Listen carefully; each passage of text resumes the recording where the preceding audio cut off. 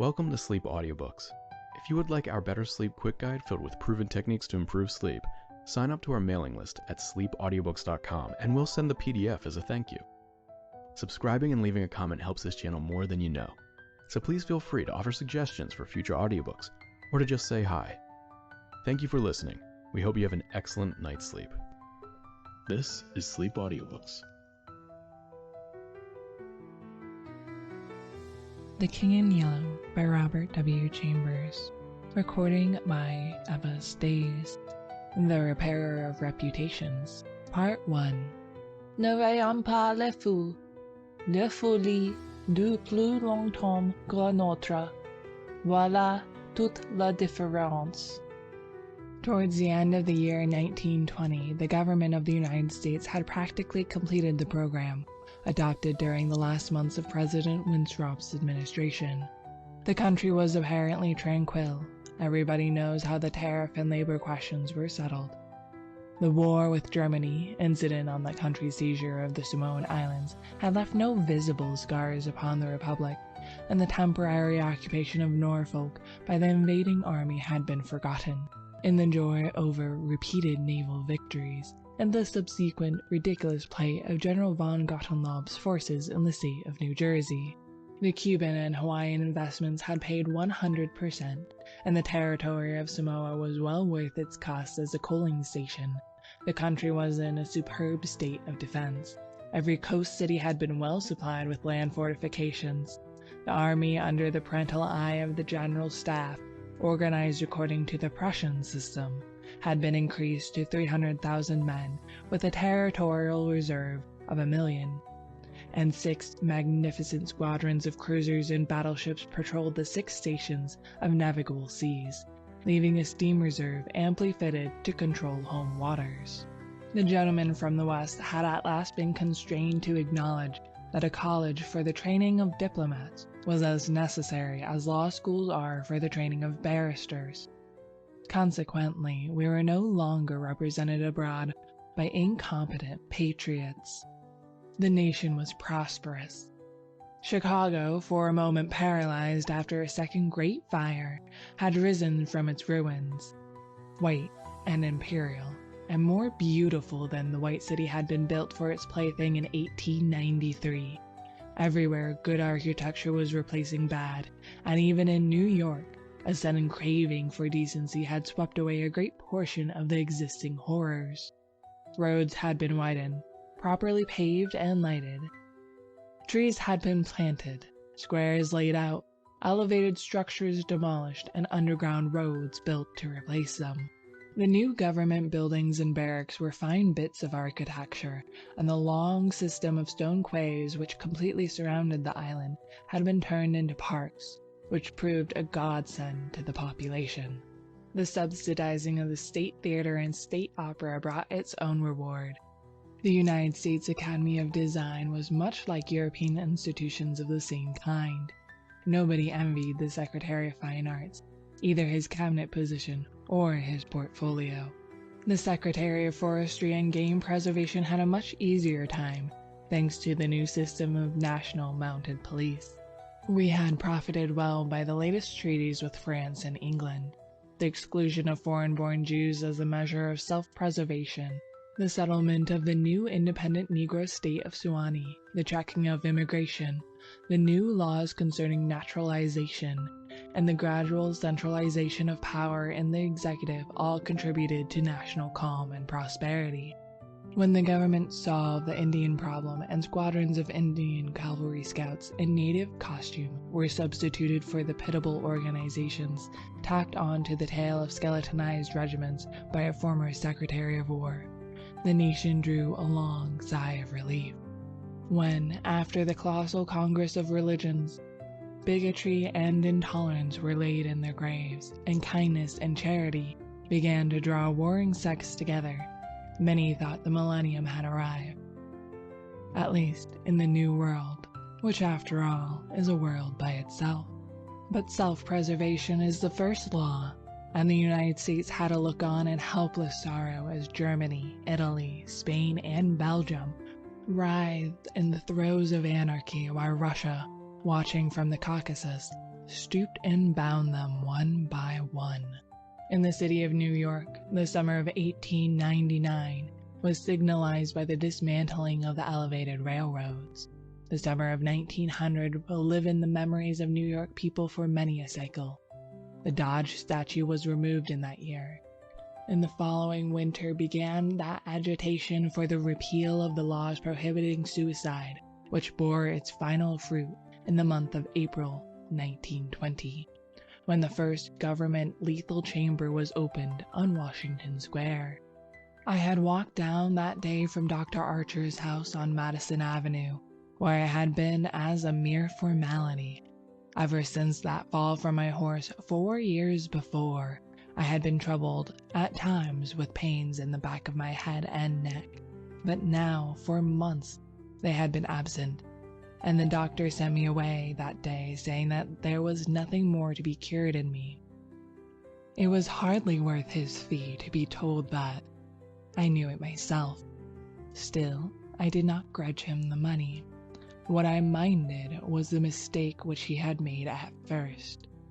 When they picked me up from the pavement where I lay unconscious, and somebody had mercifully sent a bullet through my horse's head, I was carried to Dr. Archer, and he, pronouncing my brain affected, placed me in his private asylum, where I was obliged to endure treatment for insanity. At last he decided I was well, and I, knowing that my mind had always been as sound as his, if not sounder, paid my tuition, as he jokingly called it, and left. I told him, smiling, that I would get even with him for his mistake, and he laughed heartily and asked me to call once in a while.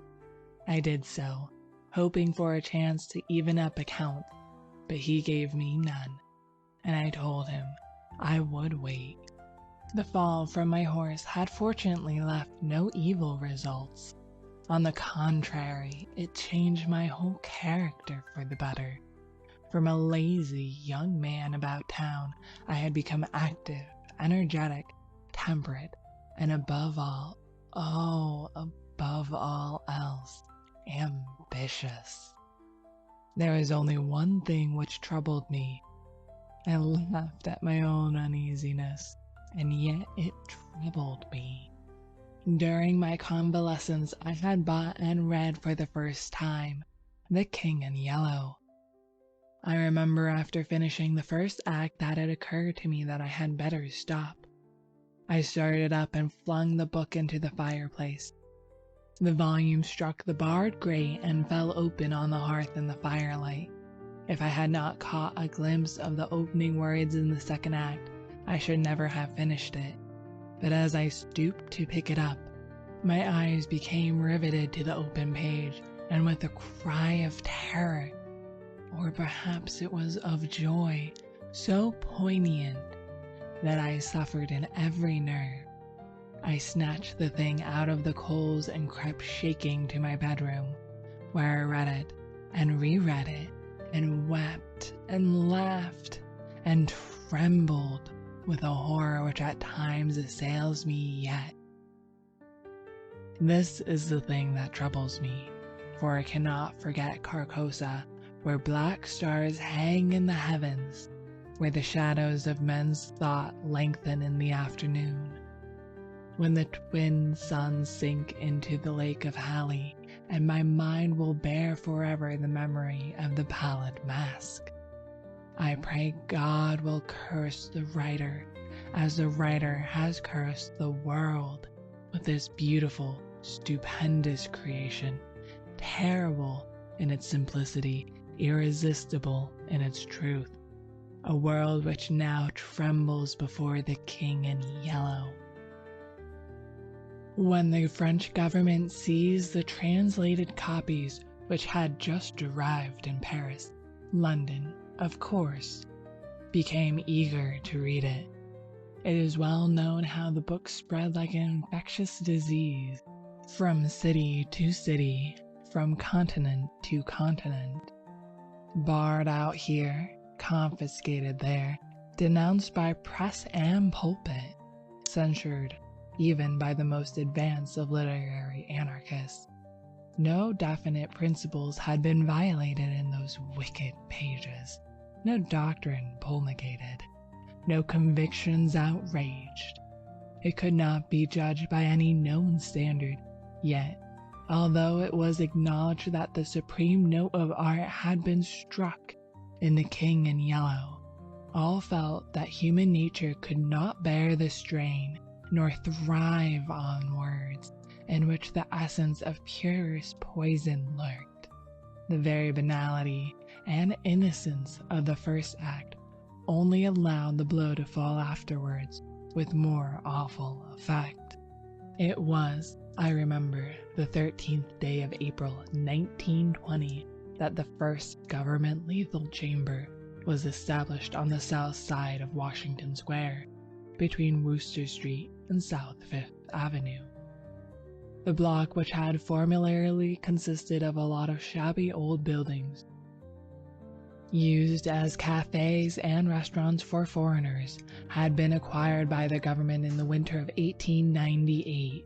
The French and Italian cafes and restaurants were torn down. The whole block was enclosed by a gilded iron railing and converted into a lovely garden with lawns, flowers, and fountains. In the center of the garden stood a small white building, severely classical in architecture, and surrounded by thickets of flowers. 6 Ionic columns supported the roof, and the single door was of bronze.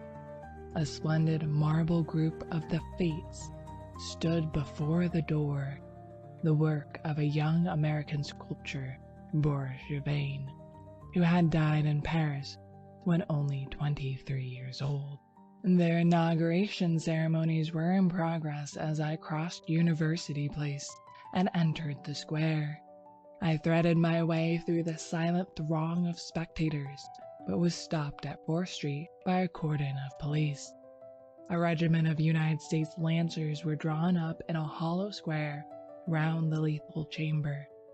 On a raised tribune facing Washington Park stood the governor of New York, and behind him were grouped the mayor of New York and Brooklyn, the inspector general of police, the commandant of the state troops, Colonel Livingston, military aide to the President of the United States, General Blount, commanding at Governor's Island, Major General Hamilton, commanding the garrison of New York and Brooklyn, Admiral Buffby of the fleet in North River, Surgeon General Lansford, the staff of the National Free Hospital, Senators Wise and Franklin of New York, and the Commissioner of Public Works. The tribune was surrounded by a squadron of hussars of the National Guard. The governor was finishing his reply to the short speech of the Surgeon General. I heard him say, "The laws prohibiting suicide and providing punishment for any attempt at self-destruction have been repealed. The government has seen fit to acknowledge the right of man to end an existence which may have become intolerable to him through physical suffering or mental despair. It is believed that the community will be benefited by the removal of such people from their midst. Since the passage of this law, the number of suicides in the United States has not increased. Now, the government has determined to establish a lethal chamber in every city, town, and village in the country. It remains to be seen whether or not that class of human creatures from whose desponding ranks new victims of self-destruction fall daily will accept the relief thus provided." He paused and turned to the white lethal chamber. The silence in the street was absolute. There, a painless death awaits him who can no longer bear the sorrows of this life. If death is welcome, let him seek it there. Then, quickly turning to the military aide of the president's household, he said, "I declare the lethal chamber open." And again, facing the vast crowd, he cried in a clear voice, "Citizens of New York and of the United States of America, through me the government declares the lethal chamber to be open." The solemn hush was broken by a sharp cry of command. The squadron of hussars filed after the governor's carriage. The Lancers wheeled and formed along Fifth Avenue to to wait for the commandant of the garrison, and the mounted police followed them. I left the crowd to gape and stare at the white marble death chamber, and, crossing South Fifth Avenue, walked along the western side of that thoroughfare to Bleecker Street. Then I turned to the right and stopped before a dingy shop which bore the sign, Hauberk, Armorer. I glanced in at the doorway and saw Hauberk busy in his little shop at the end of the hall. He looked up and, catching sight of me, cried in his deep, hearty voice, "Come in, Mr. Castaigne."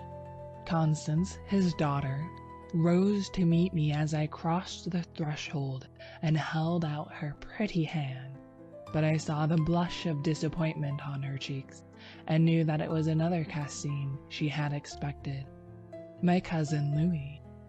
I smiled at her confusion and complimented her on the banner she was embroidering from a colored plate. Old Hauberk sat riveting the worn greaves of some ancient suit of armor, and the ting, ting, ting of his little hammer sounded pleasantly in the quaint shop. Presently he dropped his hammer and fussed about for a moment with a tiny wrench. The soft clash of the mail sent a thrill of pleasure through me. I loved to hear the music of steel brushing against steel, the mellow shock of the mallet on thigh pieces, and the jingle of chain armor. That was the only reason I went to see Hauberk. He had never interested me personally, nor did Constance, except for the fact of her being in love with Louis. This did occupy my attention, and sometimes even kept me awake at night, but I knew in my heart that all would come right, and that I should arrange their future as I expected to arrange that of my kind doctor, John Archer. However, I should never have troubled myself about visiting them just then, had it not been, as I say, that the music of the tinkling hammer had for me the strong fascination. I would sit for hours, listening and listening, and when a stray sunbeam struck the inlaid steel, the sensation it gave me was almost too keen to endure. My eyes would become fixed, dilating with a pleasure that stretched every nerve almost to breaking, until some movement of the old armorer cut off the ray of sunlight. Then, still thrilling secretly, I leaned back and listened again to the sound of the polishing rag, swish, swish, rubbing rust from the rivets. Constance worked with the embroidery over her knees, now and then pausing to examine more closely the pattern in the colored plate from the Metropolitan Museum. Who is this for? I asked. Hauberk explained that in addition to the treasures of armor in the Metropolitan Museum, of which he had been appointed armorer, he also had charge of several collections belonging to rich amateurs. This was the missing greave of a famous suit, which a client of his had traced to a little shop in Paris, on the Quai d'Orsay. He, Hauberk, had negotiated for and secured the greave, and now the suit was complete. He laid down his hammer and read me the history of the suit, traced since 1450, from owner to owner, until it was acquired by Thomas Stainbridge. When his superb collection was sold, this client of Hauberk's bought the suit, and since then the search for the missing greave had been pushed until it was, almost by accident, located in Paris. Did you continue the search so persistently without any certainty of the greaves being still in existence? I demanded. Of course, he replied coolly. Then, for the first time, I took a personal interest in Hauberk.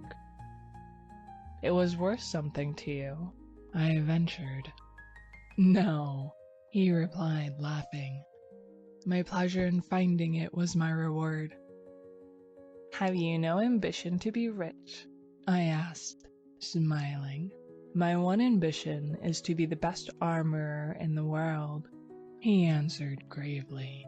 Constance asked me if I had seen the ceremonies at the Lethal Chamber. She herself had noticed cavalry passing up Broadway that morning, and had wished to see the inauguration, but her father wanted the banner finished, and she had stayed at his request. Did you see your cousin Mr. Castine there? She asked with the slightest tremor of her soft eyelashes. No, I replied carelessly. Louis's regiment is maneuvering out in Westchester County. I rose and picked up my hat and cane. Are you going upstairs to see the lunatic again? Laughed old Hawberk. If Hawberk knew how I loathe the word lunatic, he would never use it in my presence. It rouses certain feelings within me, which I do not care to explain. However, I answered him quietly. I think I shall drop in and see Mr. Wilde for a moment or two. Poor fellow, said Constance with a shake of her head. It must be very hard to live alone year after year, poor, crippled, and almost demented. It is very good of you, Mr. Castine, to visit him as often as you do. I think he is vicious, observed Hawberk, beginning again with his hammer. I listened to the golden tinkle on the greave plates. When he finished, I replied, No, he is not vicious, nor is he in the least demented. His mind is a wonder chamber from which he can extract treasures that you and I would give years of our life to acquire. Hawberk laughed. I continued a little impatiently. He knows history as no one else could know it. Nothing, however trivial, escapes his search, and his memory is so absolute, so precise in details, that were it known in New York that such a man existed, the people could not honor him enough. Nonsense, muttered Hawberk, searching on the floor for a fallen rivet. Is it nonsense? I asked, managing to suppress what I felt. Is it nonsense when he says that the tassets and cuissards, the enameled suit of armor commonly known as the Prince's Emblazoned, can be found among a mass of rusty theatrical properties, broken stoves and rag pickers' refuse in a garret in Pell Street? Hawberk's hammer fell to the ground, but he picked it up and asked, with a great deal of calm, how I knew that the tassets and left cuissard were missing from the Prince Emblazoned. I did not know until Mr. Wilde mentioned it to me the other day. He said that they were in the garret of 998 Pell Street. Nonsense, he cried. But I noticed his hand trembling under his leather apron. Is this nonsense too? I asked pleasantly. Is it nonsense that Mr. Wilde continually speaks of you as a Marquis of Avonshire and Miss Constance? I did not finish, for Constance had started to her feet with terror written on every feature. Hawberk looked at me and slowly smoothed his leather apron.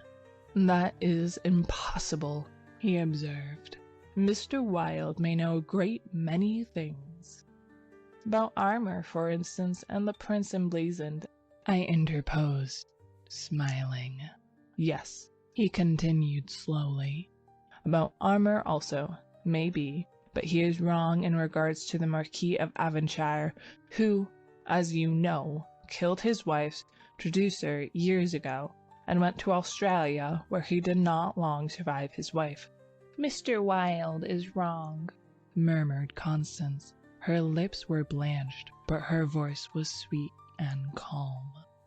Let us agree, if you please, that in this one circumstance, Mr. Wilde is wrong, I said.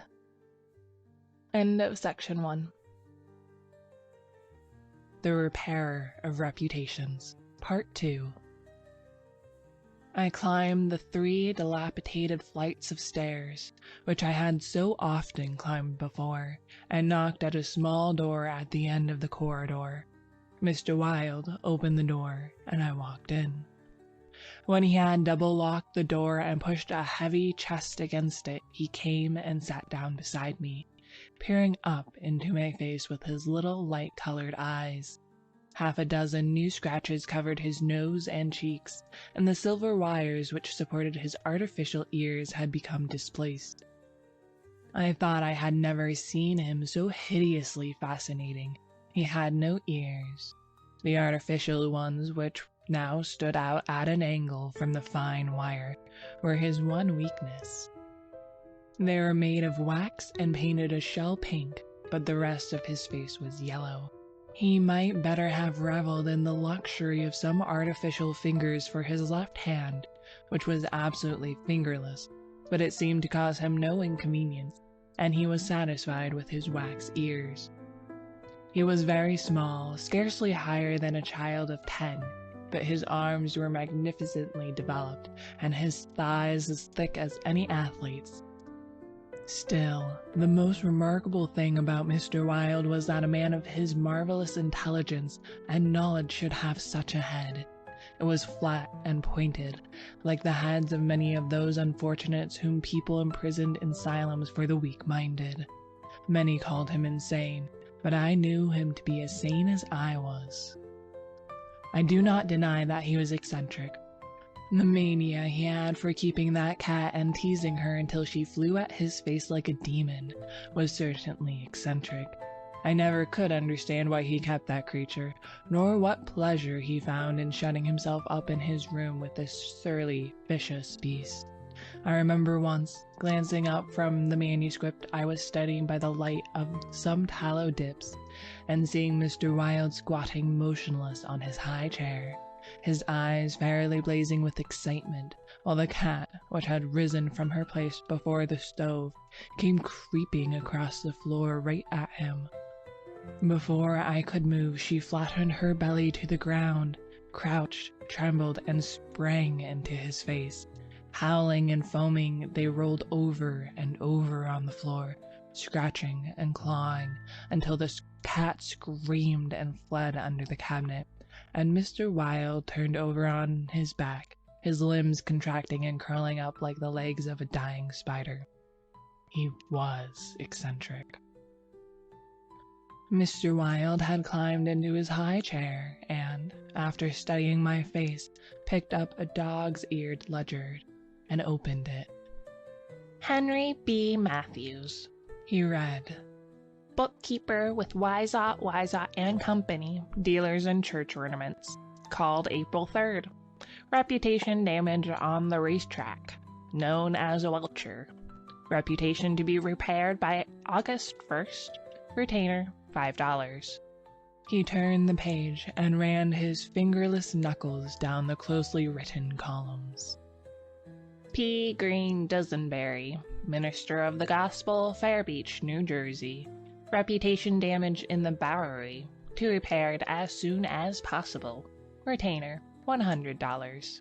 He coughed and added, Called April 6th. Then you are not in need of money, Mr. Wilde? I inquired. Listen. He coughed again. Mrs. C. Hamilton Chester of Chester Park, New York City.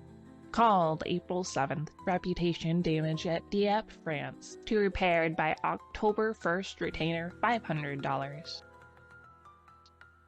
Note. C. Hamilton Chester, Captain USS Avalanche, order home from South Sea Squadron, October 1st.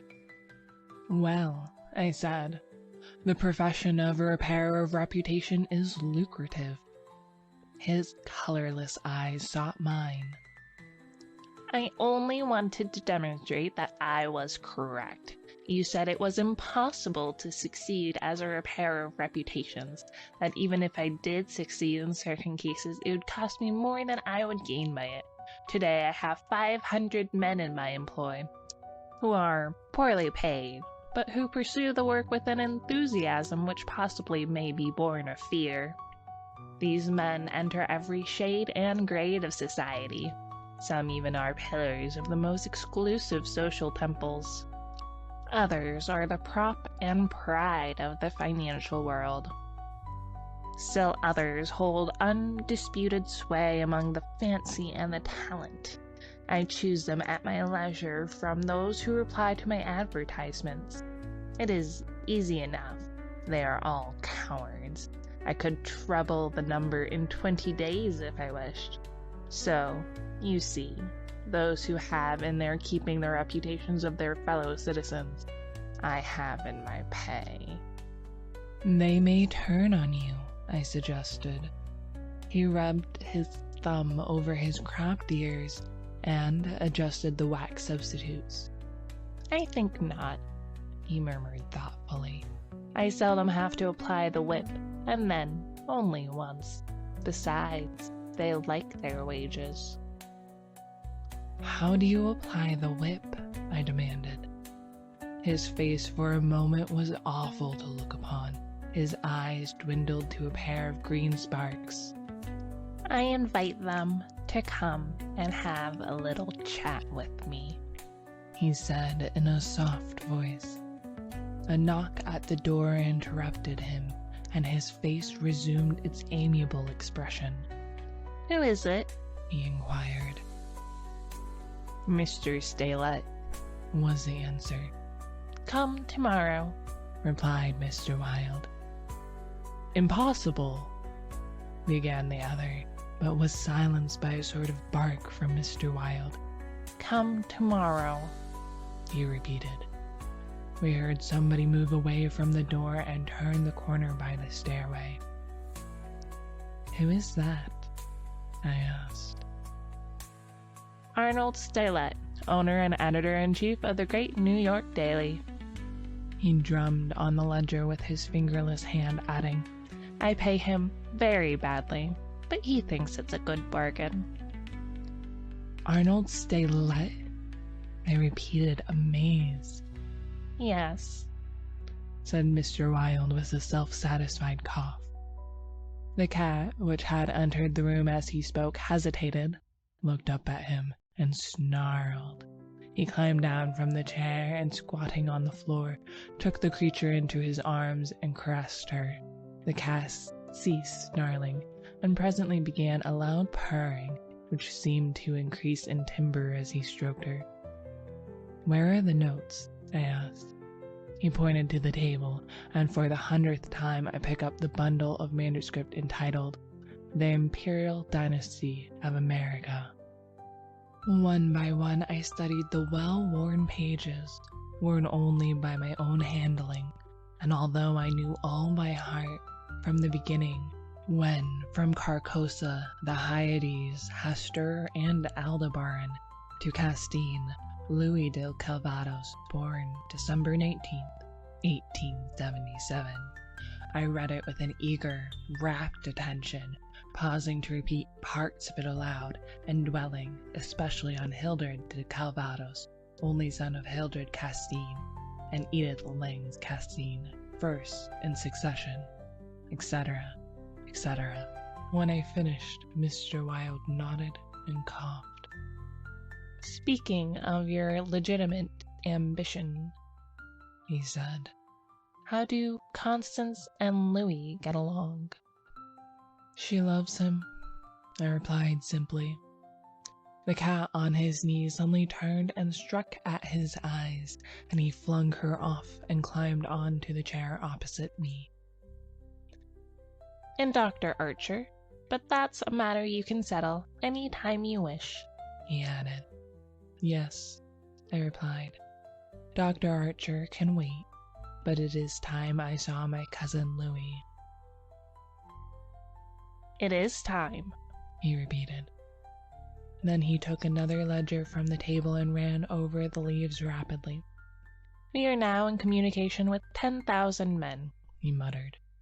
We can count on 100,000 within the first 28 hours, and in 48 hours the state will rise en masse. The country follows the state, and the portion that will not, I mean California and the Northwest, might better have never been inhabited. I shall not send them the yellow sign. The blood rushed to my head, but I only answered, a new broom sweeps clean. The ambition of Caesar and of Napoleon pales before that which could not rest until it had seized the mind of men and controlled even their unborn thoughts," said Mr. Wilde. "You are speaking of the King in Yellow," I groaned with a shudder. "He is a king whom emperors have served." "I am content to serve him," I replied. Mr. Wilde sat rubbing his ears with his crippled hand. "Perhaps Constance does not love him," he suggested. I started to reply, but a sudden burst of military music from the street below drowned my voice. The 20th Dragoon Regiment, formerly in garrison at Mount St. Vincent, was returning from the maneuvers in Westchester County to its new barracks on East Washington Square. It was my cousin's regiment. They were a fine lot of fellows in their pale blue, tight-fitting jackets, jaunty busbies, and white riding breeches with the double yellow stripe, into which their limbs seemed molded. Every other squadron was armed with lances, from the metal points of which fluttered yellow and white pennons. The band passed, playing the regimental march. Then came the colonel and staff, the horses crowding and trampling, while their heads bobbed in unison and the pennons fluttered from their lance points. The troopers, who rode with the beautiful English seat, looked brown as berries from their bloodless campaign among the farms of Westchester, and the music of their sabers against the stirrups and the jingle of spurs and curbings was delightful to me. I saw Louis riding with his squadron. He was as handsome an officer as I have ever seen. Mr. Wilde, who had mounted a chair by the window, saw him too, but said nothing. Louis turned and looked straight at Hawberk's shop as he passed, and I could see the flush on his brown cheeks. I think Constance must have been at the window. When the last troopers had clattered by, and the last pennons vanished into South Fifth Avenue, Mr. Wilde clambered out of his chair and dragged the chest away from the door. "Yes," he said, "it is time that you saw your cousin, Louis." He unlocked the door, and I picked up my hat and stick and stepped into the corridor. The stairs were dark. Groping about, I set my foot on something soft, which snarled and spit, and I aimed a murderous blow at the cat, but my cane shivered to splinters against the balustrade, and the beast scurried back into Mr. Wilde's room. Passing Hawberk's door again, I saw him still at work on the armor, but I did not stop, and stepping out into Bleecker Street, I followed it to Worcester, skirted the grounds of the Lethal Chamber, and crossing Washington Park, went straight to my rooms in the Benedict. Here, I lunched comfortably, read the Herald and the Meteor, and finally went to the steel safe in my bedroom and set the time combination. 3 3/4 minutes, which it is necessary to wait while the time lock is opening, are to me golden moments. From the instant I set the combination to the moment when I grasp the knobs and swing back the solid steel doors, I live in an ecstasy of expectation. Those moments must be like moments passed in paradise. I know what I am to find at the end of the time limit. I know what the massive safe holds, secure for me alone, and the exquisite pleasure of waiting is hardly enhanced when the safe opens, and I lift from its velvet crown a diadem of purest gold, blazing with diamonds. I do this every day, and yet the joy of waiting and at last touching again the diadem only seems to increase as the days pass. It is a diadem fit for a king amongst kings, an emperor among emperors. The king in yellow might scorn it, but it shall be worn by his royal servant. I held it in my arms until the alarm in the safe rang harshly, then tenderly, proudly, I replaced it and shut the steel doors. I walked slowly back into my study, which faces Washington Square, and leaned on the windowsill. The afternoon sun poured into my windows, and a gentle breeze stirred the branches of the elms and maples in the park, now covered with buds and tender foliage. A flock of pigeons circled about the tower of the memorial church, sometimes alighting on the purple-tiled roof, sometimes wheeling downward to the lotus fountain in front of the marble arch. The gardeners were busy with the flower beds around the fountain, and the freshly turned earth smelled sweet and spicy. A lawn mower drawn by a fat white horse clinked across the green sward, and watering carts poured showers of spray over the asphalt drives around the statue of Peter Stuyvesant, which in 1897 had replaced a monstrosity supposed to represent Garibaldi. Children played in the spring sunshine, and nurse girls wheeled elaborate baby carriages with a reckless disregard for the pasty-faced occupants, which could probably be explained by the presence of half a dozen trim dragoon troopers languidly lolling on the benches. Through the trees, the Washington Memorial Arch glistened like silver in the sunshine, and beyond, on the eastern extremity of the square, the gray stone barracks of the dragoons and the white granite artillery stables were alive with color and motion. I looked at the lethal chamber on the corner of the square opposite. A few curious people still lingered about the gilded iron railings, but inside the grounds, paths were deserted. I watched the fountains ripple and sparkle. The sparrows had already found this new bathing nook, and the basins were covered with the dusty feathered little things. 2 or 3 white peacocks picked their way across the lawns, and a drab-colored pigeon sat so motionless on the arm of one of the fates that it seemed to be part of the sculptured stone. As I was turning carelessly away, a slight commotion in the group of curious loiterers around the gates attracted my attention. A young man had entered, and was advancing with nervous strides along the gravel path which led to the bronze doors of the lethal chamber. He paused a moment before the fates, and he raised his head to those 3 mysterious faces. The pigeon rose from its sculptured perch, circled about for a moment, and wheeled to the east. The young man pressed his hand to his face, and then with an undefinable gesture, sprang up the marble steps. Bronze doors closed behind him, and half an hour later the loiterers slouched away, and the frightened pigeon returned to its perch in the arms of fate. I put on my hat and went out into the park for a little walk before dinner. As I crossed the central driveway, a group of officers passed, and one of them called out, "Hello, Hildred," and came back to shake hands with me. It was my cousin Louis, who stood smiling and tapping his spurred heels with his riding whip. "Just back from Westchester," he said. "Been doing the bucolic, milk and curds, you know, dairymaids and sunbonnets, who says how, and I don't think when you tell them they are pretty. I'm nearly dead for a square meal at Delmonico's. What's the news?" "There is none," I replied pleasantly. "I saw your regiment coming in this morning." "Did you? I didn't see you. Where were you?" "In Mr. Wilde's window." "Oh, hell," he began impatiently. "That man is stark mad. I don't understand why you—" He saw how annoyed I felt by this outburst, and begged my pardon.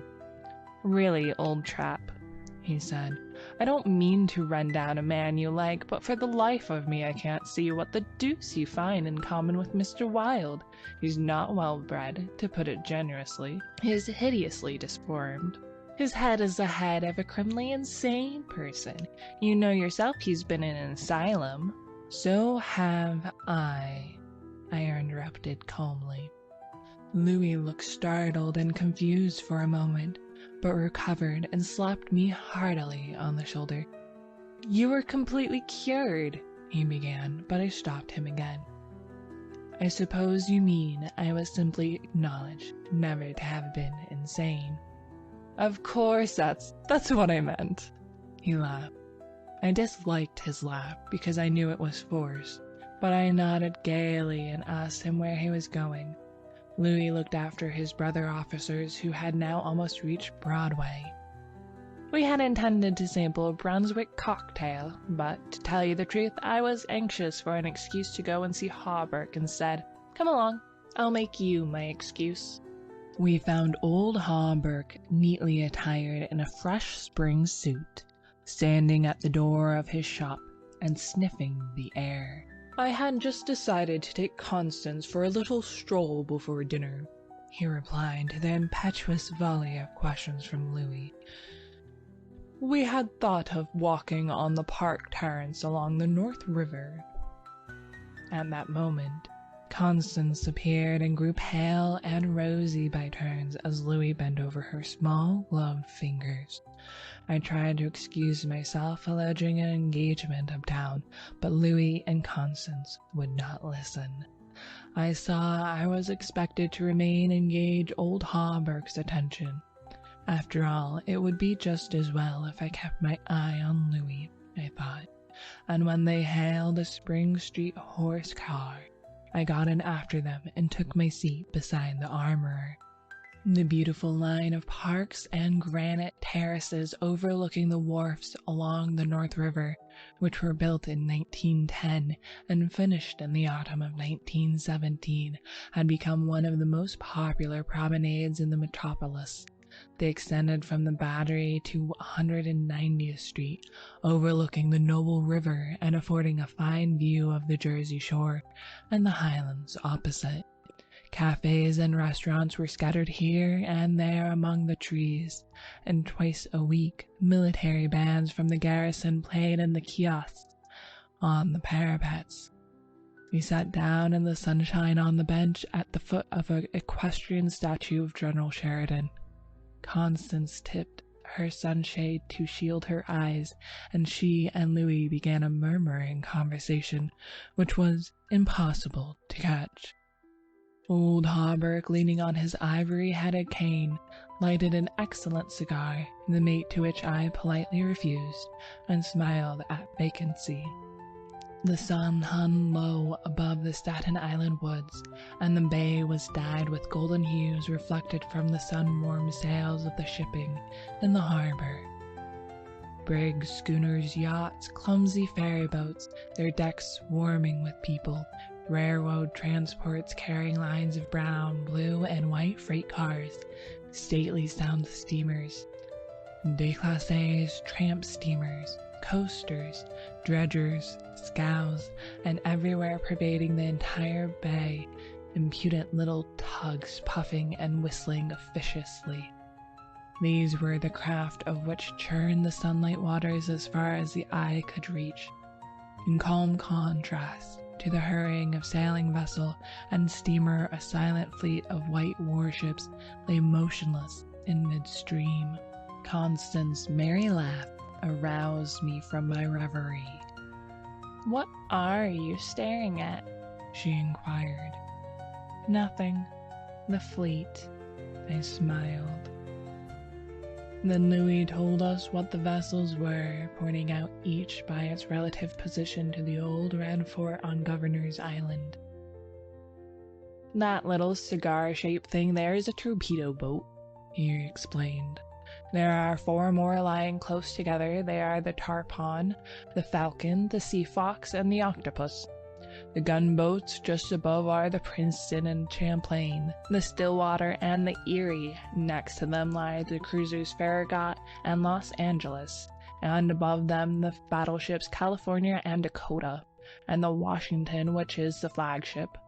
Those 2 squatty-looking chunks of metal which are anchored there off Castle William are the double-turret monitors, terrible and magnificent. Behind them lies the ram Osceola." Constance looked at him with deep approval in her beautiful eyes. "What loads of things you know for a soldier," she said, and we all joined in the laugh which followed. Presently Louis rose with a nod to us and offered his arm to Constance, and they strolled away along the river wall. Hawberk watched them for a moment and then turned to me. "Mr. Wilde was right," he said. "I have found the missing tassets and left Cousiard of the Princes Emblazoned in a vile old junk garret in Powell Street." 998? I inquired with a smile. "Yes." "Mr. Wilde is a very intelligent man," I observed.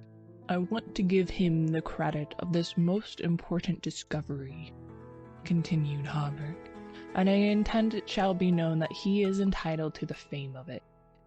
"He won't thank you for that," I answered sharply.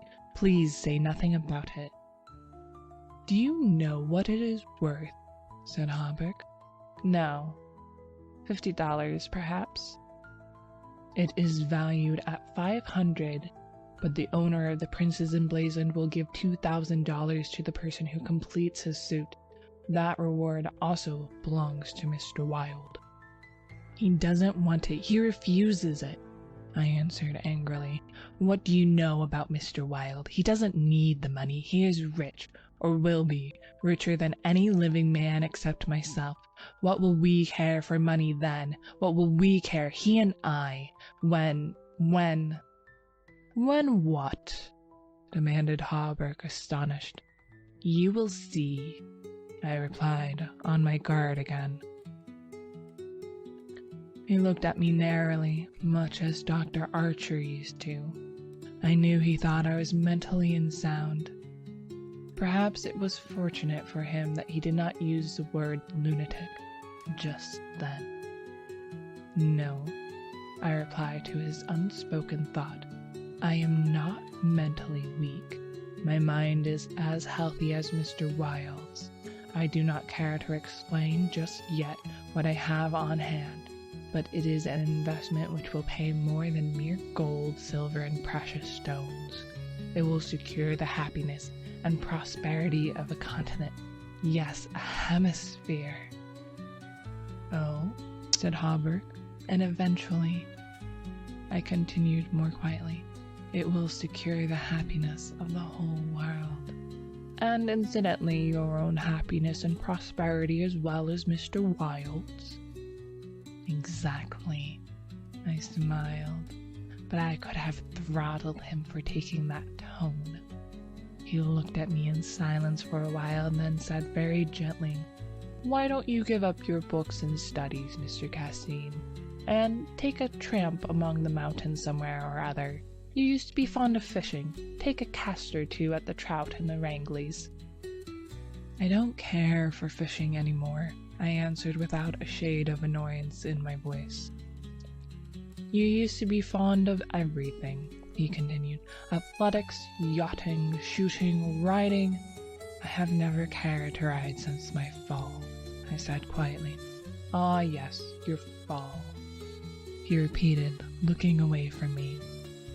I thought this nonsense had gone far enough, so I brought the conversation back to Mr. Wilde, but he was scanning my face again in a manner highly offensive to me. "Mr. Wilde," he repeated. "Do you know what he did this afternoon?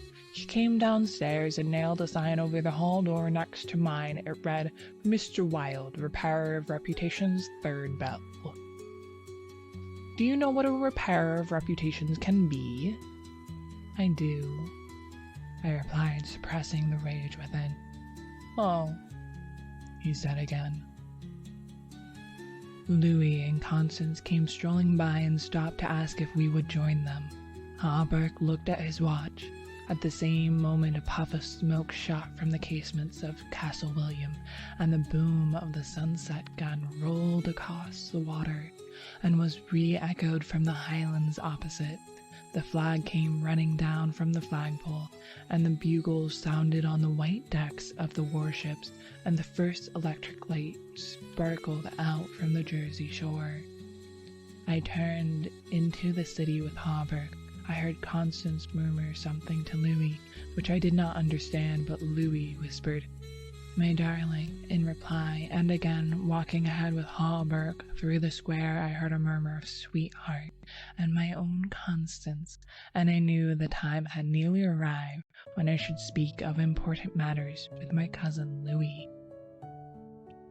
End of section 2. The Repairer of Reputations, Part 3. One morning early in May, I stood before the steel safe in my bedroom, trying on the golden jeweled crown. The diamonds flashed fire as I turned to the mirror, and the heavy beaten gold burned like a halo about my head. I remember Camilla's agonized scream and the awful words echoing through the dim streets of Carcosa. They were the last lines in the first act, and I dare not think of what followed.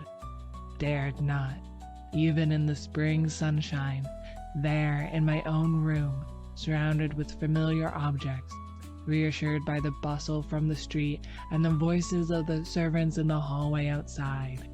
For those poisoned words had dropped slowly into my heart, as death sweat drops upon a bedsheet and is absorbed. Trembling, I put the diadem from my head and wiped my forehead, but I thought of Pasteur and of my own rightful ambition. I remember Mr. Wilde as I had last left him, his face all torn and bloody from the claws of that devil's creature, and what he said. Ah, what he said. The alarm bell in the safe began to whir harshly, and I knew my time was up. But I would not heed it, and replacing the flashing circlet upon my head, I turned defiantly to the mirror. I stood for a long time, absorbed in the changing expression of my own eyes. The mirror reflective face, which was like my own, but whiter, and so thin that I hardly recognized it. And all the time I kept repeating between my clenched teeth, "The day has come. The day has come." While the alarm in the safe whirred and clamored, and the diamonds sparkled and flamed above my brow. I heard a door open but did not heed it. It was only when I saw two faces in the mirror. It was only when another face rose over my shoulder and two other eyes met mine. I wheeled like a flash and seized a long knife from my dressing table, and my cousin sprang back very pale, crying, "Hildred! For God's sakes!" Then, as my hand fell, he said, "It is I, Louis. Don't you know me?" I stood silent. I could not have spoken for my life. He walked up to me and took the knife from my hand. "What is all this?" he inquired in a gentle voice. "Are you ill?" "No," I replied, but I doubt if he heard me. "Come, come, old fellow," he cried. "Take off that brass crown and toddle into the study. Are you going to a masquerade? What's all this theatrical tinsel anyways?"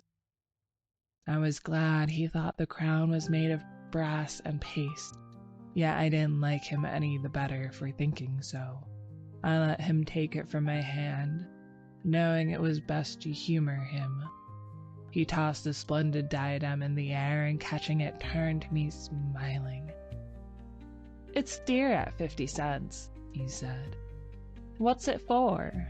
I did not answer, but took the circlet from his hands and placing it in the safe shut the massive steel door. The alarm ceased its infernal din at once. He watched me curiously but did not seem to notice the sudden ceasing of the alarm. He did, however, speak of the safe as a biscuit box. Fearing lest he might examine the combination, I led the way into my study. Louis threw himself on the sofa and flicked at flies with his eternal riding whip. He wore his fatigue uniform with a braided jacket and jaunty cap, and I noticed that his riding boots were all splashed with red mud. "Where have you been?" I inquired. "Jumping mud creeks in Jersey," he said. "I haven't had time to change yet. I was rather in a hurry to see you. Haven't you got a glass of something? I'm dead tired. been in the saddle 24 hours. I gave him some brandy from my medicinal store, which he drank with a grimace. Damn bad stuff, he observed. I'll give you an address where they sell brandy that is brandy. It's good enough for my needs, I said indifferently. I use it to rub my chest with. He stared and flicked at another fly. See here, old fellow, he began. I got something to suggest to you. It's 4 years now that you shut yourself up here like an owl, never going anywhere, never taking any healthy exercise, never doing a damn thing but poring over those books up there on that mantelpiece. He glanced along the rows of shelves. Napoleon, Napoleon, Napoleon, he read. For heaven's sakes, have you nothing but Napoleons there? I wish they were bound in gold, I said. But wait, yes, there is another book, The King in Yellow. I looked him steady in the eye. Have you never read it? I asked. No, thank God. I don't want to be driven crazy. I saw him regret his speech as soon as he had uttered it. There is only one word which I loathe more than I do lunatic, and that word is crazy. But I controlled myself and asked him why he thought The King in Yellow dangerous. Oh, I don't know, he said hastily. I only remember the excitement it created, then the denunciations from the pulpit and press. I believe the author shot himself after bringing forth this monstrosity, didn't he? I understand he is still alive, I answered. That's probably true, he muttered. Bullets couldn't kill a fiend like that. It is a book of great truth, I said. Yes, he replied. Of truth which send men frantic and blast their lives. I don't care if the thing is, as they say, the very supreme essence of art. It is a crime to have written it, and I, for one, shall never open its pages. Is that what you have come to tell me? I asked. No, he said. I came to tell you that I am going to be married. I believe for a moment my heart ceased to beat, but I kept my eyes on his face. Yes, he continued, smiling happily, married to the sweetest girl on earth. Constance Hawberk, I said mechanically. How did you know? He cried, astonished. I didn't know it myself until that evening last April when we strolled down to the embankment before dinner. When is it to be? I asked. It was to have been next September, but an hour ago a dispatch came ordering our regiment to the Presidio, San Francisco. We leave at noon tomorrow. Tomorrow, he repeated. Just think, Hildred, tomorrow I shall be the happiest fellow that ever drew breath in this jolly world, for Constance will go with me. I offered him my hand in congratulation, and he seized it and shook it like a good-natured fool he was, or pretended to be. I was going to get my squadron as a wedding present, he rattled on. Captain and Mrs. Louis Castine, eh, Hildred? And then he told me where it was to be and who were to be there, and made me promise to come and be best man. I set my teeth and listened to his boyish chatter without showing what I felt, but I was getting to the limit of my endurance, and when he jumped up and switching his spurs till they jingled, said he must go, I did not detain him.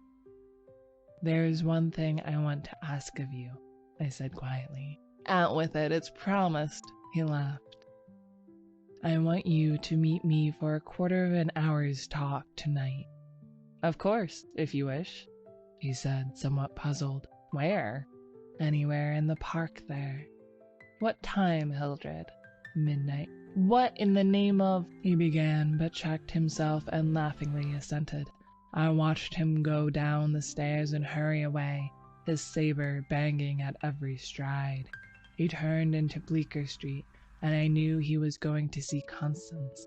I gave him 10 minutes to disappear, and then followed in his footsteps, taking with me the jeweled crown and the silken robe embroidered with the yellow sign. When I turned into Bleecker Street and entered the doorway which bore the sign, Mr. Wilde, repairer of reputations, 3rd bell, I saw old Hawberk moving about in his shop, and I imagine I heard Constance's voice in the parlor, but I avoided them both and hurried up the trembling stairways to Mr. Wilde's apartment. I knocked and entered without ceremony. Mr. Wilde lay groaning on the floor, his face covered with blood, his clothes torn to shreds. Drops of blood were scattered about over the carpet, which had also been ripped and frayed in evidently recent struggle. "It's that cursed cat," he said, ceasing his groans and turning his colorless eyes to me. "She attacked me while I was asleep. I believe she will kill me yet." This was too much, so I went into the kitchen and, seizing a hatchet from the pantry, started to find the infernal beast and settle her then and there.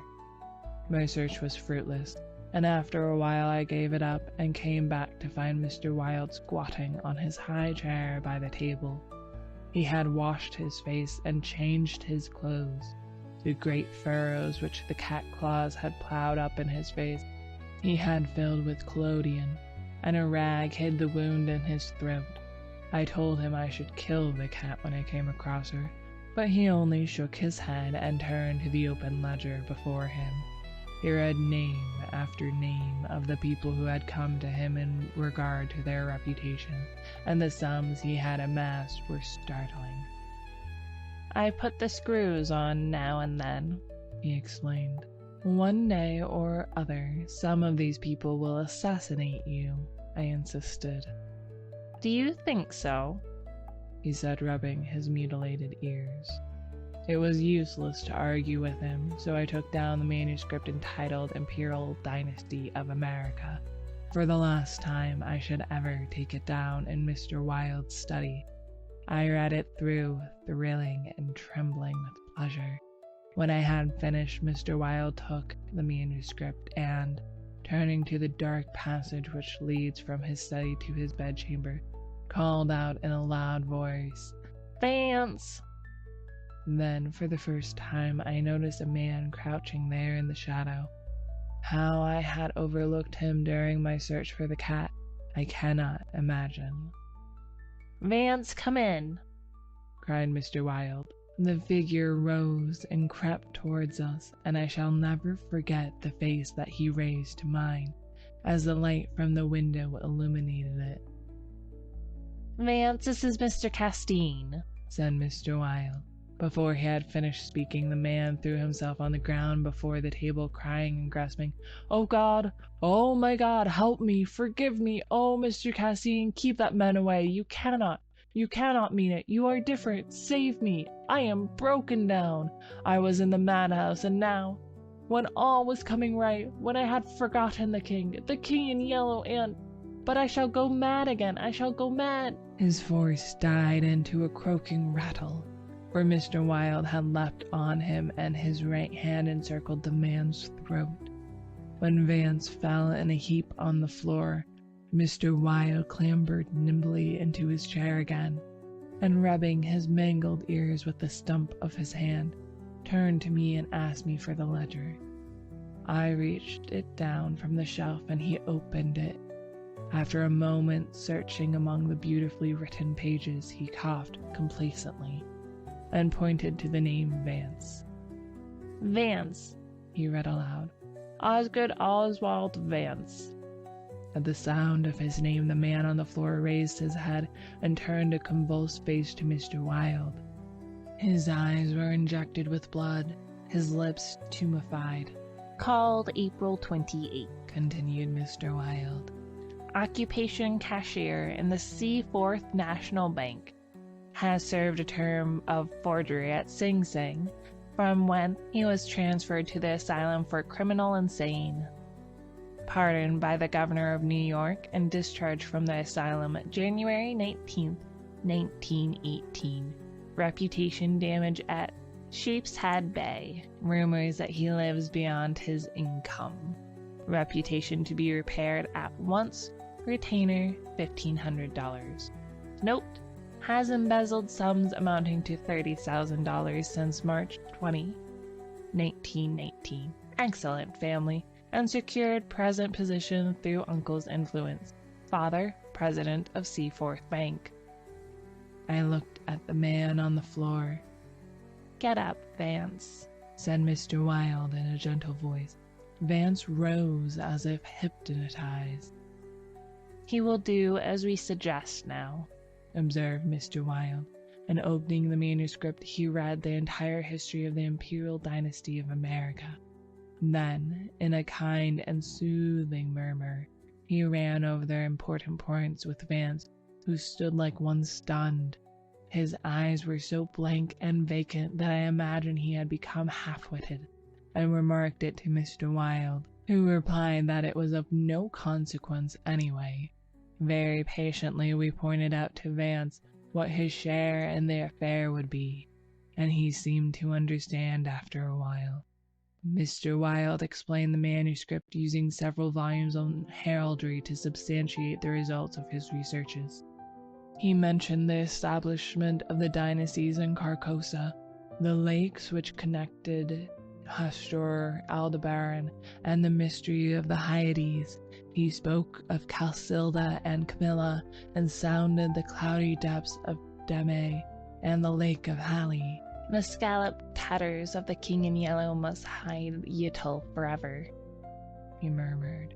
But I do not believe Vance heard him.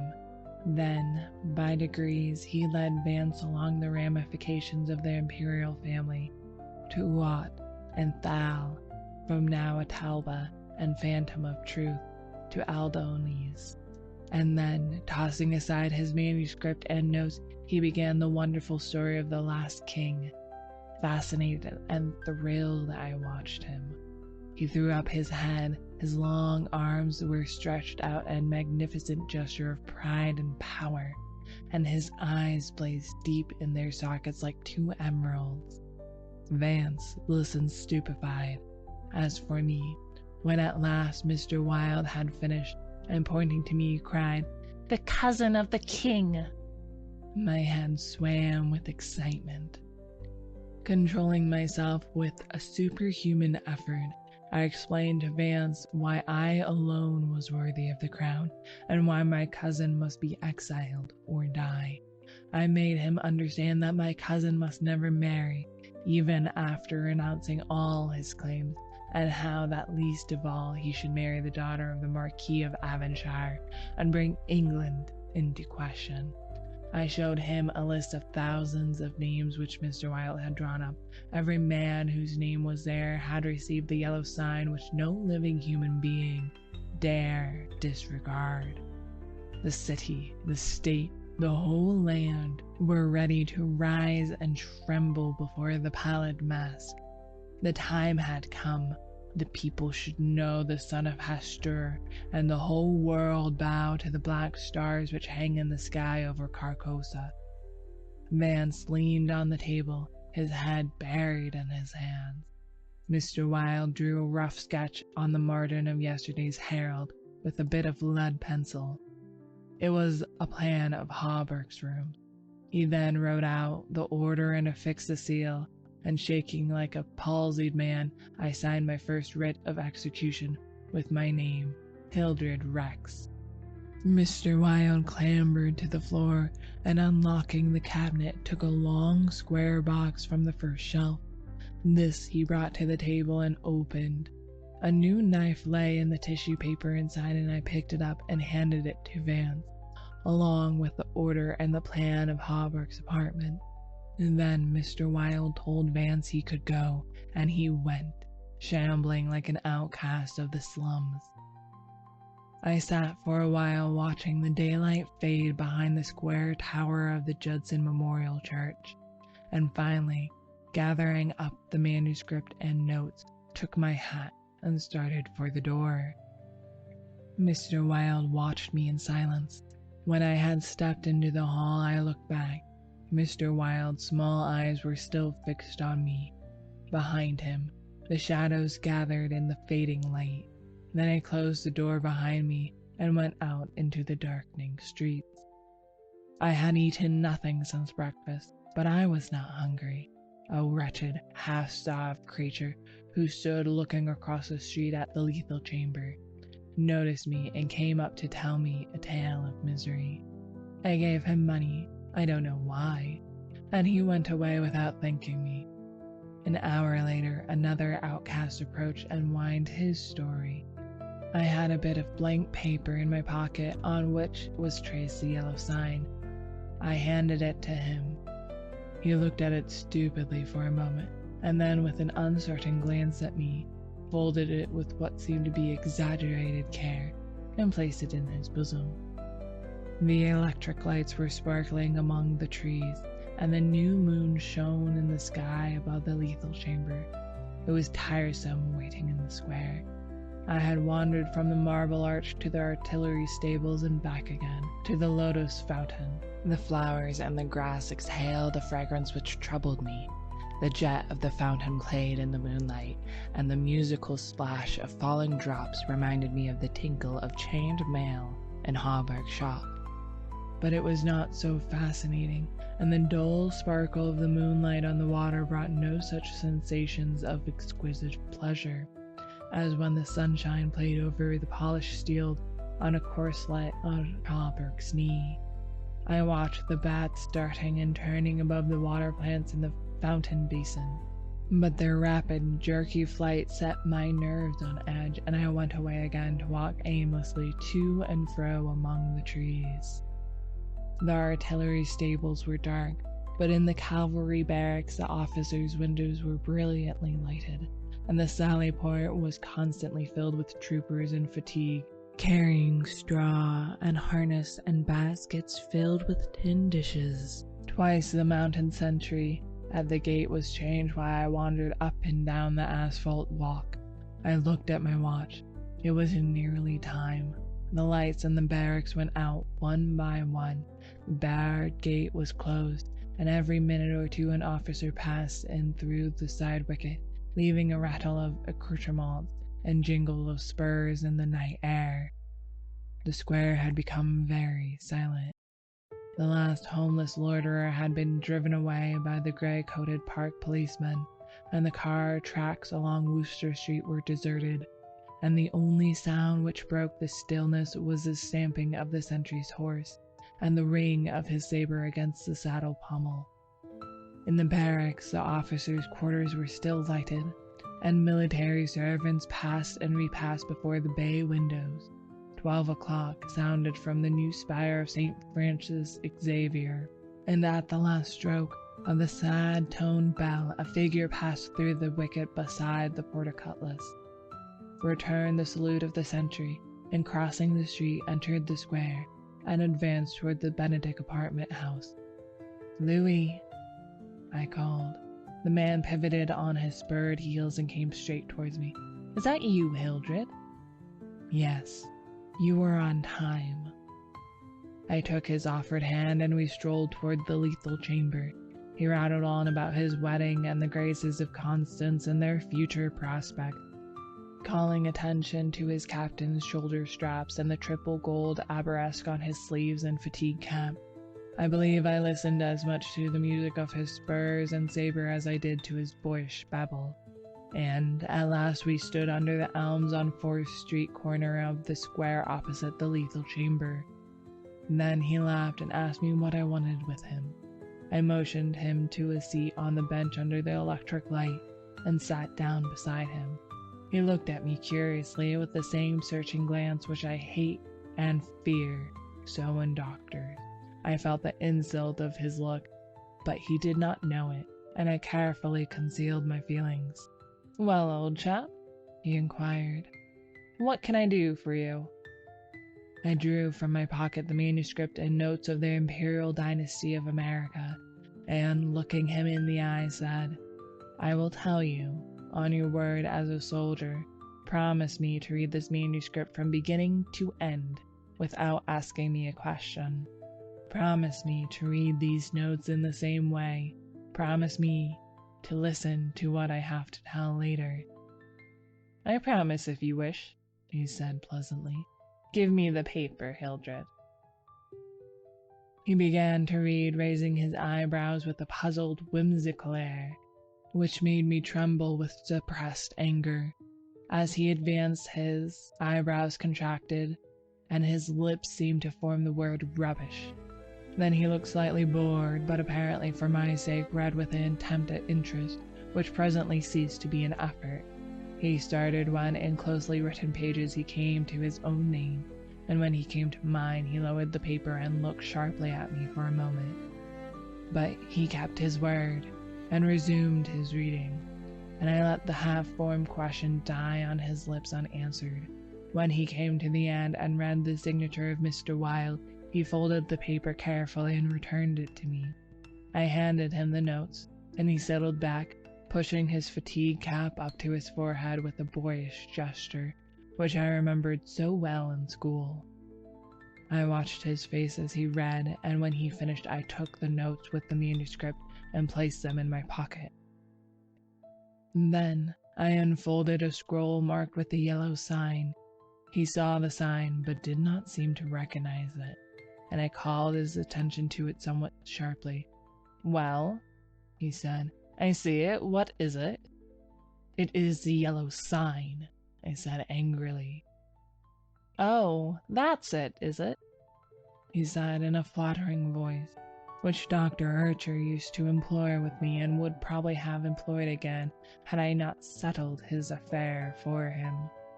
I kept my rage down and answered as steadily as possible. "Listen, you have engaged your word." "I am listening, old chap," he replied soothingly. I began to speak very calmly. "Dr. Archer, having by some means become possessed of the secret of the imperial succession, attempted to deprive me of my right, alleging that because of a fall from my horse 4 years ago, I had become mentally deficient. He presumed to place me under restraint in his own house in hopes of either driving me insane or poisoning me. I have not forgotten it. I visited him last night, and the interview was final." Louis turned quite pale, but did not move. I resumed triumphantly. "There are yet 3 people to be interviewed in the interests of Mr. Wilde and myself. They are my cousin Louis, Mr. Hawberk, and his daughter Constance." Louis sprang to his feet, and I arose also and flung the paper marked with the yellow sign to the ground. "Oh, I don't need that to tell you what I have to say," I cried with a laugh of triumph. "You must renounce the crown to me. Do you hear? To me." Louis looked at me with a startled air, but recovered himself and said kindly, "Of course, I renounce the— What is it I must renounce?" "The crown," I said angrily. "Of course," he answered. "I renounce it. Come, old chap, I will walk back to your rooms with you." "Don't try any of your doctor's tricks on me," I cried, trembling with fury. "Don't act as if you think I'm insane." "What nonsense," he replied. "Come, it's getting late, Hildred." "No," I shouted. "You must listen. You cannot marry. I forbid it. Do you hear? I forbid it. You shall renounce the crown, and in reward I grant you exile, but if you refuse, you shall die." He tried to calm me, but I was roused at last, and drawing my long knife, barred his way. Then I told him how they would find Dr. Archer in the cellar, with his throat open, and I laughed in his face when I thought of Vance and his knife, and the order signed by me. "Ah, you are the king," I cried, "but I shall be king. Who are you to keep me from empire over all the habitable earth? I was born the cousin of a king, but I shall be king." Louis stood white and rigid before me. Suddenly a man came running up 4th Street, entered the gate of the lethal chamber, traversed the path to the bronze door at full speed, and plunged into the death chamber with a cry of one demented, and I laughed until I wept tears, for I had recognized Vance, and knew that Hawberk and his daughter were no longer in my way. "Go," I cried to Louis. "You have ceased to be a menace. You will never marry Constance now, and if you marry anyone else in your exile, I will visit you as I did my doctor last night. Mr. Wilde takes charge of you tomorrow." Then I turned and darted into the South Fifth Avenue, and with a cry of terror, Louis dropped his belt and saber and followed me like the wind. I heard him close behind me at the corner of Bleecker Street, and I dashed into the doorway under Hawberk's sign. He cried, "Halt, or fire!" But when he saw that I flew up the stairs, leaving Hawberk shocked below, he left me, and I heard him hammering and shouting at their door as if it were possible to arouse the dead. Mr. Wilde's door was open and I entered, crying, "It is done! It is done! Let the nations rise and look upon their king!" But I could not find Mr. Wilde, so I went to the cabinet and took the splendid diadem from its case, and I drew on the white silk robe embroidered with the yellow sign, and I placed the crown upon my head. At last I was king, king by my right in Hafstur, king because I knew the mysteries of the Hyades, and my mind had sounded the depths of the lake of Hali. I was king. The first gray pencilings of dawn would raise a tempest which would shake the two hemispheres. Then, as I stood, my every nerve pitched to the highest tension, faint with joy and splendor of my thought, without, in the dark passage, a man groaned. I seized the tallow dip and sprang to the door. The cat passed me like a demon, and the tallow dip went out, but my knife flew swifter than she, and I heard her screech, and I knew that my knife had found her. For a moment I listened to her tumbling and the thumping about in the darkness, and then when her frenzy ceased, I lighted a lamp and raised it over my head. Mr. Wilde lay on the floor with his throat torn open. At first I thought he was dead, but as I looked, a green sparkle came into his sunken eyes. His mutilated hand trembled. And then a spasm stretched his mouth from ear to ear. For a moment my terror and despair gave place to hope, but as I bent over him, his eyeballs rolled clean around in his head, and he died. Then while I stood transfixed with rage and despair, seeing my crown, my empire, every hope, every ambition, my very life, lying prostrate there with the dead master, they came, seized me from behind and bound me until my veins stood out like cords, and my voice failed with the paroxysms of my frenzied screams. But I still raged, bleeding and infuriated among them, and more than one policeman felt my sharp teeth. Then I could no longer move. They came nearer. I saw old Hawberk, and behind him my cousin Louis's ghastly face, and farther away, in the corner, a woman, Constance, weeping softly. "Ah, I see it now," I shrieked. "You have seized the throne and the empire. Woe, woe to you who are crowned with the crown of the king in yellow." Editor's note: Mr. Castine died yesterday in the asylum for the criminal insane. End of section 3. The Mask. Camilla: "You, sir, should unmask." Stranger: "Indeed." Casilda: "Indeed, it's time. We all have laid aside disguise but you." Stranger: "I wear no mask." Camilla, terrified aside to Casilda: "No mask, no mask." The King in Yellow, Act 1, Scene 2. 1. Although I knew nothing of chemistry, I listened fascinated. He picked up an Easter lily which Genevieve had brought that morning from Notre Dame and dropped it into the basin. Instantly the liquid lost its crystalline clearness. For a second the lily was enveloped in a milk-white foam, which disappeared, leaving the fluid opalescent. Changing tints of orange and crimson played over the surface, and then what seemed to be a ray of pure sunlight struck through from the bottom where the lily was resting. At the same instant he plunged his hand into the basin and drew out the flower. "There is no danger," he explained, "if you choose the right moment. That golden ray is the signal." He held the lily toward me, and I took it in my hand. it had turned to stone, to the purest marble. "You see," he said, "it is without flaw. What sculpture could reproduce it?" The marble was white as snow, but in the depths the veins of the lilies were tinged with palest azure, and a faint flush lingered deep in its heart. "Don't ask me the reason for that," he smiled, noticing my wonder. "I have no idea why the veins and heart are tinted, but they always are. Yesterday I tried one of Genevieve's goldfish. There it is."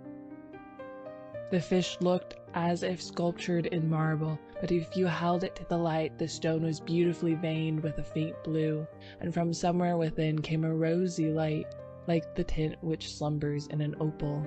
I looked into the basin. Once more it seemed filled with the clearest crystal.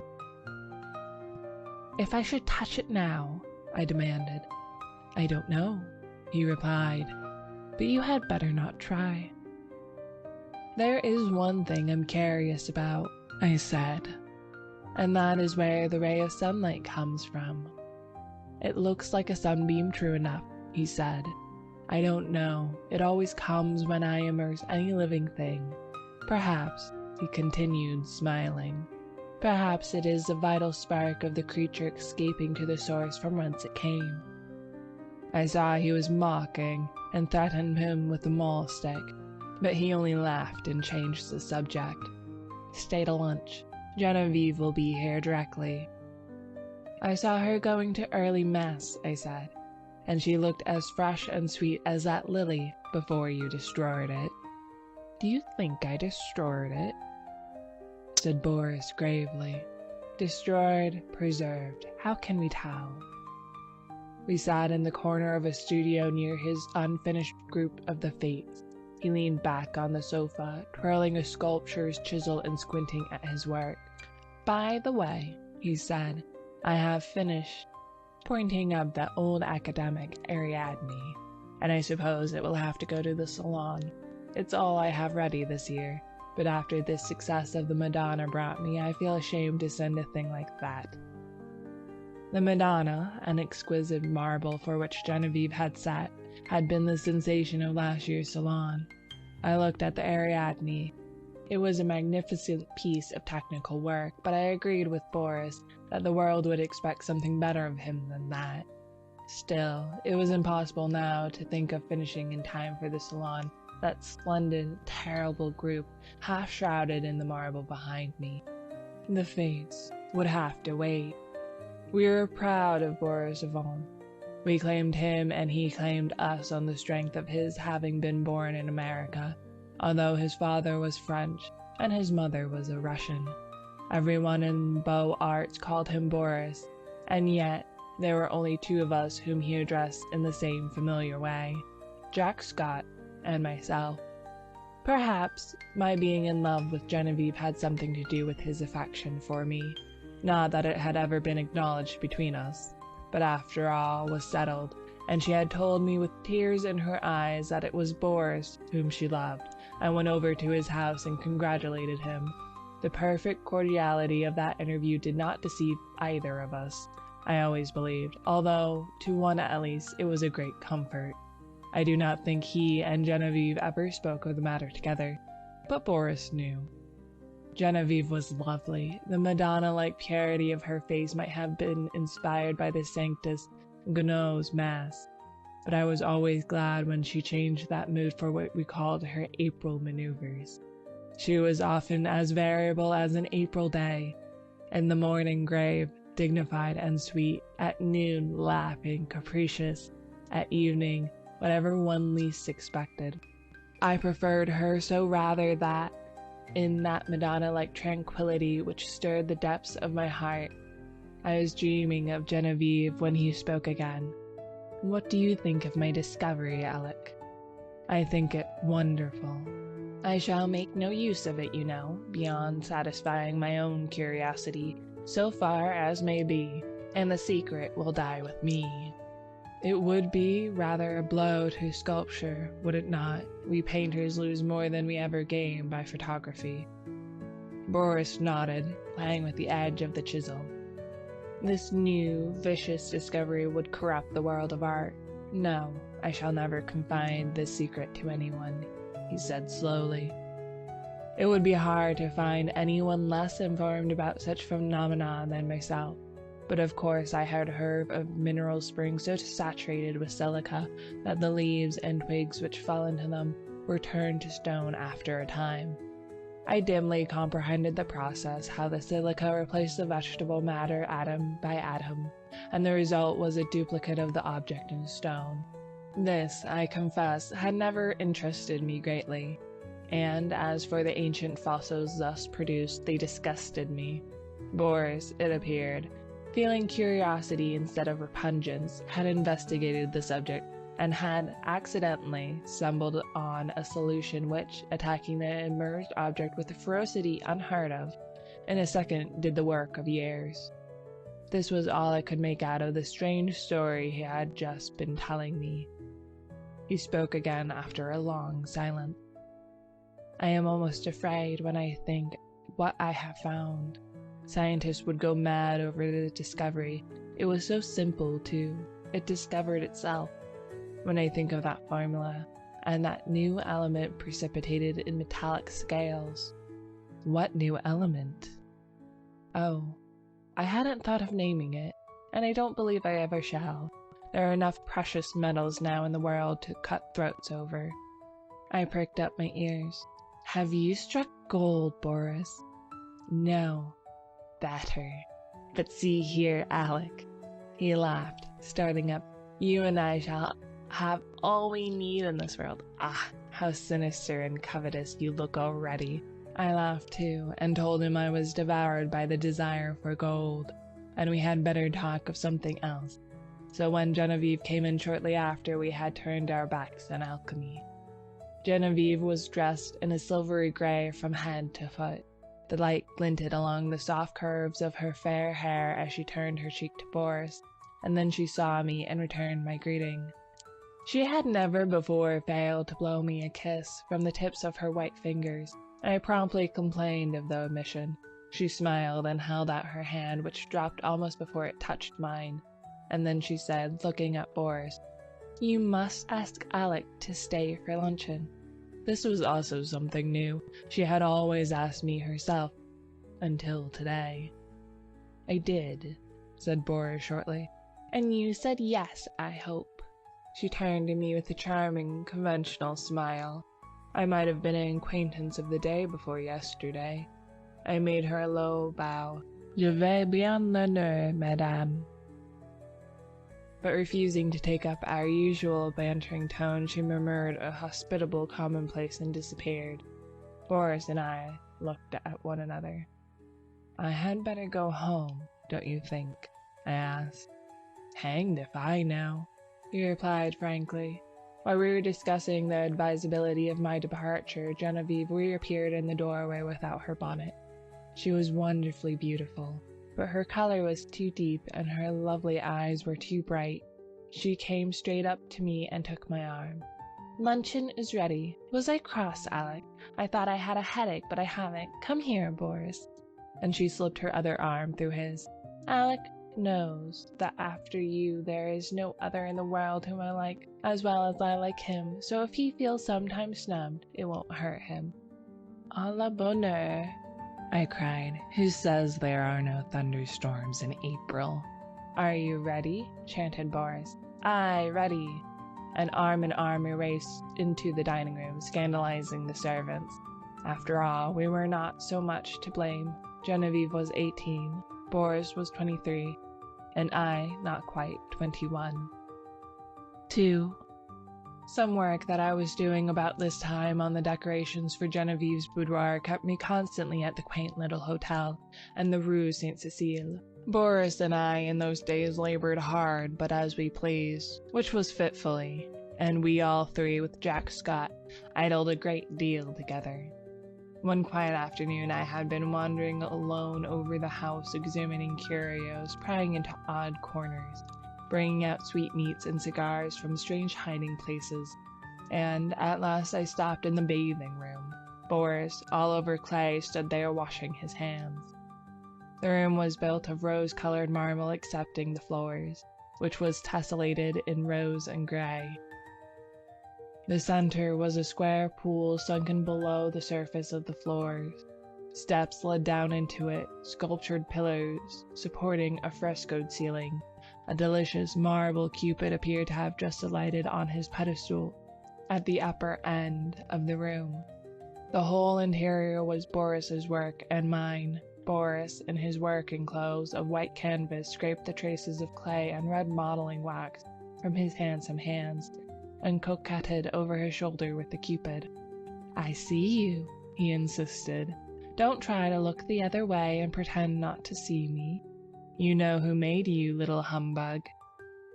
It was always my role to interpret Cupid's sentiments in these conversations, and when my turn came I responded in such a manner that Boris seized my arm and dragged me towards the pool, declaring he would dunk me.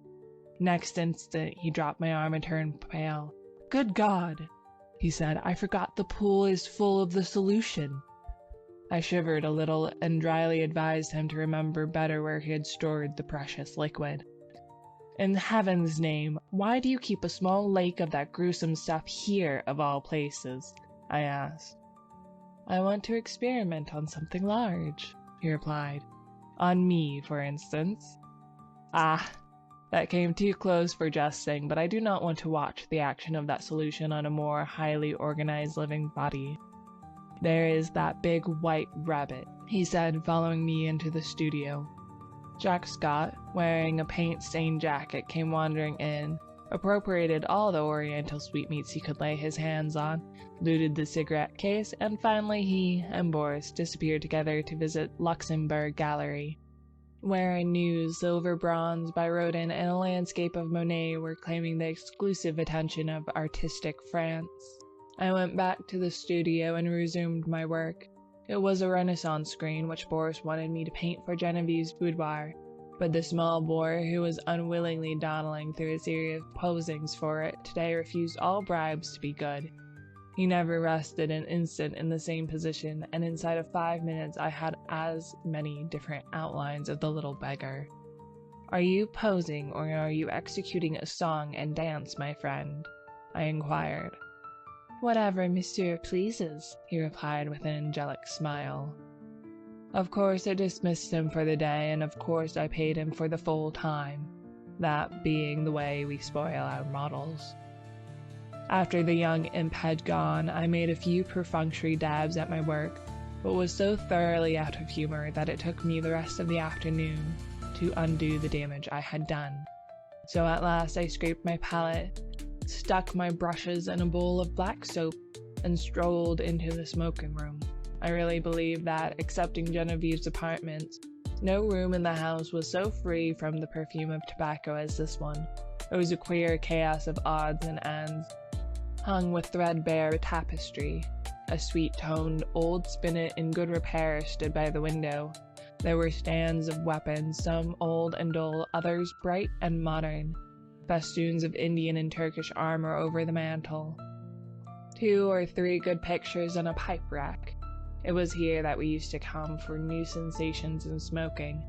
I doubt if any type of pipe ever existed which was not represented in that rack. When we had selected one, we immediately carried it somewhere else and smoked it, for the place was, on the whole, more gloomy and less inviting than any in the house. But this afternoon the twilight was very soothing. The rugs and skins on the floor looked brown and soft and drowsy. The big couch was piled with cushions. I found my pipe and curled up there for an unaccustomed smoke in the smoking room. I had chosen one with a long, flexible stem, and lighting it fell to dreaming. After a while it went out, but I did not stir. I dreamed on, and presently fell asleep. I awoke to the saddest music I had ever heard.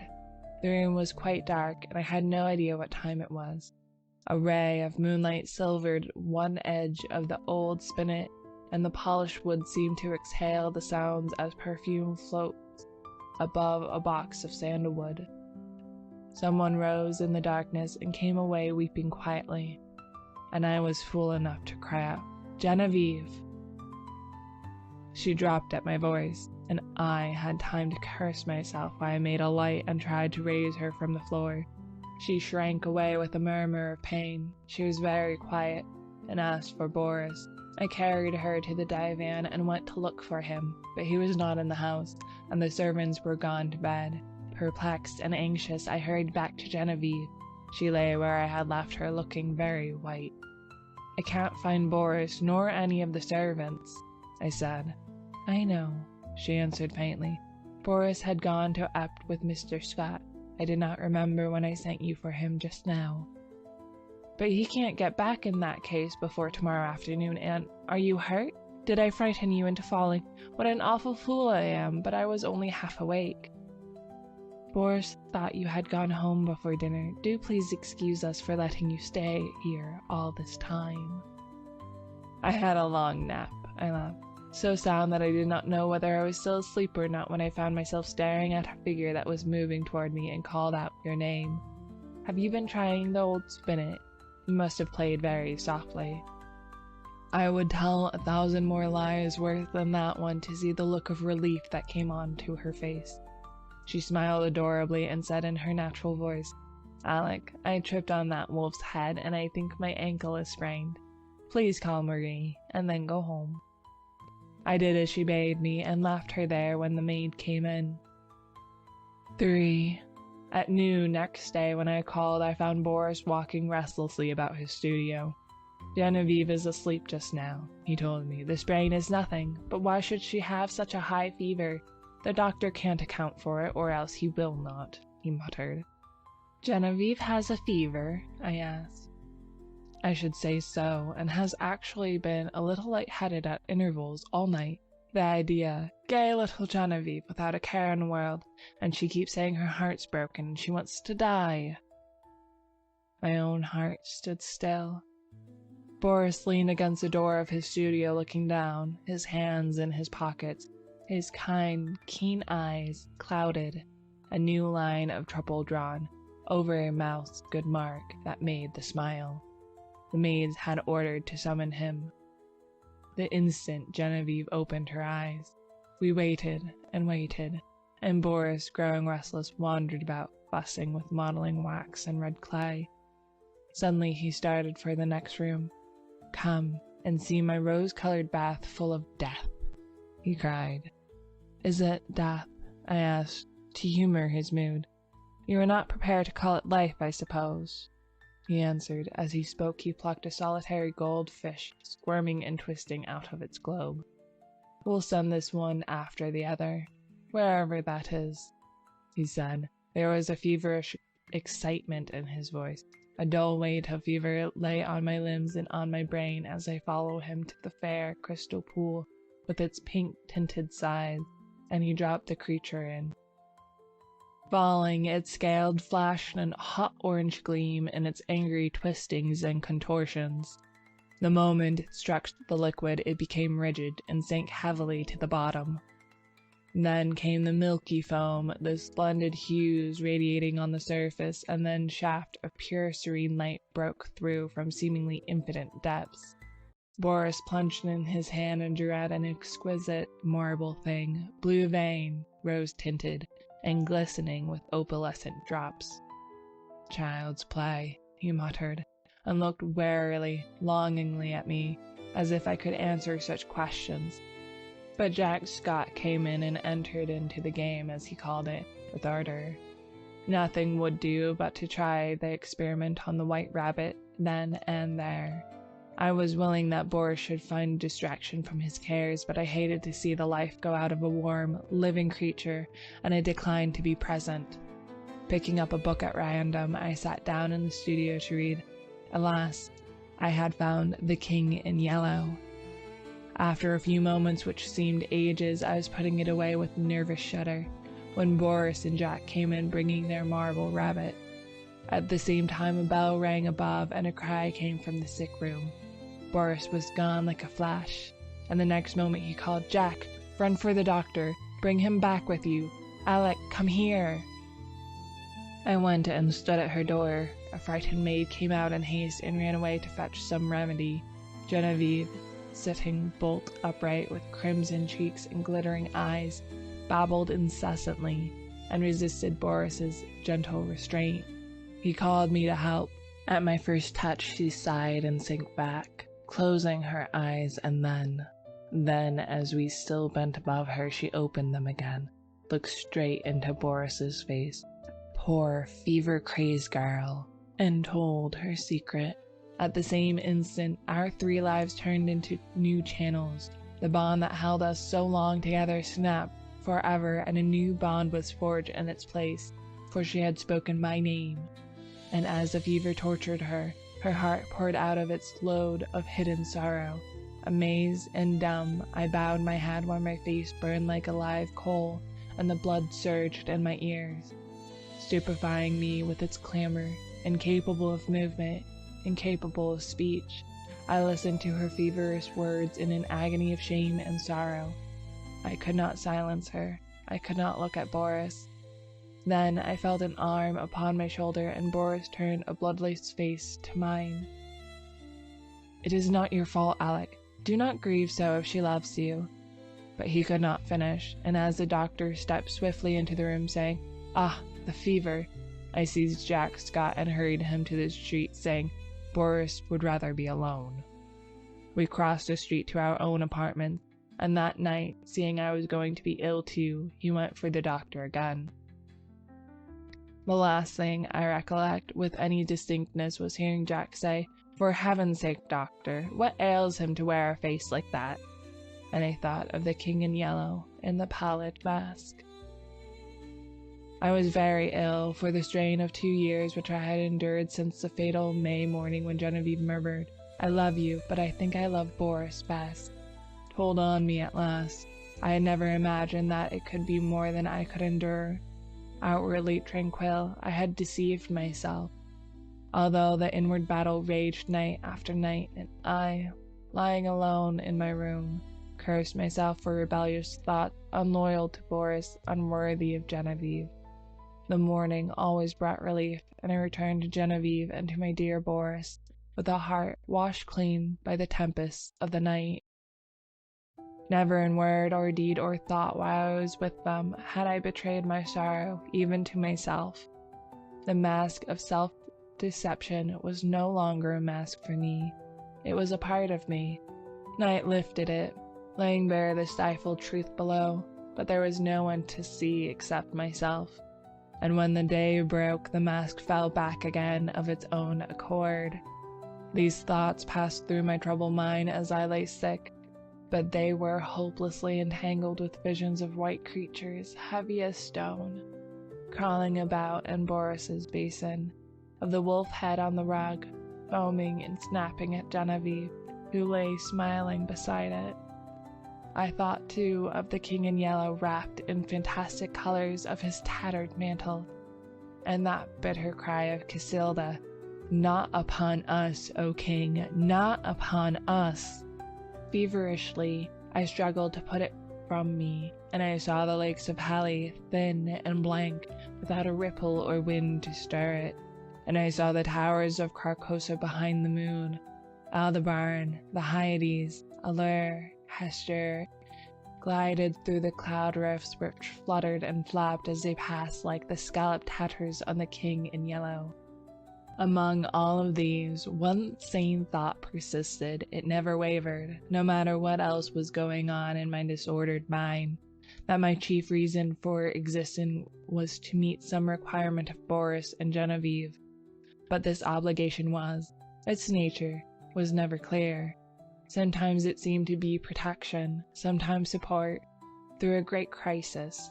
Whatever it seemed to be for the time, its weight rested only on me, and I was never so ill or so weak that I did not respond with my whole soul. There were always crowd of faces about me, mostly strange, but a few I recognized. Boris among them. Afterward they told me that this could not have been, but I know that once at least he bent over me. It was only a touch, a faint echo of his voice, and then the clouds settled back on my senses and I lost him. But he did stand there and bend over me, once, at least. At last, one morning, I awoke to find the sunlight falling across my bed, and Jack Scott reading beside me. I had not the strength enough to speak aloud, neither could I think, much less remember, but I could smile feebly, as Jack's eyes met mine, and when he jumped up and asked eagerly if I wanted anything, I could whisper, "Yes, Boris." Jack moved to the head of my bed and leaned down to arrange my pillows. I did not see his face, but he answered heartily, "You must wait, Alec. You are too weak to see even Boris." I waited, and I grew strong. In a few days I was able to see whom I would, but meanwhile I had thought and remembered. From the moment when all the past grew clear again in my mind, I never doubted what I should do when the time came, and I felt sure that Boris would have resolved upon the same course so far as he was concerned. As for what pertained to me alone, I knew he would see that also, as I did. I no longer asked for anyone. I never inquired why no message came from them, why during the week I lay there, waiting and growing stronger, I never heard their names spoken. Preoccupied with my own searchings for the right way, and with my feeble but determined fight against despair, I simply acquiesced in Jack's reticence, taking for granted that he was afraid to speak of them, lest I should turn unruly and insist on seeing them. Meanwhile, I said over and over to myself how it would be when life began again for us all. We would take up our relations exactly as they were before Genevieve fell ill. Boris and I would look into each other's eyes, and there would be neither rancor, nor cowardice, nor mistrust in that glance. I would be with them again for a little while, in the dear intimacy of their home, and then, without pretext or explanation, I would disappear from their lives forever. Boris would know. Genevieve, the only comfort was that she would never know.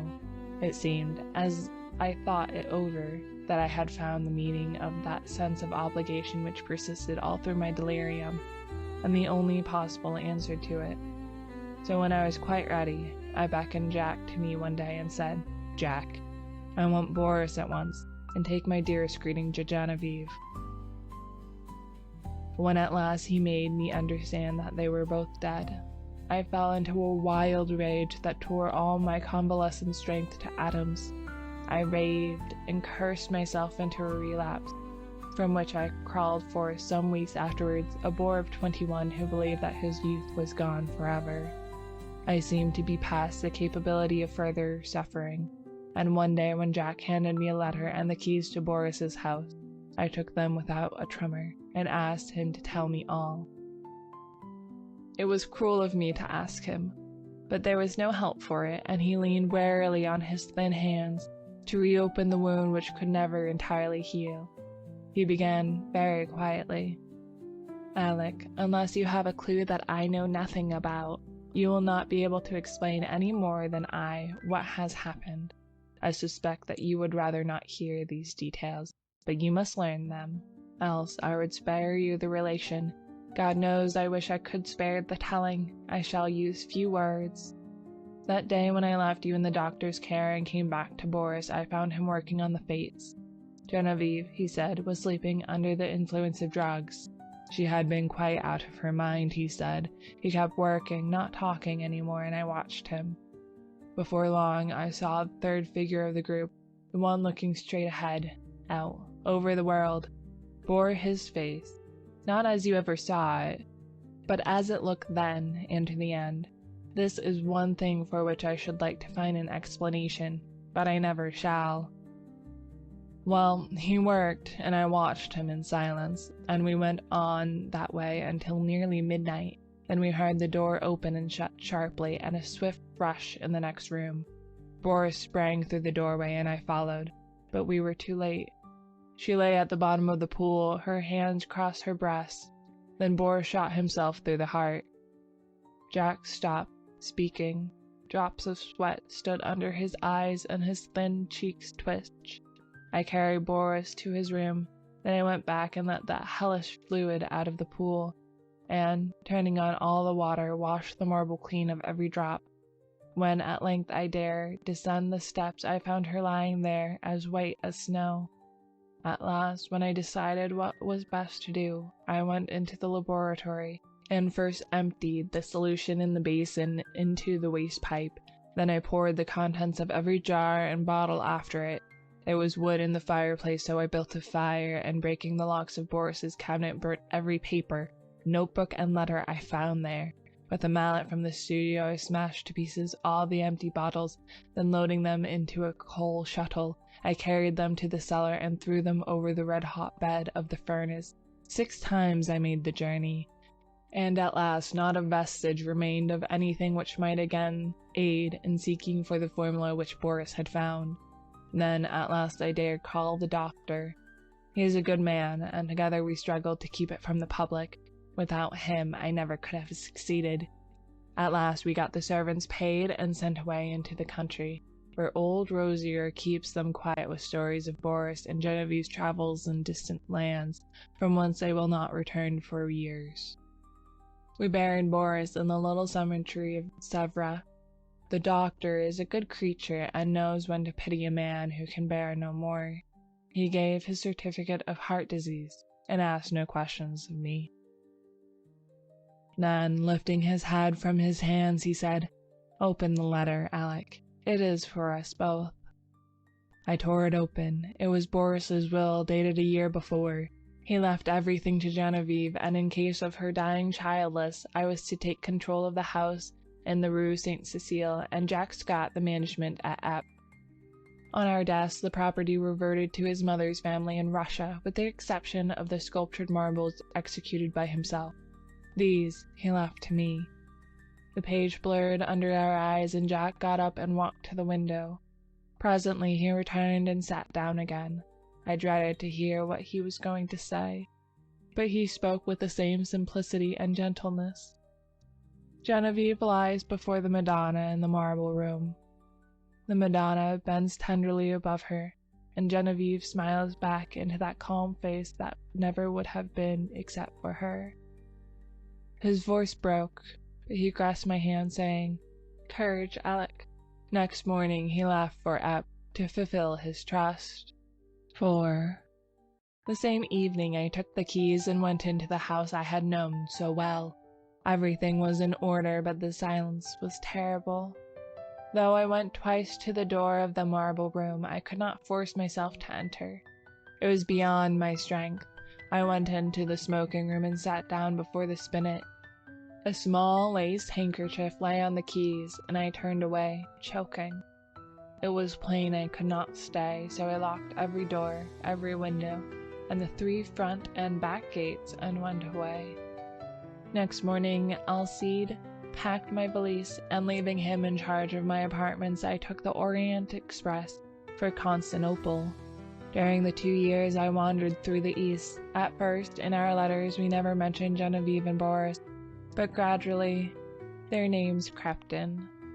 I recollect partially a passage in one of Jack's letters by replying to one of mine. "What you tell me of seeing Boris bending over you while you lay ill, and feeling his touch on your face, and hearing his voice, of course troubles me. This that you describe must have happened a fortnight after he died. I say to myself that you were dreaming, that it was a part of your delirium, but the explanation does not satisfy me, nor would it you." Towards the end of the 2nd year, a letter came from Jack to me in India, so unlike anything I had ever known of him, and decided to return at once to Paris. He wrote, "I am well, and sell all my pictures as artists do who have no need of money. I have not a care of my own, but I am more restless than if I had. I am unable to shake off a strange anxiety about you. It is not apprehension, it is rather a breathless expectancy. Of what, God knows. I can only say it is wearing me out. Nights I dream always of you and Boris. I never recall anything afterward, but I awake in the morning with my heart beating, and all day the excitement increases until I fall asleep at night to recall the same experience. I am quite exhausted by it, and have determined to break up this morbid condition. I must see you. Shall I go to Bombay, or will you come to Paris?" I telegraphed him to expect me by the next steamer. When we met, I thought he had changed very little. He insisted, looked in splendid health. It was good to hear his voice again, and we sat and chatted about what life still held for us. We felt that it was pleasant to be alive in bright spring weather. We stayed in Paris together a week, and then I went for a week to Ept with him. But first of all, we went to the cemetery at Sèvres, where Boris lay. "Shall we place the Fates in the little grove above him?" Jack asked, and I answered, "I think only Madonna should watch over Boris's grave." But Jack was none the better for my homecoming. The dreams of which he could not retain even the least definitive outline continued, and he said that at times a sense of breathless expectancy was suffocating. "You see, I do you harm and not good," I said. "Try a change without me." So he started alone for a ramble among the Channel Islands, and I went back to Paris. I had not yet entered Boris's house, now mine, since my return, but I knew it must be done. It had been kept in order by Jack. There were servants there, so I gave up my own apartment and went there to live. Instead of the agitation I had feared, I found myself able to paint there tranquilly. I visited all the rooms, all but one. I could not bring myself to enter the marble room where Genevieve lay, and yet I felt the longing grow daily to look upon her face, to kneel beside her. One April afternoon, I lay dreaming in the smoking room, just as I had lain 2 years before, and mechanically I look among the tawny eastern rugs for the wolf skin. At last I distinguished the pointed ears and the flat, cruel head, and I thought of my dream where I saw Genevieve laying beside it. The helmet still hung against the threadbare tapestry, among them old Spanish morion, which I remember Genevieve had once put on when we were amusing ourselves with ancient bits of mail. I turned my eyes to the spinet. Every yellow key seemed eloquent of her caressing hand, and I rose, drawn by the strength of my life's passion, to the sealed doors of the marble room. The heavy doors swung inward under my trembling hands. Sunlight poured through the window, tipping with gold the wings of Cupid, and lingered like a nimbus over the brows of the Madonna, her tender face bent in compassion over a marble form, so exquisitely pure that I knelt and signed myself. Genevieve lay in the shadow under the Madonna, and yet through her white arms I saw a pale azure vein, and beneath her softly clasped hands the folds of her dress were tinged with rose, as if from some faint warm light within her breast. Bending with a breaking heart, I touched the marble drapery with my lips, then crept back into the silent house. A maid came and brought me a letter, and I sat down in the little conservatory to read it. But as I was about to break the seal, seeing the girl lingering, I asked her what she wanted. She stammered something about a white rabbit that had been caught in the house and asked what should be done with it. I told her to let it loose in the walled garden behind the house, and I opened my letter. It was from Jack, so incoherent that I thought he must have lost his reason. It was nothing but a series of prayers to me not to leave the house until he could get back. He could not tell me why. There were the dreams, he said. He could explain nothing, but he was sure I must not leave the house in Rue Saint-Cécile. As I finished reading, I raised my eyes and saw the same maidservant standing in a doorway, holding a glass dish in which 2 goldfish were swimming. "Put them back into the tank and tell me what you mean by interrupting me," I said. With a half-suppressed whimper, she emptied water and fish into an aquarium at the end of the conservatory, and turning to me asked my permission to leave my service. She said people were playing tricks on her, evidently with the design of getting her in trouble. The marble rabbit had been stolen, and a live one had been brought into the house. 2 beautiful marble fish were gone, and she had found those 2 common live things flopping on the dining room floor. I reassured her and sent her away, saying I would look about myself. I went into the studio. There was nothing there but my canvases and some casts, except the marble of the Easter lily. I saw it on a table across the room. Then I strode angrily over to it, but the flower I lifted from the table was fresh and fragile and filled the air with perfume. Then, suddenly I comprehended and sprang through the hallway to the marble room. The doors flew open, the sunlight streamed into my face, and through it, in a heavenly glory, the Madonna smiled as Genevieve lifted her flushed face from her marble couch and opened her sleepy eyes. End of section 4. In the Court of the Dragon. O thou, who burn'st in heart for those who burn in hell, whose fire thyself shall feed in turn, how long be crying, mercy on them, God? Why, who art thou to teach, and he to learn? In the church of St. Barnabé, vespers were over. The clergy left the altar. The little choir boys flocked across the chancel and settled in the stalls. A Sui in rich uniform marched down the south aisle, sounding his staff at every fourth step on the stone pavement. Behind him came that eloquent preacher and good man, Monsieur C. My chair was near the chancel rail. I now turned towards the west end of the church. The other people between the altar and the pulpit turned too. There was a little scraping and rustling while the congregation seated itself again. The preacher mounted the pulpit stairs and the organ voluntarily ceased. I had always found the organ playing at St. Barnabé highly interesting. Learned and scientific it was, too much so for my small knowledge, but expressing a vivid, if cold, intelligence. Moreover, it possessed the French quality of taste. Taste reigned supreme, self-controlled, dignified, and reticent.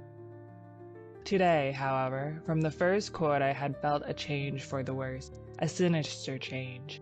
During vespers it had been chiefly the chancel organ which supported the beautiful choir, but now and again, quite wantonly as it seemed, from the west gallery where the great organ stands, a heavy hand had struck across the church at the serene peace of those clear voices. It was something more than harsh and dissonant, and it betrayed no lack of skill. As it recurred again and again, it set me thinking of what my architect's books say about the custom in early times to consecrate the choir as soon as it was built, and that the nave, being finished sometimes half a century later, often did not get any blessing at all. I wondered idly if that had been the case at St. Barnabé, and whether something not usually supposed to be at home in a Christian church might have entered undetected and taken possession of the west gallery. I had read of such things happening too, but not in works on architecture.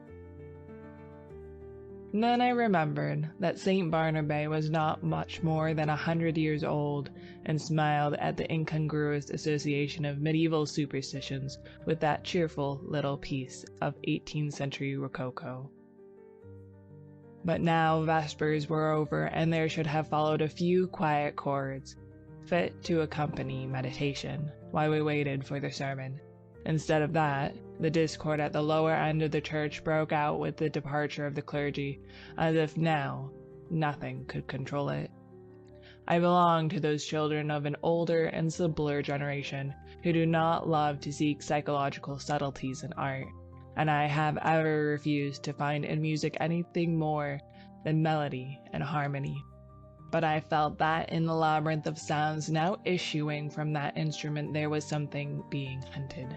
Up and down the pedals chased him, while the manuals blared approval. Poor devil, whoever he was, there seemed small hope of escape. My nervous annoyance changed to anger. Who was doing this? How dare he play like that in midst of divine service? I glanced at the people near me. Not one appeared to be in the least disturbed. The placid brows of the kneeling nuns, still turned toward the altar, lost none of their devout abstraction under the pale shadow of their white headdress. The fashionable lady beside me was looking expectantly at Monsieur C. For all her face betrayed, the organ might have been singing an Ave Maria. But now, at last, the preacher had made the sign of the cross and commanded silence. I turned to him gladly. Thus far I had not found the rest I had counted on when I entered St. Barnabé that afternoon. I was worn out by 3 nights of physical suffering and mental trouble. The last had been the worst, and it was an exhausted body and a mind benumbed and yet acutely sensitive, which I had brought to my favorite church for healing. For I had been reading The King in Yellow. The sun ariseth, they gather themselves together, and lay them down in their dens. Monsieur C. delivered his text in a calm voice, glancing quietly over the congregation. My eyes turned, I knew not why, toward the lower end of the church. The organist was coming from behind his pipes and passing along the gallery on his way out. I saw him disappear by a small door that leads to some stairs which descend directly to the street. He was a slender man, and his face was as white as his coat was black.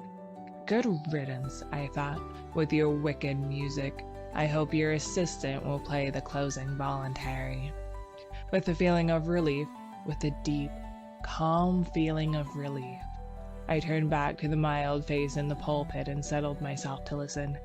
Here, at last, was the ease of mind I longed for. My children, said the preacher, one truth the human soul finds hardest of all to learn, that it has nothing to fear. It can never be made to see that nothing can really harm it. Curious doctrine, I thought, for a Catholic preach.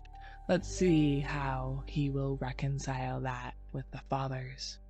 Nothing can really harm the soul, he went on in his coolest, clearest tones, because... But I never heard the rest. My eye left his face, I knew not for what reason, and sought the lower end of the church. The same man was coming out from behind the organ, and was passing along the gallery the same way. But there had not been time for him to return, and if he had returned, I must have seen him. I felt a faint chill, and my heart sank, and yet his going and coming were no affair of mine. I looked at him. I could not turn away from his black figure and his white face.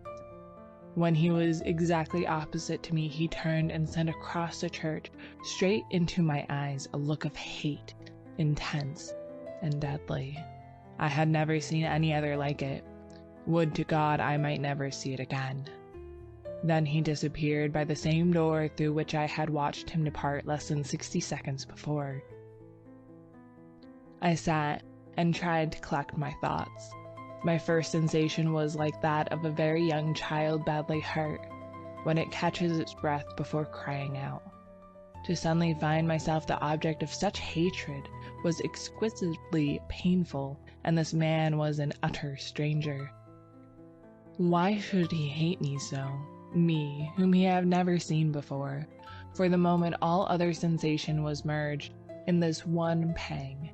Even fear was subordinate to grief, and for that moment I never doubted. But in the next I began to reason, and a sense of the incongruous came to my aid. As I have said, St. Barnabé is a modern church. It is small and well lighted. One sees over all of it almost at a glance. The organ gallery gets a strong white light from a row of long windows in the clerestory, which have not even colored glass. The pulpit being in the middle of the church, it followed that. When I turned toward it, whatever moved at west end could not fail to attract my eye. When the organist passed it, was no wonder that I saw him. I had simply miscalculated the interval between his first and second passing. He had come in that last time by the other side door. As for the look which had so upset me, there had been no such thing, and I was a nervous fool. I looked about. This was a likely place to harbor supernatural horrors. That clear-cut, reasonable face of Monsieur C., his collected manner and easy, graceful gestures, were they not just a little discouraging to the notion of a gruesome mystery? I glanced above his head and almost laughed. That flyaway lady supporting one corner of the pulpit canopy, which looked like a fringed damask tablecloth in a high wind, At the first attempt of a basilisk to pose up there in the organ loft, she would point her gold trumpet at him and puff him out of existence. I laughed to myself over this conceit, which, at the time, I thought very amusing, and sat and chaffed myself and everything else, from the old harpy outside the railing who had made me pay 10 centimes for my chair before she would let me in. She was more like a basilisk, I told myself, than was my organist with the anemic complexion. From that grim old dame to, yes, alas, Monsieur C. himself, for all devoutness had fled. I had never yet done such a thing in my life, but now I felt a desire to mock. As for the sermon, I could not hear a word of it for the jingle in my ears of "The skirts of St. Paul have reached," having preached us those 6 lectures, more unctuous than ever he preached, keeping time to the most fantastic and irreverent thoughts. It was no use to sit there any longer. I must get out of doors and shake myself free from this hateful mood. I knew the rudeness I was committing, but still I rose and left the church. A spring sun was shining on the Rue Saint-Honoré as I ran down the church steps.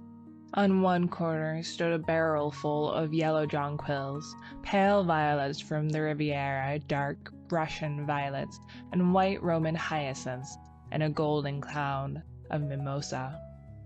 The street was full of Sunday pleasure seekers. I swung my cane and laughed with the rest. Someone overtook and passed me. He never turned, but there was the same deadly malignity in his white profile that there had been in his eyes. I watched him as long as I could see him. His lithe back expressed the same menace. Every step that carried him away from me seemed to bear him on some errand connected with my destruction. I was creeping along, my feet almost refusing to move. There began to dawn in me a sense of responsibility for something long forgotten. It began to seem as if I deserved that which he threatened. It reached a long way back, a long, long way back. It had lain dormant all these years. It was there, though, and presently it would rise and confront me, but I would try to escape, and I stumbled as best I could into the Rue de Rivoli, across the Place de la Concorde, and onto the quay. I looked with sick eyes upon the sun, shining through the white foam of the fountain, pouring over the backs of the dusty bronze river gods. On the far white arc, a structure of amethyst mist, on the countless vistas of gray stems and bare branches faintly green. Then I saw him again, coming down one of those chestnut alleys of the Cours Lorraine. I left the riverside, plunged blindly across to the Champs-Élysées, and turned toward the Arc.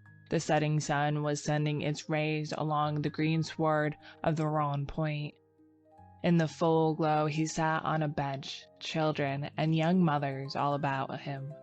He was nothing but a Sunday lounger, like the others, like myself. I said the words almost aloud, and all the while I gazed on the malignant hatred of his face. But he was not looking at me. I crept past and dragged my leaden feet up the avenue. I knew that every time I met him brought him nearer to the accomplishment of his purpose and my fate, and still I tried to save myself. The last rays of sunset were pouring through the great arc. I passed under it and met him face to face. I had left him far down the Champs-Élysées, and yet he came in with a stream of people who were returning from the Bois de la Bouillon. He came so close that he brushed me. His slender frame felt like iron inside its loose black covering. He showed no signs of haste, nor of fatigue, nor any human feeling. His whole being expressed one thing, the will and the power to work me evil. In anguish, I watched him where he went down the broad, crowded avenue. that was all flashing with wheels and trappings of horses and the helmets of the Guard Republican. He was soon lost to sight. Then I turned and fled into the Bras, and far out beyond it. I know not where I went, but after a long while, as it seemed to me, night had fallen, and I had found myself sitting at a table before a small cafe. I had wandered back into the Bras. It was hours now since I had seen him. Physical fatigue and mental suffering had left me no power to think or feel. I was tired. So tired. I longed to hide away in my own den. I resolved to go home, but that was a long way off. I lived in the Court of the Dragon, a narrow passage that leads from the Rue de Rennes to the Rue du Dragon. It was an impasse, traversable only for foot passengers. Over the entrance on the Rue de Rennes is a balcony supported by an iron dragon. Within the court, tall old houses rise on either side and close the ends that give on the two streets. Huge gates, swung back during the day into the walls of the deep archways, close this court after midnight, and one must enter by then, ringing at a certain small doors on the side. The sunken pavements collects unsavory pools. Steep stairways pitch down to doors that open on the court. The ground floors are occupied by shops of second-hand dealers and by iron workers. All day long the place rings with the clink of hammers and the clang of metal bars. Unsavory as it is below, there is a cheerfulness and comfort and hard, honest work above. 5 flights up are the ateliers of architects, painters, and the hiding place of middle-aged students like myself who want to live alone. When I first came here to live, I was young and not alone.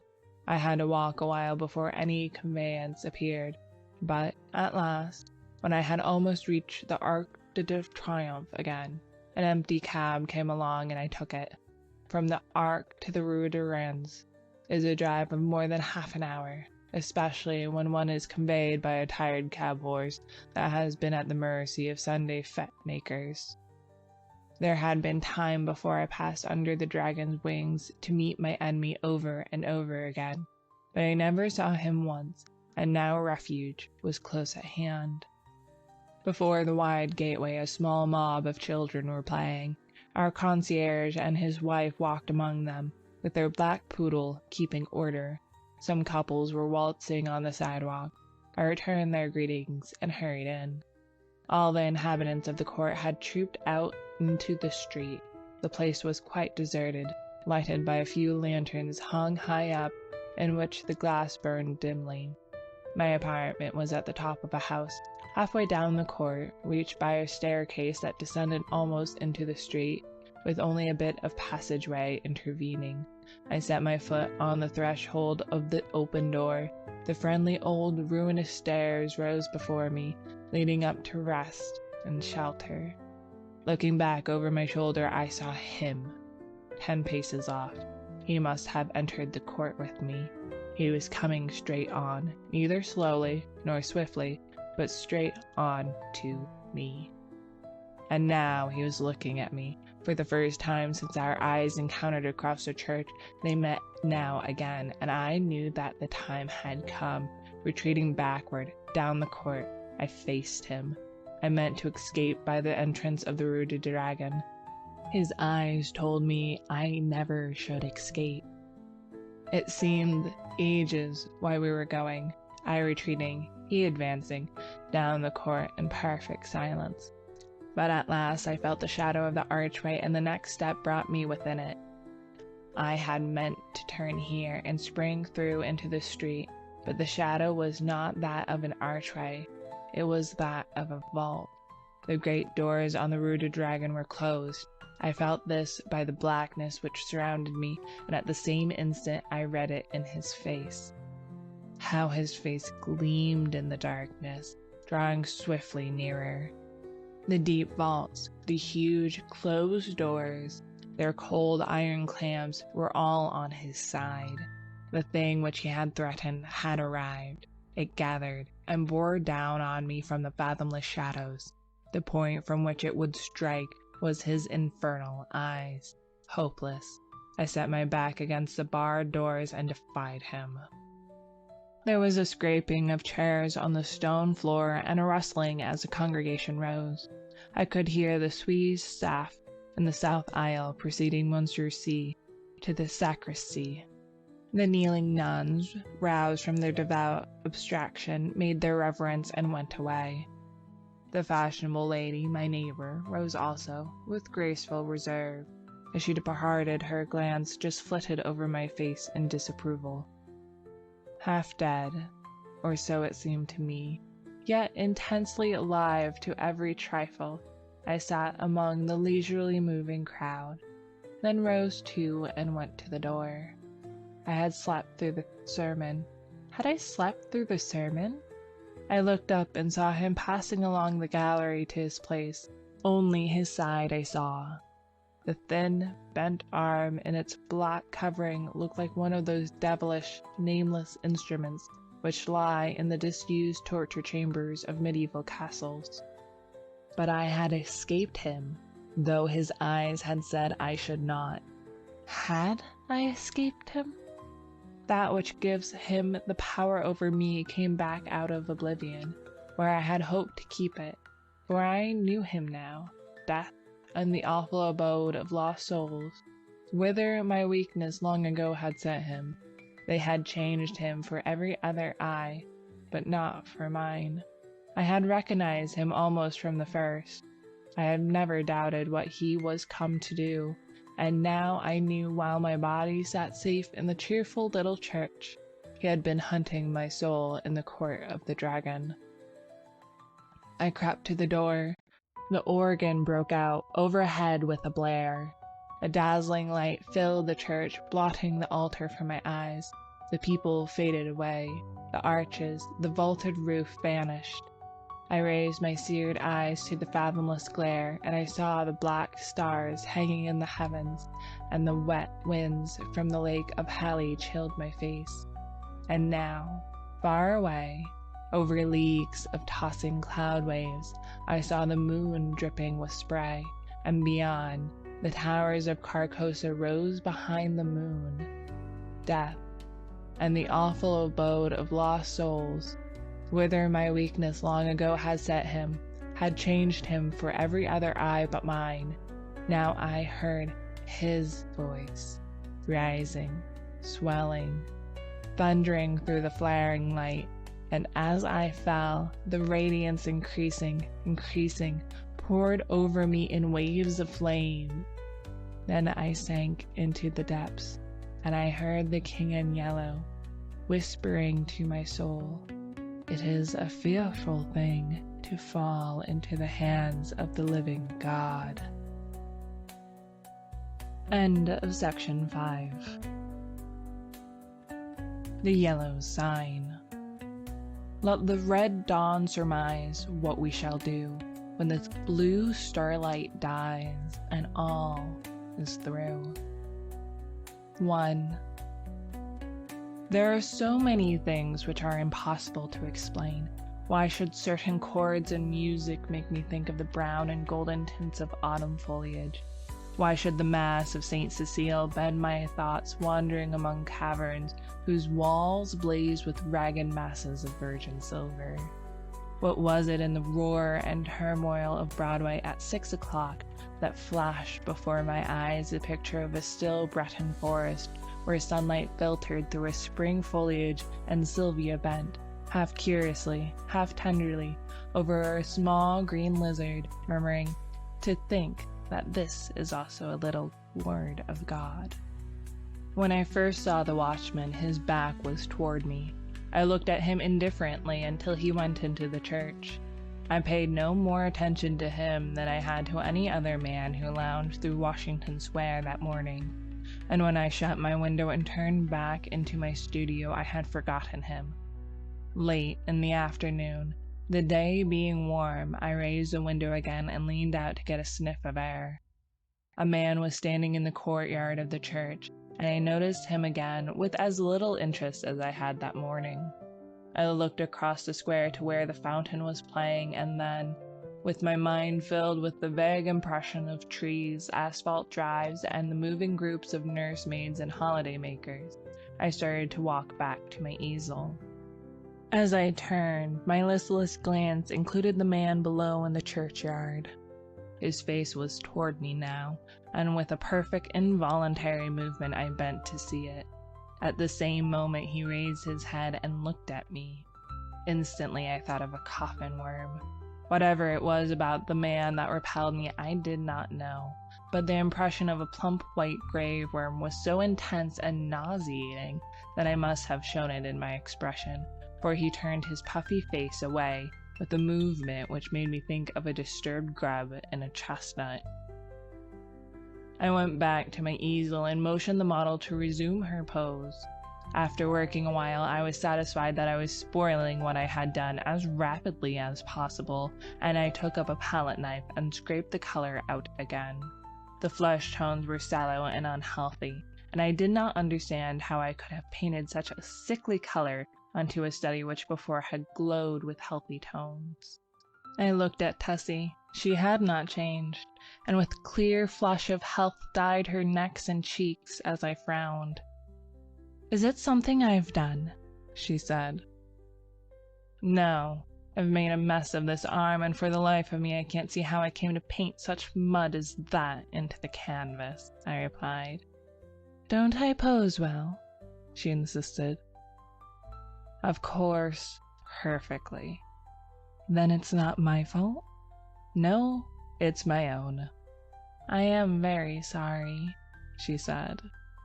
I told her she could rest while I applied rag and turpentine to the plague spot on my canvas, and she went off to smoke a cigarette and look over the illustrations in the Courrier Français.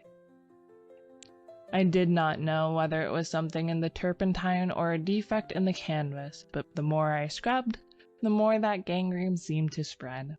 I worked like a beaver to get it out, and yet the disease appeared to creep from limb to limb of the study before me.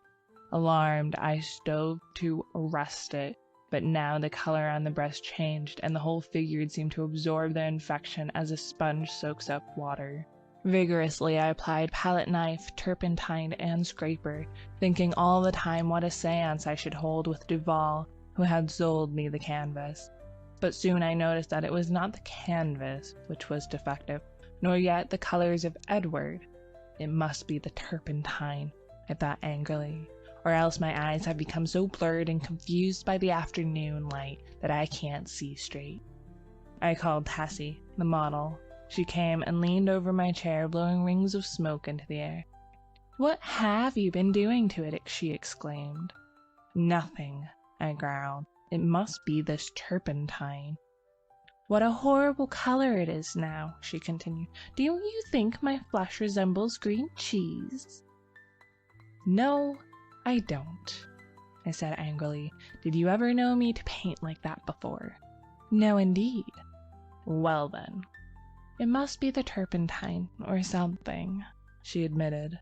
She slipped on a Japanese robe and walked to the window. I scraped and rubbed until I was tired, and finally picked up my brushes and hurled them through the canvas with forcible expression, the tone alone of which reached Tessie's ears. "Nevertheless," she promptly began, "that's it. Swear and act silly and ruin your brushes. You have been 3 weeks on that study, and now look. What's the good of ripping the canvas? What creatures artists are!" I felt about as much ashamed as I usually did after such an outbreak, and I turned the ruined canvas to the wall. Tessie helped me clean my brushes, and then danced away to dress. From the screen she regaled me with bits of advice concerning whole or partial loss of temper, until, thinking, perhaps, I had been tormented sufficiently, she came out to implore me to button her waist where she could not reach it on the shoulder. "Everything went wrong from the time you came back from the window and talked about that horrid-looking man you saw in the churchyard," she announced. "Yes, he probably bewitched the picture," I said, yawning. I looked at my watch. "It's after 6, I know," said Tessie, adjusting her hat before the mirror. "Yes," I replied. "I didn't mean to keep you so long." I leaned out of the window but recoiled with disgust, for the young man with the pasty face stood below in the churchyard. Tessie saw my gesture of disapproval and leaned from the window. "Is that the man you don't like?" she whispered. I nodded. "I can't see his face, but he does look fat and soft, some way or other," she continued, turning to look at me. "He reminds me of a dream, an awful dream I once had. Or," she mused, looking down at her shapely shoes, "was it a dream after all?" "How should I know?" I smiled. Tessie smiled in reply. "You were in it," she said, "so perhaps you might know something about it." Tessie, I protested. "Don't you dare flatter by saying that you dream about me." "But I did," she insisted. "Shall I tell you about it?" "Go ahead," I replied, lighting a cigarette. Tessie leaned back on the open windowsill and began very seriously. "One night last winter, I was lying in bed thinking about nothing at all in particular. I had been posing for you and I was tired out. Yet, it seemed impossible for me to sleep. I heard the bells in the city ring 10, 11, and midnight. I must have fallen asleep about midnight because I don't remember hearing the bells after that. It seems to me that I had scarcely closed my eyes when I dreamed that something impelled me to go to the window. I rose, and raising the sash leaned out. 25th Street was deserted as far as I could see. I began to be afraid. Everything outside seemed so black and uncomfortable. Then the sounds of the wheels in the distance came to my ears, and it seemed to me as though that was what I must wait for. Very slowly the wheels approached, and finally I could make out a vehicle moving along the street. It came nearer and nearer, and when it passed beneath my window I saw it was a hearse. Then, as I trembled with fear, the driver turned and looked straight at me. When I awoke, I was standing by the open window, shivering with cold, but the black-plumed hearse and the driver were gone. I dreamed this dream again in March last, and again awoke beside the open window. Last night the dream came again. You remember how it was raining? When I awoke, standing at the open window, my nightdress was soaked. But where did I come into the dream? I asked. You were in the coffin, but you were not dead. In the coffin? Yes. How did you know? Could you see me? No, I only knew you were there. Had you been eating Welsh rarebits or lobster salad? I began laughing, but the girl interrupted me with a frightened cry. Hello, what's up? I said as she shrank back into the embrasure by the window. The man below in the churchyard. He drove the hearse. Nonsense, I said, but Tessie's eyes were wide with terror. I went to the window and looked out. The man was gone. Come, Tessie, I urged. Don't be foolish. You have posed too long. You are nervous. Do you think I could forget that face? She murmured. 3 times I saw the hearse pass below my window, and every time the driver turned and looked up at me. Oh, his face was so white and soft. It looked dead. It looked as if it had been dead a long time. I induced the girl to sit down and swallow a glass of marsala. Then I sat down beside her and tried to give her some advice. Look here, Tessie, I said. You go to the countryside for a week or 2, and you'll have no more dreams about hearses. You pose all day, and when night comes your nerves are upset. You can't keep this up. Then again, instead of going to bed when your day's work is done, you run off to the picnics at Sulzer's Park, or you go to El Dorado or Coney Island. And when you come down here next morning, you are fagged out. There was no real hearse. There was a soft-shell crab dream. She smiled faintly. What about the man in the churchyard? Oh, he's only an ordinary, unhealthy, everyday creature. As true as my name is Tessie Reardon, I swear to you, Mr. Scott, that the face of the man below in the churchyard is the face of the man who drove the hearse. What of it? I said. It's an honest trade. Then you think I did see the hearse? Oh, I said diplomatically, if you really did, it might not be unlikely that the man below drove it. There is nothing in that. Tessie rose, unrolled her scented handkerchief, and taking a bit of gum from a knot in the hem, placed it in her mouth.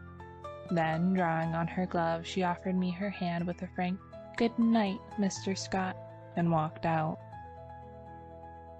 2. The next morning, Thomas, the bellboy, brought me the Herald and a bit of news. The church next door had been sold.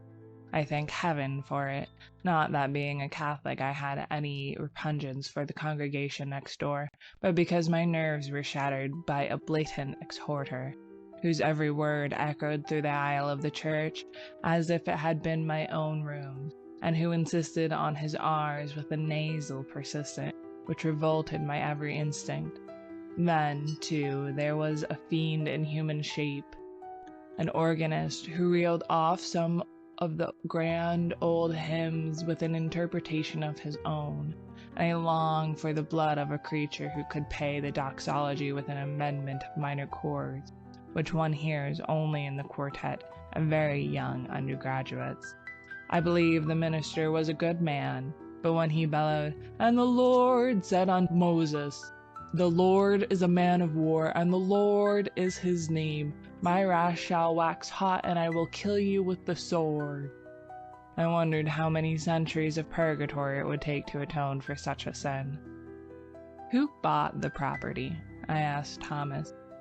"Nobody that I know, sir. They do say the gent what owns this 'ere Hamilton Flats was looking at it. He might be building more studios." I walked to the window. The young man with the unhealthy face stood by the churchyard gate, and at the mere sight of him the same overwhelming repugnance took possession of me. "By the way, Thomas," I said, "who is that fellow down there?" Thomas sniffed. "That there worm, sir. He's night watchman of the church, sir. It makes me tired of sitting out all night on them steps and looking at you insulting like. Out of Punch's head, sir. Beg pardon, sir. Go on, Thomas." "One night, a-comin' home with Harry, the other English boy, I sees 'em sitting there on them steps. We had Molly and John with us, sir, the 2 girls on tray service, and he looked so insulting at us that I up and says, 'What you looking at, you fat slug?' Beg pardon, sir. That's how I says, sir. Then he don't say nothing, and I says, 'Come out and I'll punch at Puddinhead.' Then I opens the gate and goes in, but he don't say nothing, only looks insulting like. Then I hits him one, but his head was that cold and mushy it'd sicken you to touch him." "What did he do then?" I asked curiously. "Him? Nothing." "And you, Thomas?" The young fellow flushed with embarrassment and smiled uneasily. "Mr. Scott, sir, I ain't no coward, and I can't make it out at all why I run. I was in the 5th Lancers, sir, bugler at Tel El Kabir, and was shot by the Wells." "You don't mean to say you ran away?" "Yes, sir, I run." "Why?" "That's just what I want to know, sir. I grabbed Molly and run, and the rest of us was as frightened as I." "But what were they frightened at?" Thomas refused to answer for a while, but now my curiosity was aroused about the repulsive young man below, and I pressed him. 3 years' sojourn in America had not only modified Thomas's Cockney dialect, but had given him the American's fear of ridicule. "You won't believe me, Mr. Scott, sir." "Yes, I will." "You will laugh at me, sir." "Nonsense." He hesitated. "Well, sir, it's God's awful truth that when I hit him, he grabbed me wrist, sir. And when I twisted his soft, mushy fist, one of his fingers came off in me hand." The utter loathing and horror of Thomas's face must have been reflected in my own, for he added, "It's awful, and now when I see him, I just go away. It makes me ill." When Thomas had gone, I went to the window. The man stood beside the church railing with both hands on the gate, but I hastily retreated to my easel again, sickened and horrified, for I saw that middle finger of his right hand was missing. At 9 o'clock, Tessie appeared and vanished behind the screen with a merry "Good morning, Mr. Scott." When she reappeared and taken her pose upon the model stand, I started a new canvas, much to her delight. She remained silent as long as I was on the drawing, but as soon as the scrape of the charcoal ceased and I took up my fixative, she began to chatter. "Oh, I had such a lovely time last night. We went to Tony Pastor's." "Who are we?" I demanded. "Oh, Maggie, you know, Mr. White's model, and Pinky McCormick. We call her Pinky because she's got that beautiful red hair you artists like so much. And Lizzie Burt." I sent a shower of spray from the fixative over the canvas and said, "Well, go on." "We saw Kelly and Baby Barnes, the skirt dancer, and all the rest. I made a mash." "Then you have gone back on me, Tessie." She laughed and shook her head. "He's Lizzie's Burke's brother, Ed. He's a perfect gentleman." I felt constrained to give her some parental advice concerning mashing, which she took with a bright smile. "Oh, I can take care of a strange mash," she said, examining her chewing gum, "but Ed is different. Lizzie is my best friend." Then she related how Ed had come back from the stocking mill in Lowell, Massachusetts, to find her and Lizzie grown up, and what an accomplished young man he was, and how he thought nothing of squandering $50 for ice cream and oysters to celebrate his entry as a clerk into the woolen department of Macy's. Before she finished, I began to paint, and she resumed the pose, smiling and chattering like a sparrow. By noon, I had the study fairly well rubbed in, and Tessie came to look at it. "That's better," she said. I thought so too, and ate my lunch with a satisfied feeling that all was going well. Tessie spread her lunch on a drawing table opposite me, and we drank our claret from the same bottle and lighted our cigarettes from the same match. I was very attached to Tessie. I had watched her shoot up into a slender but exquisitely formed woman from a frail and awkward child. She had posed for me during the last 3 years, and among all my models she was my favorite. It would have troubled me very much indeed had she become tough or fly, as the phrase goes, but I never noticed any deterioration of her manner, and felt at heart that she was all right. She and I never discussed morals at all, and I had no intention of doing so, partly because I had none myself, and partly because I knew she would do what she liked in spite of me. Still, I did hope she would steer clear of complications, because I wished her well, and then also I had a selfish desire to retain the best model I had.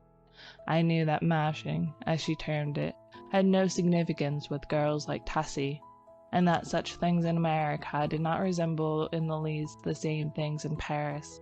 Yet having lived with my eyes open, I knew that somebody would take Tessie away some day, in one manner or another. And though I professed myself that marriage was nonsense, I sincerely hoped that, in this case, there would be a priest at the end of the vista. I am a Catholic.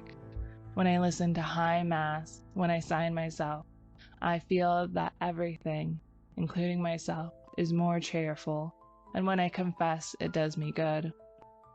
A man who lives as much alone as I do must confess to somebody. Then again, Sylvia was Catholic, and it was reason enough for me. But I was speaking of Tessie, which is very different. Tessie also was Catholic, and much more devout than I. So taking it all in all, I had little to fear for my pretty model until she should fall in love. But then, I knew that fate alone would decide her future for her, and I prayed inwardly that fate would keep her away from men like me, and throw into her path nothing but Ed Burks and Jimmy McCormick. Bless her sweet face. Tessie sat blowing rings of smoke up to the ceiling and tinkling the ice in her tumbler. "Do you know that I also had a dream last night?" I observed. "Not about that man," she laughed. "Exactly, a dream similar to yours, only much worse." It was foolish and thoughtless of me to say this, but you know how little tact the average painter has. I must have fallen asleep about 10 o'clock, I continued, and after a while I dreamt that I woke. So plainly did I hear the midnight bells, the wind in the tree branches, and the whistle of steamers from the bay, that even now I can scarcely believe that I was not awake. I seemed to be lying in a box which had a glass cover. Dimly I saw the street lamps as I passed, for I must tell you, Tessie, the box in which I reclined appeared to lie in a cushioned wagon, which jolted me over a stony pavement. After a while I became impatient and tried to move, but the box was too narrow. My hands were crossed on my breast, so I could not raise them to help myself. I listened, and then tried to call, my voice gone. I could hear the trample of horses attached to the wagon, and even the breathing of the driver. Then another sound broke upon my ears like the raising of a window sash. I managed to turn my head a little, and I found I could look, not only through the glass cover of my box, but also through the glass panes in the side of the covered vehicle. I saw houses, empty and silent, with neither light nor life about any of them excepting one. In that house a window was open on the first floor, and a figure all in white stood down looking into the street. It was you. Tessie had turned her face away from me and leaned on the table with her elbow. I could see your face, I resumed, and it seemed to me to be very sorrowful. Then we passed on and turned into a narrow black lane. Presently the horses stopped. I waited and waited, closing my eyes with fear and impatience, but all was silent as the grave. After what seemed to me hours, I began to feel uncomfortable. A sense that somebody was close to me made me unclose my eyes. Then I saw the white face of the hearse driver looking at me through the coffin lid. A sob from Tessie interrupted me. She was trembling like a leaf. I saw I had made an ass of myself and attempted to repair the damage. "Why, Tess," I said, "I only told you this to show what influence your story might have on another person's dream. You don't suppose I really lay in a coffin, do you? What are you trembling for? Don't you see that your dream and my unreasonable dislike for that inoffensive watchman of the church simply set my brain working as soon as I fell asleep?" She laid her head between her arms and sobbed as if her heart would break. What a precious triple donkey I had made of myself. But I was about to break my record. I went over and put my arm about her. "Tessie, dear, forgive me," I said. "I had no business to frighten you with such nonsense. You are too sensible a girl, too good a Catholic to believe in dreams." Her hand tightened upon mine, and her head fell back upon my shoulder, but she still trembled, and I petted her and comforted her. "Come, Tess, open your eyes and smile." Her eyes opened with a slow, languid movement and met mine, but their expression was so queer that I hastened to reassure her again. "It's all humbug, Tessie. You surely are not afraid that any harm will come to you because of that?" "No," she said, but her scarlet lips quivered. "Then what's the matter? Are you afraid?" "Yes, not for myself." "For me, then?" I demanded gaily. "For you," she murmured in a voice almost inaudible. I care for you."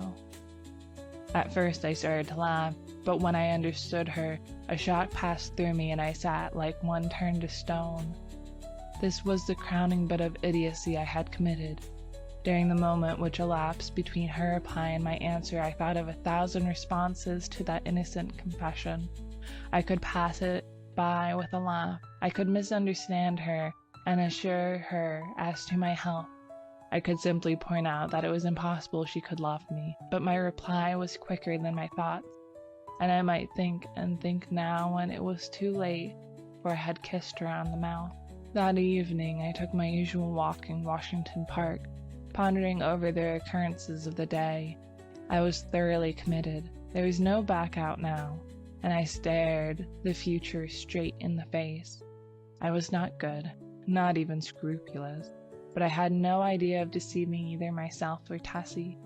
The one passion of my life lay buried in the sunlit forests of Brittany. Was it buried forever? Hope cried no.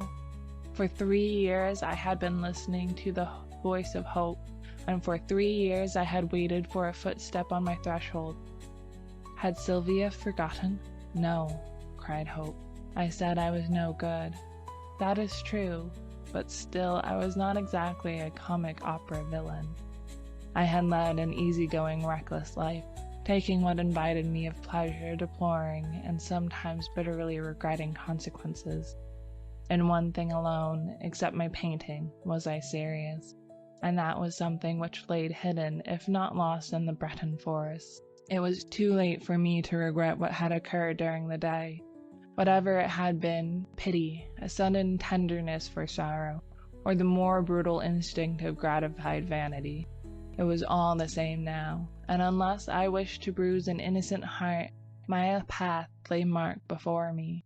The fire and strength, the depth of passion of a love which I had never even suspected, with all my imagined experience in the world, left me no alternative but to respond or send her away. Whether because I am so cowardly about giving pain to others, or whether it was that I have little of the gloomy Puritan in me, I do not know. But I shrank from disclaiming responsibility for that thoughtless kiss, and in fact had no time to do so before the gates of her heart opened, and the flood poured forth. Others who habitually do their duty and find a sullen satisfaction in making themselves and everyone else unhappy might have withstood it. I did not. I dared not. After the storm had abated, I did tell her that she might have better loved Edinburgh and worn a plain gold ring, but she would not hear of it. And I thought perhaps as long as she decided to love somebody she could not marry, it had better be me. I, at least, could treat her with an intelligent affection. Whenever she became tired of her infatuation, she could go none the worse for it. For I was decided on that point, although I knew how hard it would be. I remembered the usual termination of platonic liaison, and thought how disgusted I had been whenever I had heard of one. I knew I was undertaking a great deal for so unscrupulous a man as I was, and I dreamed the future. But never for one moment did I doubt that she was safe with me. Had it been anybody but Tessie, I should not have bothered my head about scruples. But it did not occur to me to sacrifice Tessie as I would have sacrificed a woman of the world. I looked the future squarely in the face and saw several probable endings to their affair. She would either tire of the whole thing, or become so unhappy that I should have either to marry her or go away. If I married her, we would be unhappy. I with a wife unsuited to me, and she with a husband unsuitable for any woman. For my past life could scarcely entitle me to marry. If I went away, she might either fall ill, recover, and marry some Eddie Burke, or she might recklessly or deliberately go and do something foolish. On the other hand, if she tired of me, then her whole life would be before her with beautiful vistas of Eddie Burkes and marriage rings and twins and Harlem Flats and heaven knows what. As I strolled along through the trees by the Washington Arch, I decided she should find a substantial friend in me, anyway, and the future could take care of itself.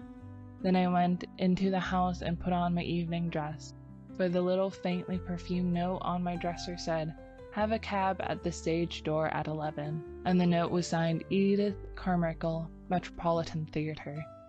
I took supper that night, or rather we took supper, Miss Carmichael and I, at Solari's, and the dawn was just beginning to gild the cross on the Memorial Church as I entered Washington Square after leaving Edith at Brunswick. There was not a soul in the park as I passed along the trees and took the walk which led from the Garibaldi statue to Hamilton Apartment House. But as I passed the churchyard, I saw a figure sitting on the stone steps. In spite of myself, a chill crept over me at the sight of the white, puffy face, and I hastened to pass. Then he said something which might have been addressed to me or merely have been a mutter to himself, but a sudden, furious anger flamed up within me that such a creature should address me. For an instant I felt like wheeling about and smashing my stick over his head, but I walked on, and entering the Hamilton went to my apartment. For some time I tossed about the bed, trying to get the sound of his voice out of my ears, but could not. It filled my head, that muttering sound, like thick, oily smoke from a fat rendering vat, or an odor of noisome decay. And as I lay and tossed about, the voice in my ears seemed more distinct, and I began to understand the words he had muttered. They came to me slowly as if I had forgotten them, and at last I could make some sense out of the sounds. It was this: "Have you found the yellow sign? Have you found the yellow sign? Have you found the yellow sign?" I was furious. What did he mean by that?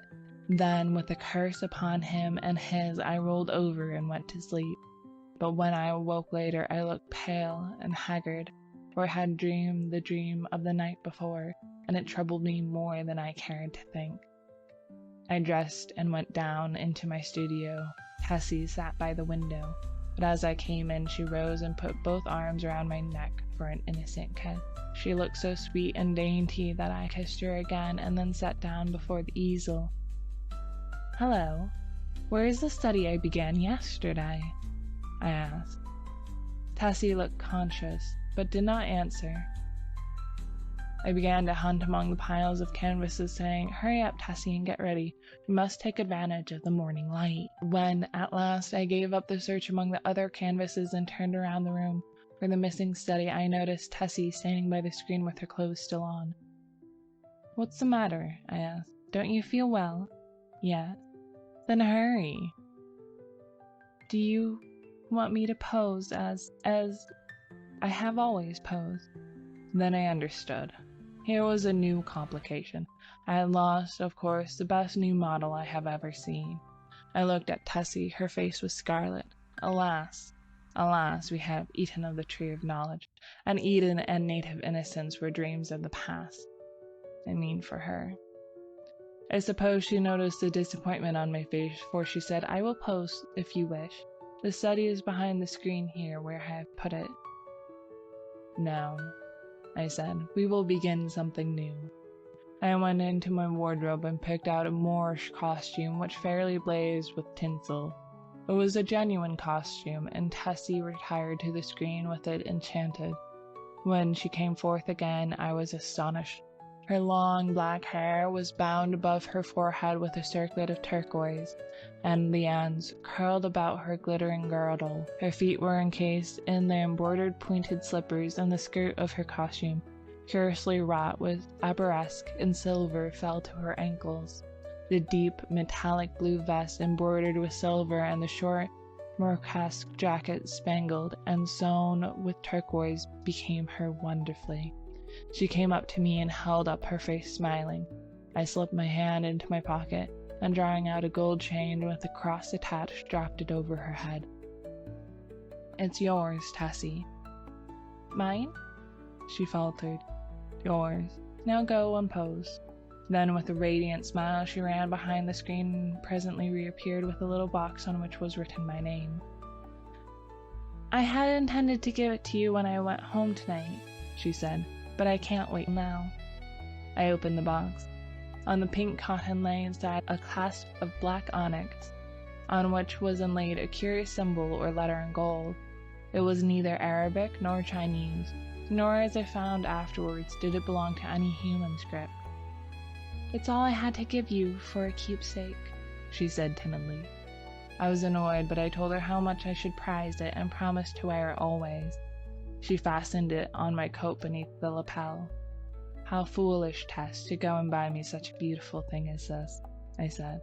"I did not buy it," she laughed. "Where did you get it?" Then she told me how she found it one day while coming from the aquarium in the Battery, how she had advertised it and watched the papers, but at last gave up all hopes of finding the owner. "That was last winter," she said, "the very day I had the first horrid dream about the hearse." I remembered my dream of the previous night, but said nothing, and presently my charcoal was flying over a new canvas, and Tessie stood motionless on the model stand. 3.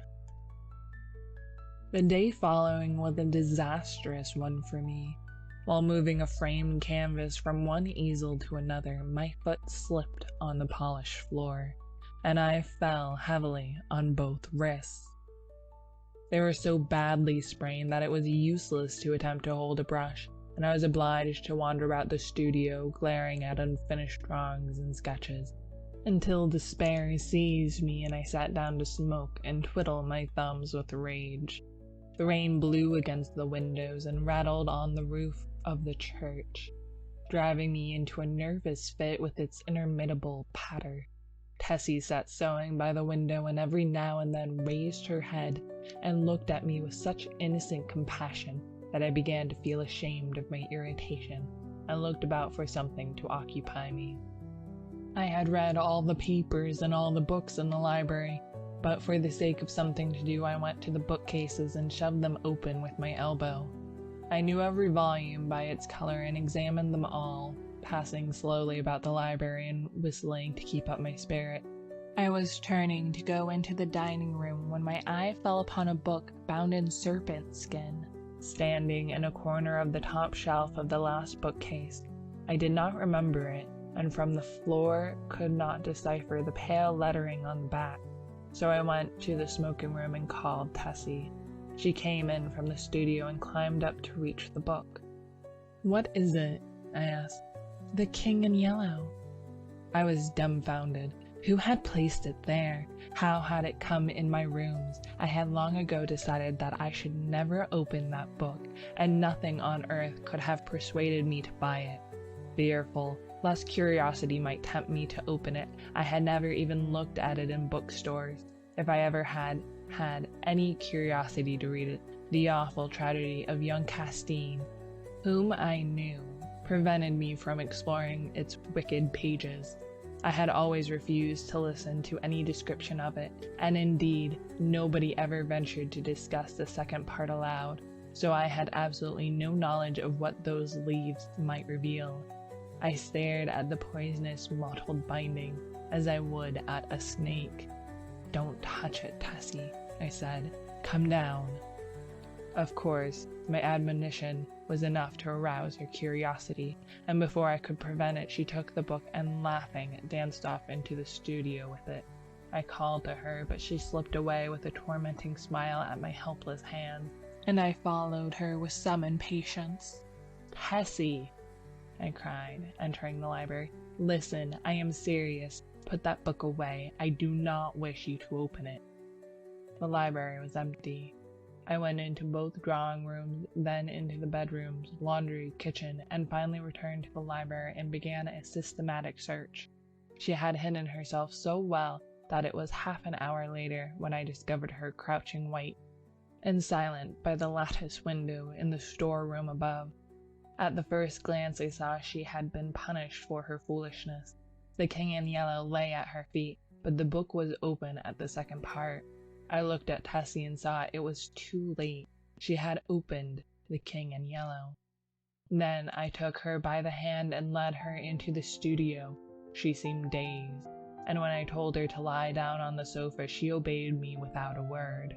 After a while, she closed her eyes, and her breathing became regular and deep, but I could not determine whether or not she slept. For a long while I sat silently beside her, but she neither stirred nor spoke, and at last I rose, and, entering the unused storeroom, took the book in my least injured hand. It seemed heavy as lead, but I carried it into the studio again, and sitting down on the rug beside the sofa, opened it and read it through from beginning to end. When, faint with excess of my emotions, I dropped the volume and leaned warily back against the sofa, Tessie opened her eyes and looked at me. We had been speaking for some time in a dull, monotonous strain before I realized that we were discussing The King in Yellow. Oh, the sin of writing such words. Words which are clear as crystal, limpid and musical as bubbling spring. Words which sparkle and glow like the poisoned diamonds of the Medicis. Oh, the wickedness, the hopeless damnation of the soul who could fascinate and paralyze human creatures with such words. Words understood by the ignorant and wise alike. Words which are more precious than jewels, more soothing than music, more awful than death. We talked on, unmindful of the gathering shadows, and she was begging me to throw away the clasp of black onyx, quaintly inlaid with what we now knew to be the yellow sign. I never shall know.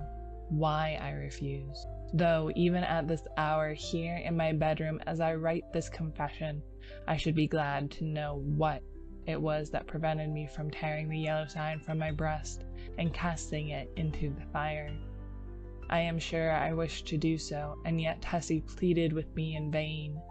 Night fell, and the hours dragged on, but still we murmured to each other of the king and the pallid mask, and midnight sounded from the misty spires and the fog-wrapped city.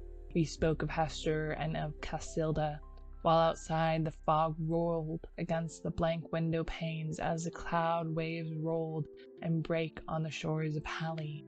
The house was very silent now, and not a sound came up from the misty streets.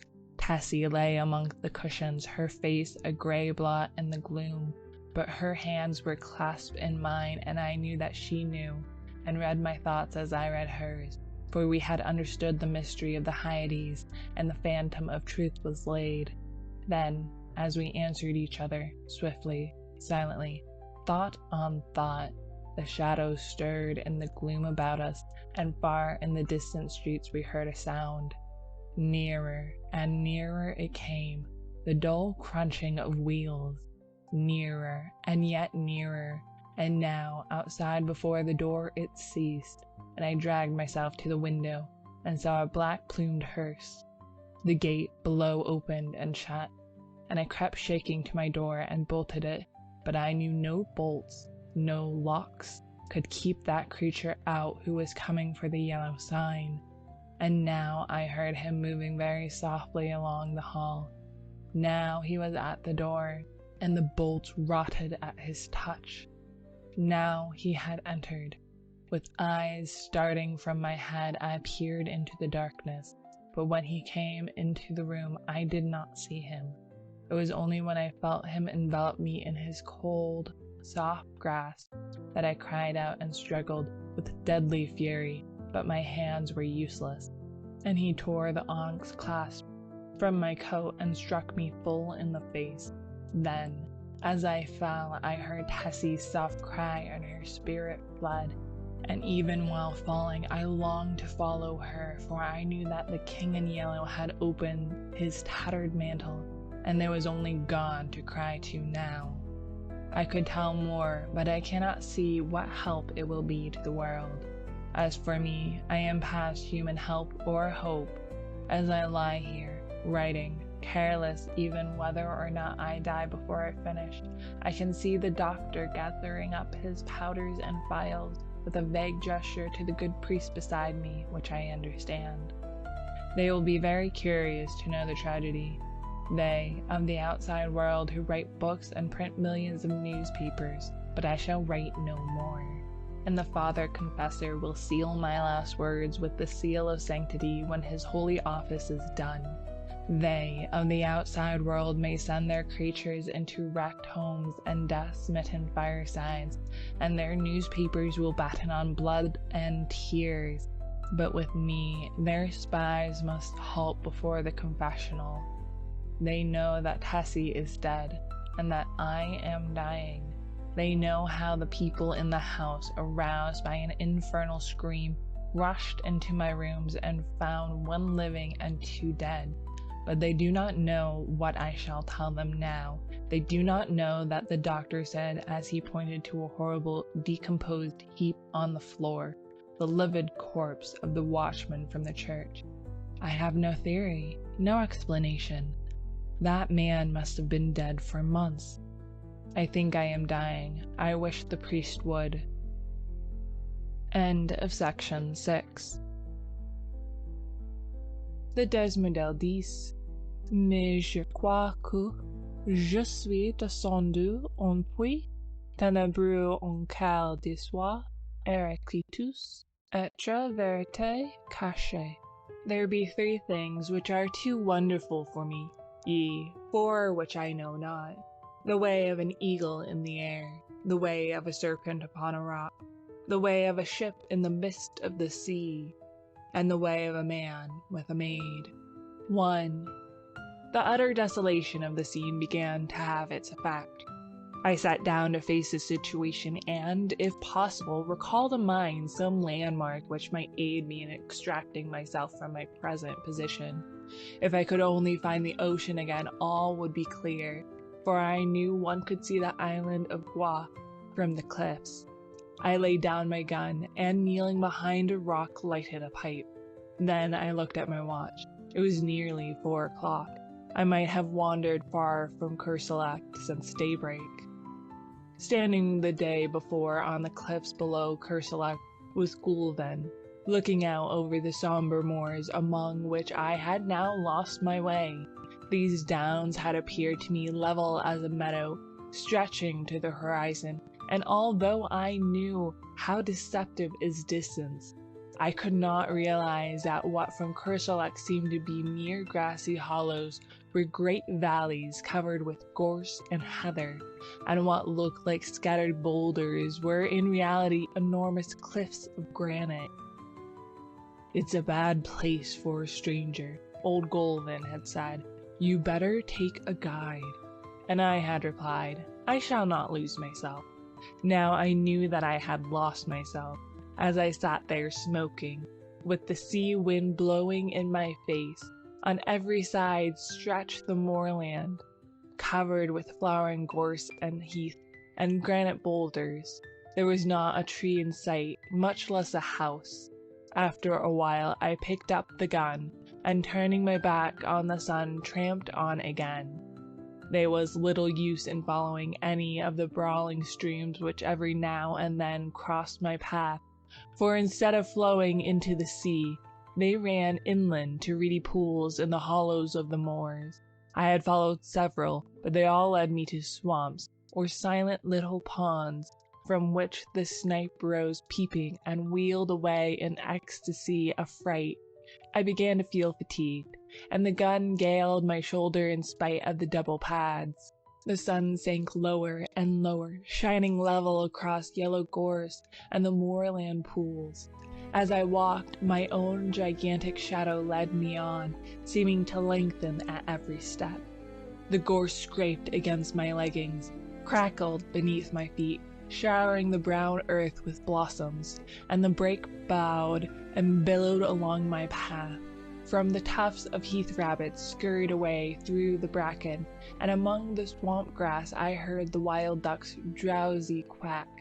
Once a fox stole across my path, and again, as I stooped to drink at a hurrying rill, a heron flapped heavily from the reeds beside me. I turned to look at the sun. It seemed to touch the edges of the plain. When at last I decided that it was useless to go on, and that I must make up my mind to spend at least one night on the moors, I threw myself down, thoroughly fagged out. The evening sunlight slanted warm across my body, but the sea winds began to rise, and I felt a chill strike through me from my wet shooting boots. High overhead, gulls were wheeling and tossing like bits of white paper. From some distant marsh, a solitary curlew called. Little by little, the sun sank into the plain, and the zents flushed with the afterglow. I watched the sky change from palest gold to pink, and then to smoldering fire. Clouds of midges danced above me, and high in the calm air a bat dipped and soared. My eyelids began to droop. Then, as I shook off the drowsiness, a sudden crash among the bracken roused me. I raised my eyes. A great bird hung quivering in the air above my face. For an instant I stared, incapable of motion. Then something leaped past me in the ferns, and the bird rose, wheeled, and pitched headlong into the brake. I was on my feet in an instant, peering through the gorse. There came the sound of a struggle from a bunch of heather close by, and then all was quiet. I stepped forward, my gun posed, but when I came to the heather, the gun fell under my arm again, and I stood motionless in silent astonishment. A dead hare lay on the ground, and on the hare stood a magnificent falcon, one talon buried in the creature's neck, the other planted firmly on its limp flank. But what astonished me was not the mere sight of a falcon sitting upon its prey. I had seen that more than once. It was that the falcon was fitted with a sort of leash about both talons, and from the leash hung a round bit of metal like a sleigh bell. The bird turned its fierce yellow eyes on me, and then stooped and struck its curved beak into the quarry. At the same instant, hurried steps sounded among the heather, and a girl sprang into the covert in front. Without a glance at me, she walked up to the falcon, and passing her gloved hand under its breast, raised it from the quarry. Then she deftly slipped a small hood over the bird's head, and holding it out on her gauntlet, stooped and picked up the hair.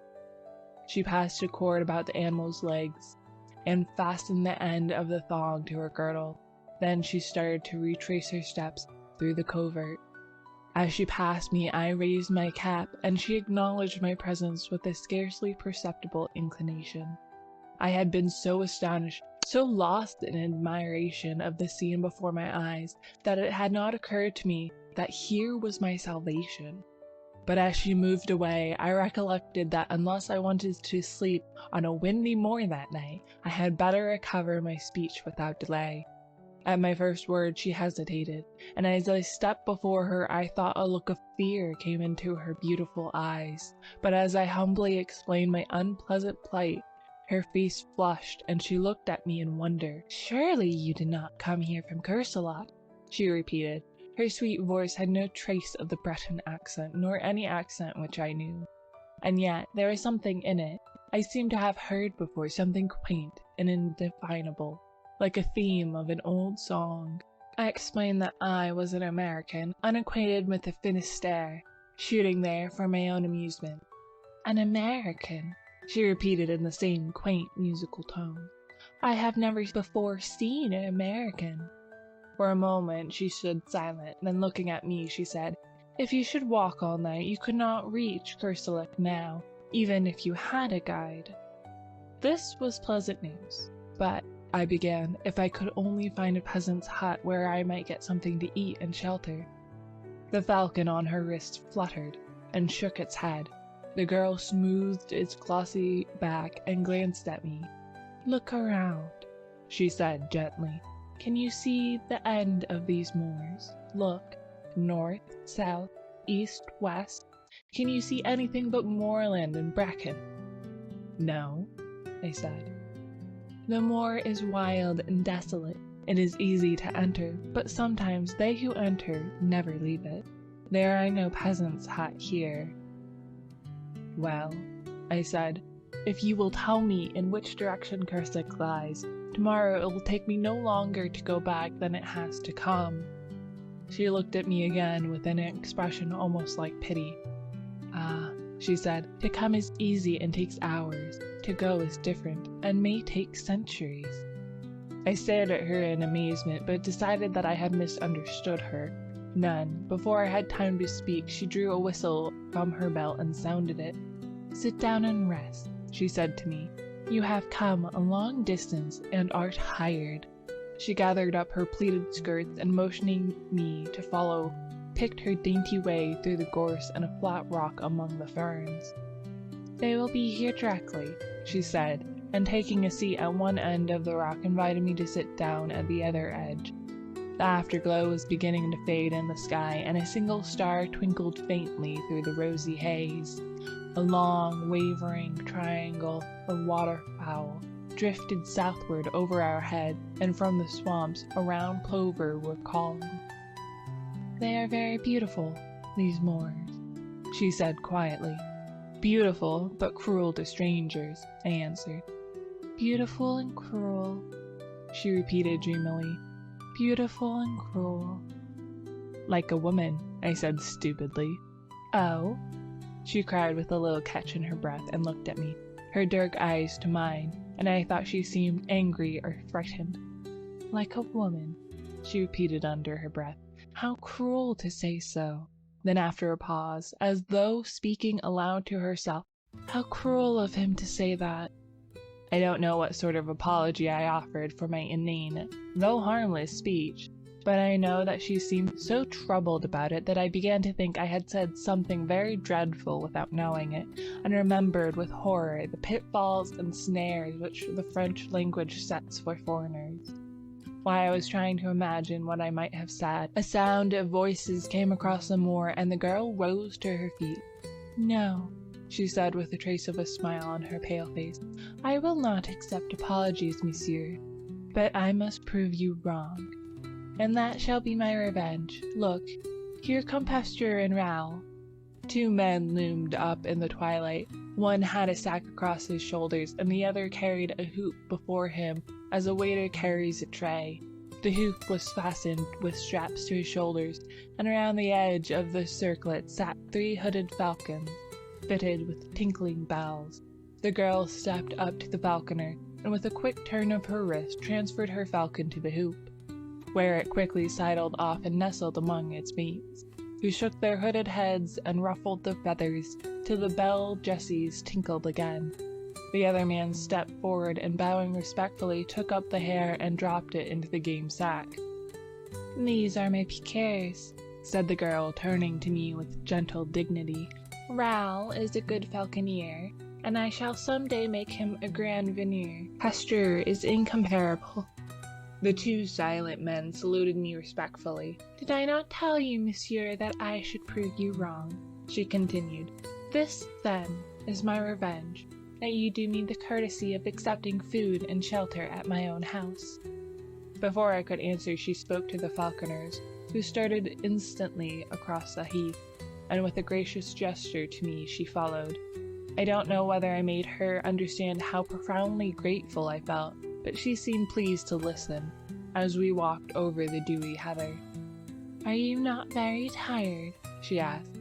I had clean forgotten my fatigue in her presence, and I told her so. "Don't you think your gallantry is a little old-fashioned?" she said. When I looked confused and humbled, she added quietly, "Oh, I like it. I like everything old-fashioned, and it is delightful to hear you say such pretty things." The moorland around us was very still now under its ghostly sheet of mist. The plovers had ceased their calling. The crickets and all the little creatures of the fields were silent as we passed. Yet it seemed to me as if I could hear them beginning again far behind us. Well in advance, the 2 tall falconers strode across the heather, and the faint jingling of the hawks' bells came to our ears in distant murmuring chimes. Suddenly a splendid hound dashed out in the mist in front, followed by another and another, until 6 or more were bounding and leaping around the girl beside me. She caressed and quieted them with her gloved hand, speaking to them in quaint terms which I remembered to have seen in old French manuscripts. Then the falcons on the circle borne by the falconer ahead began to beat their wings and scream, and from somewhere out of sight the notes of a hunting horn floated across the moor.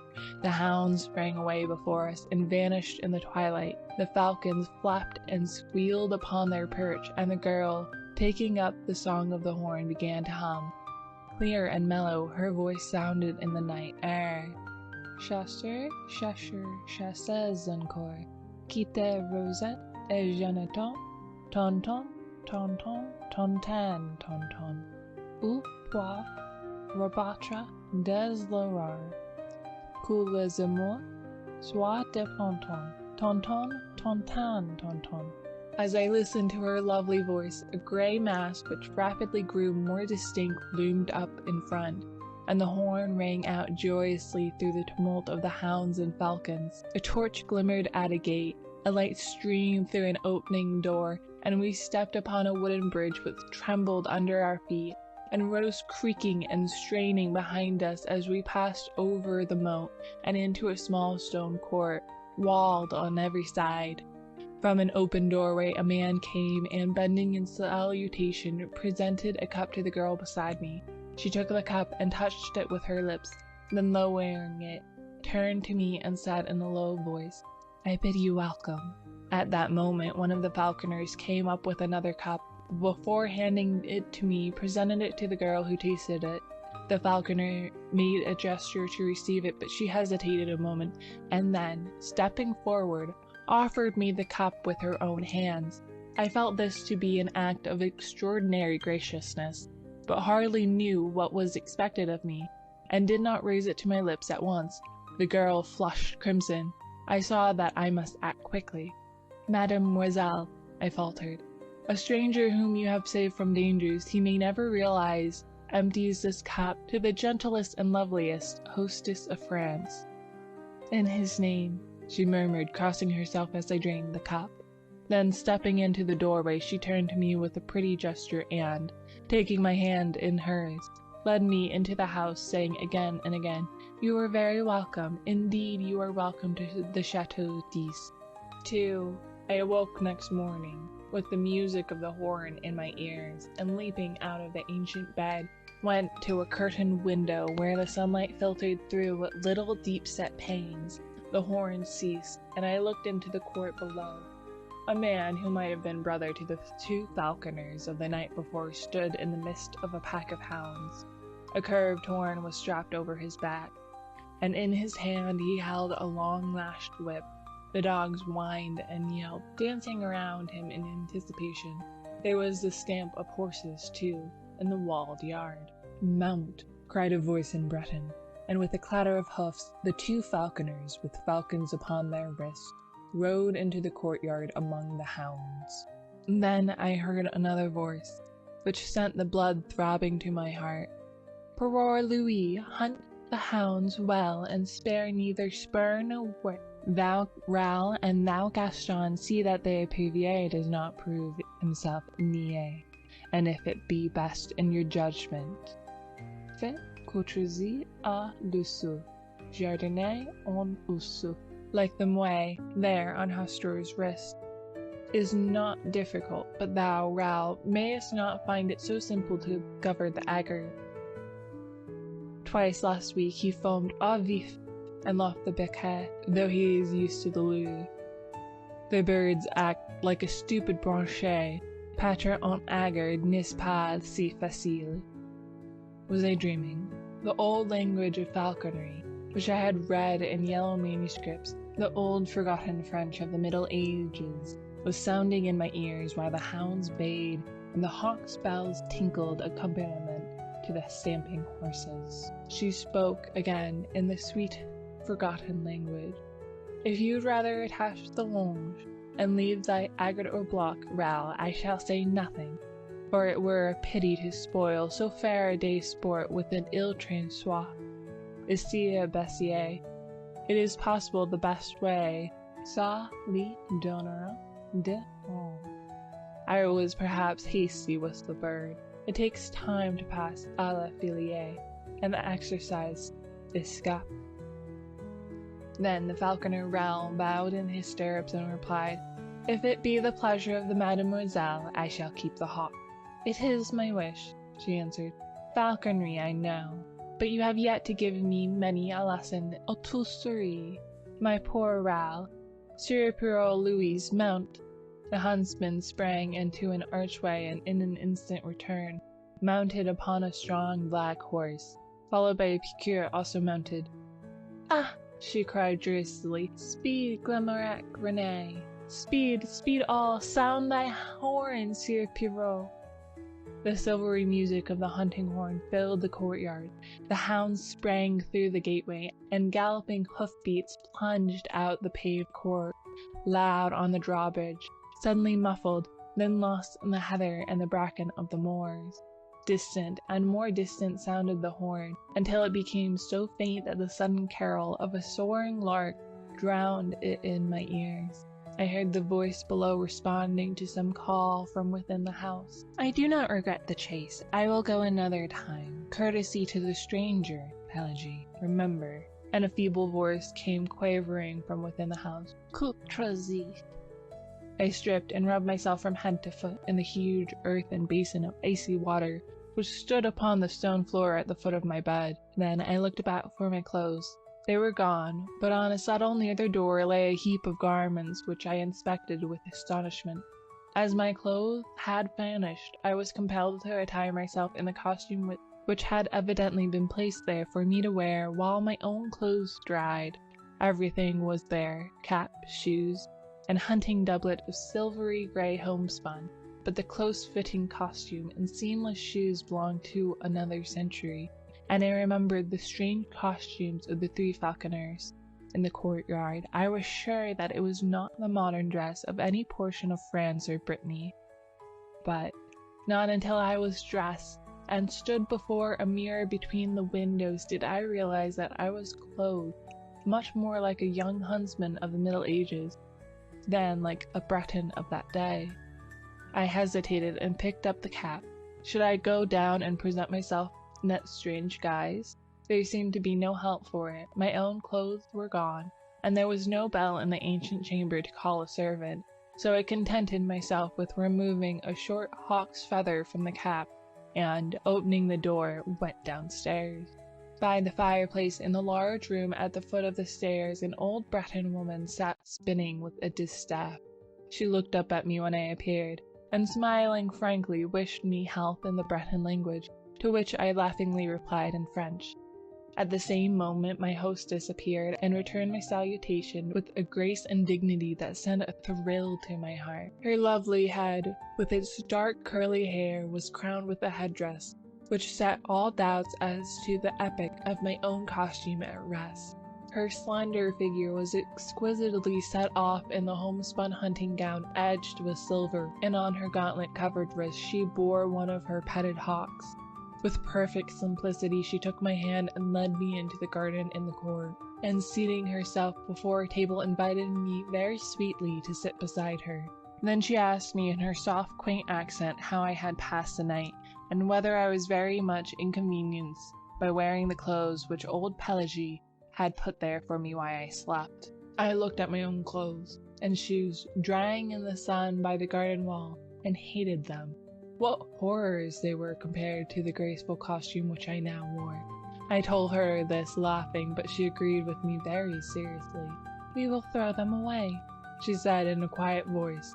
In my astonishment, I attempted to explain that I not only could not think of accepting clothes from anybody, although, for all I knew, it might be the custom of hospitality in that part of the country, but that I should cut an impossible figure if I returned to France clothes as I was then. She laughed and tossed her pretty head, saying something in old French which I did not understand. And then Pelagie trotted out with a tray on which stood 2 bowls of milk, a loaf of white bread, fruit, a platter of honeycomb, and a flagon of deep red wine. "You see, I have not yet broken my fast because I wished you to eat with me, but I am very hungry." She smiled. "I would rather die than forget one word of what you have said," I blurted out, while my cheeks burned.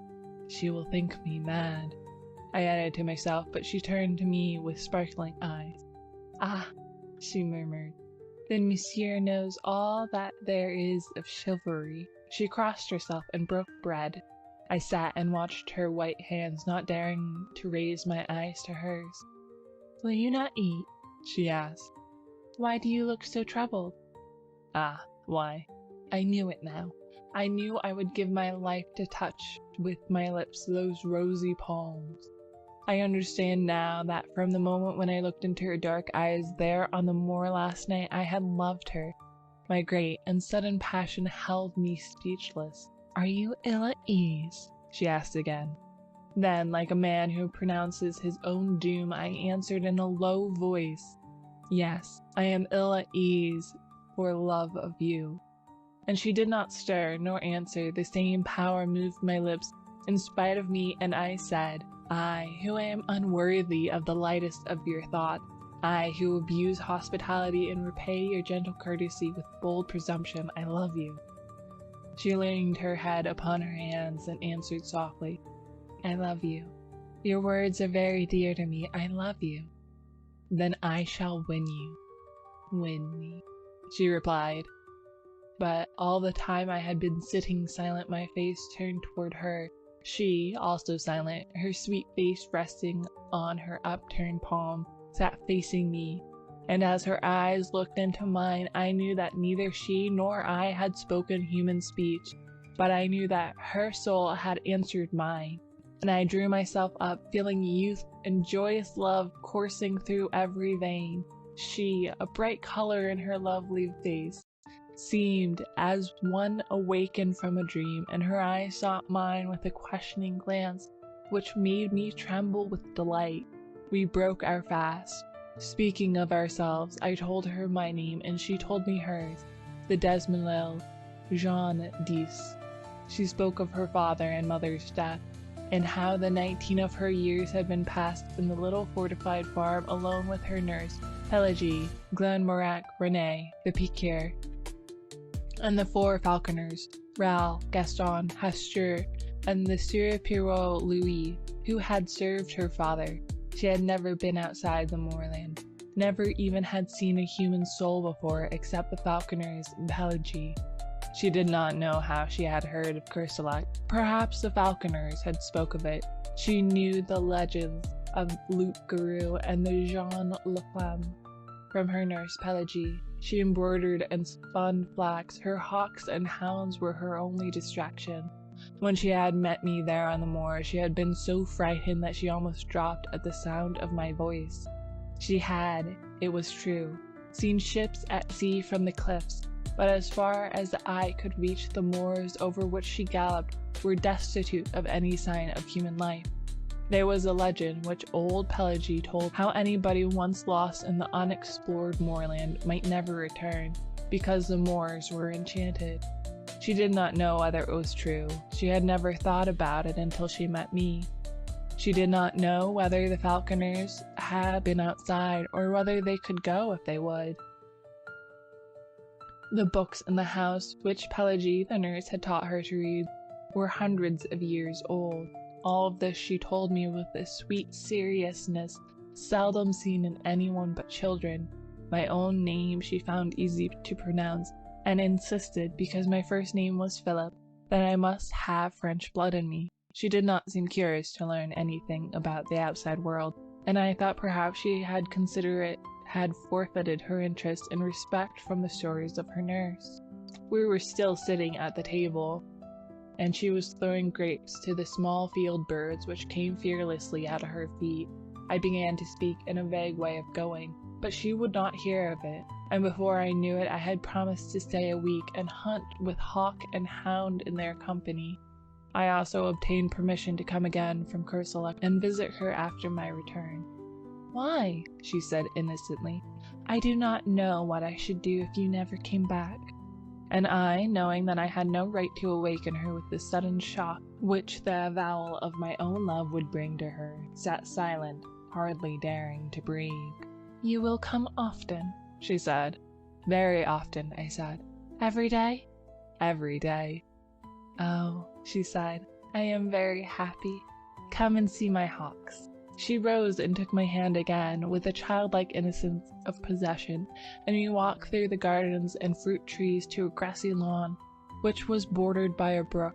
Over the lawn were scattered 15 or 20 stumps of trees, partially embedded in the grass, and upon all of these, except 2, sat falcons. They were attached to the stumps by thongs, which were in turn fastened with steel rivets to their legs just above the talons. A little stream of pure spring water flowed in a winding course within easy reach of each perch. The birds set up a clamor when the girl appeared, but she went from one to another, caressing some, taking others for an instant upon her wrist, or stooping to adjust their jesses. "Are they not pretty?" she said. "See, here is the falcon genteel. We call it ignoble, because it takes the quarry in direct chase.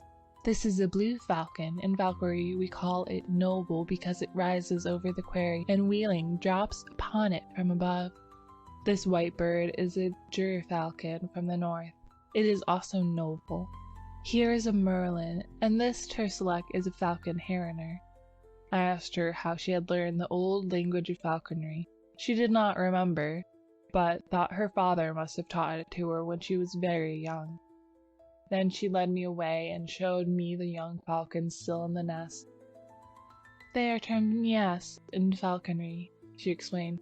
"A branchier is a young bird which is just able to leave the nest and hop from branch to branch.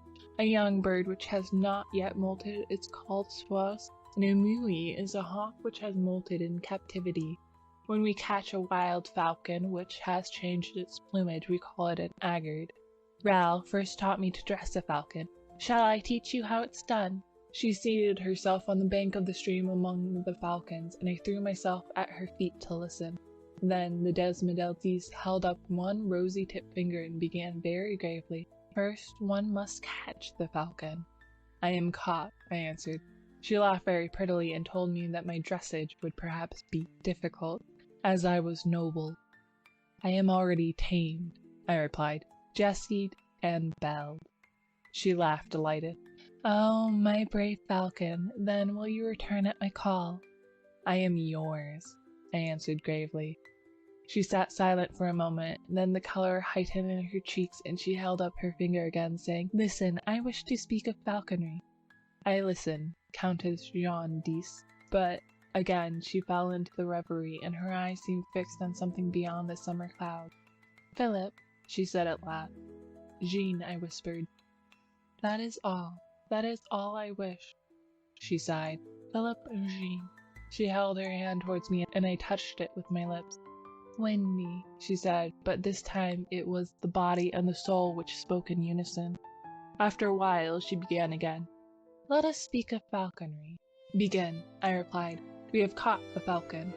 Then Jean d'Ys took my hand in both of hers and told me how with infinite patience the young falcon was taught to perch upon the wrist, how little by little it became used to the bell jesses and the chaperon en cornet.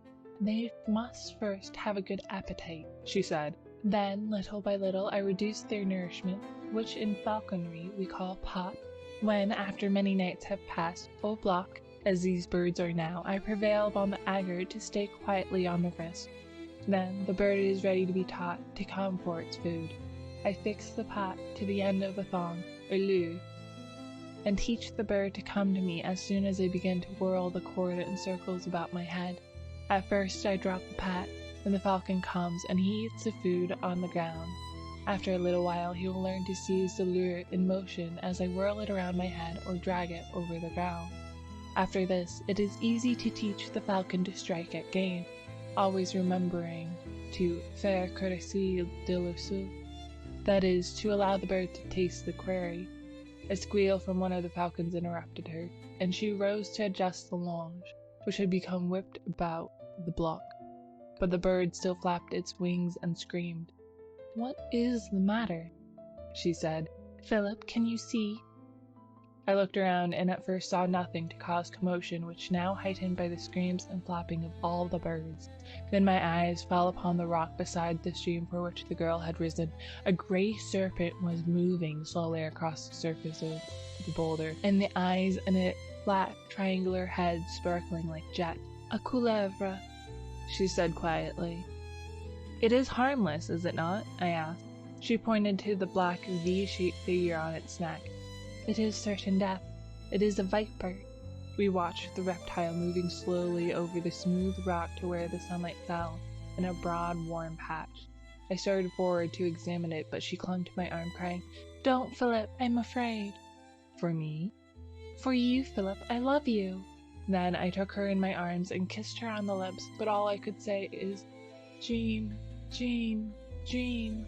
And as she lay trembling on my breast, something struck my foot in the grass below, but I did not heed it. Then again something struck my ankle, and a sharp pain shot through me.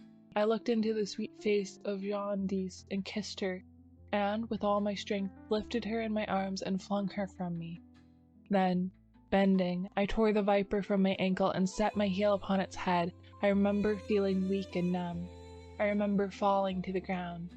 Through my slowly glazing eyes, I saw Jean's white face bending close to mine, and when the light in my eyes went out, I still felt her arms about my neck and her soft cheek against my drawn lips.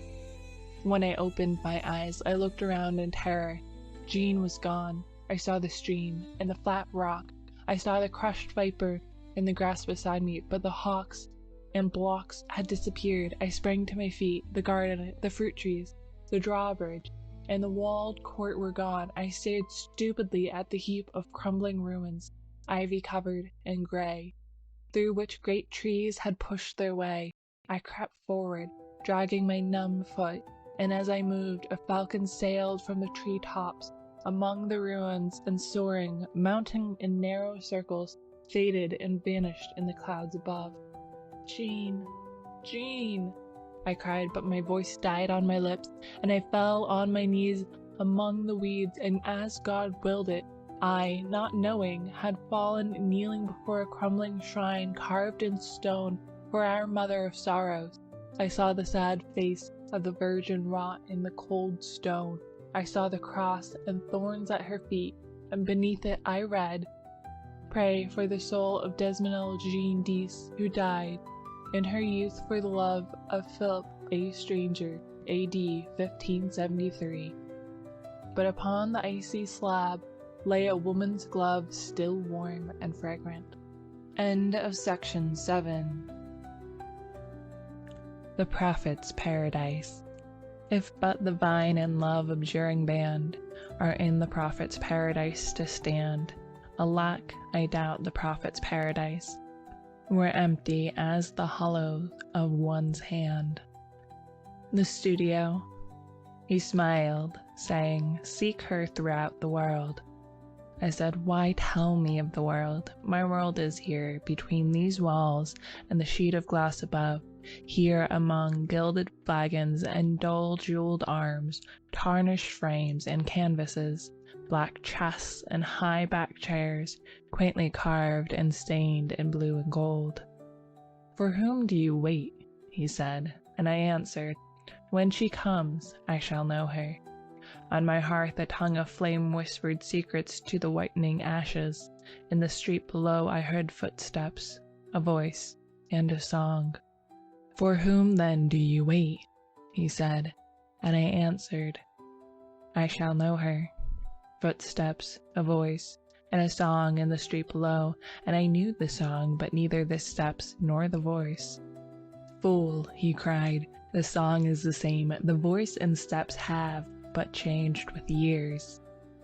On the hearth a tongue of flame whispered above the whitening ashes, "Wait no more, they have passed, the steps and the voice in the street below." Then he smiled, saying, "For whom do you wait? Seek her throughout the world." I answered, "My world is here, between these walls and the sheet of glass above, here among gilded flagons and dull-jeweled arms, tarnished frames and canvases, black chests and high-backed chairs, quaintly carved and stained in blue and gold." The Phantom. The phantom of the past would go no further. "If it is true," she sighed, "that you find in me a friend, let us turn back together. You will forget, here, under the summer sky." I held her close, pleading, caressing. I seized her, white with anger, but she resisted. "If it is true," she sighed, "that you find in me a friend, let us turn back together."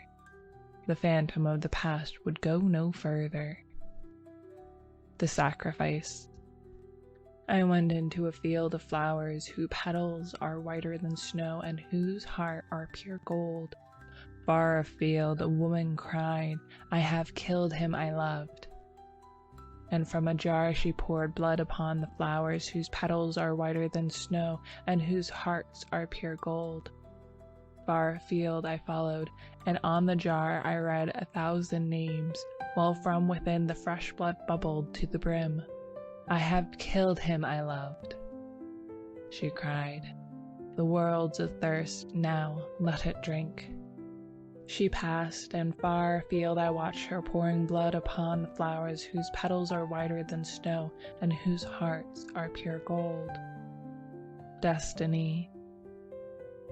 I came to the bridge which few may pass. "Pass," cried the keeper, but I laughed, saying, "There is time," and he smiled and shut the gates. To the bridge which few may pass came young and old, all were refused. Idly I stood and counted them, until, wearied of their noise and lamentations, I came again to the bridge which few may pass. Those in the throng about the gate shrieked out, "He comes too late," but I laughed, saying, "There is time." "Pass," cried the keeper as I entered, then smiled and shut the gates. The Throng. There, where the throng was thickest in the street, I stood with Periot, All eyes were turned on me. "What are they laughing at?" I asked, but he grinned, dusting the chalk from my black cloak. "I cannot see. It must be something droll, perhaps an honest thief." All eyes were turned on me. "He has robbed you of your purse," they laughed. "My purse," I cried. "Periot, help! It is a thief!" They laughed. "He has robbed you of your purse." Then Truth stepped out, holding a mirror. "If he is an honest thief," cried Truth, "Periot shall find him with this mirror." But he only grinned, dusting the chalk from my black cloak. "You see," he said, "Truth is an honest thief. She brings you back your mirror." All eyes were turned on me. "Arrest Truth!" I cried, forgetting it was not a mirror but a purse I lost, standing with Periot there where the throng was thickest in the street. The jester. "Was she fair?" I asked, but he only chuckled, listening to the bells jingling on his cap. "Stabbed," he tittered, thinking of the long journey, the days of peril, the dreadful nights, thinking how he wandered for her sake, year after year, through hostile lands, yearning for kith and kin, yearning for her. "Stabbed," he tittered, listening to the bells jingling on his cap. "Was she fair?" I asked, but he only snarled, muttering to the bells jingling on his cap. "She kissed him at the gate," he tittered, but in the hall his brother's welcome touched his heart. "Was she fair?" I asked. "Stabbed," he chuckled. Think of the long journey, the days of peril, the dreadful night. Think how he wandered for her sake year after year through hostile lands, yearning for kith and kin, yearning for her. She kissed him at the gate, but in the hall his brother's welcome touched his heart. "Was she fair?" I asked, but he only snarled, listening to the bells jingling in his cap. The green room. The clown turned his powdered face to the mirror.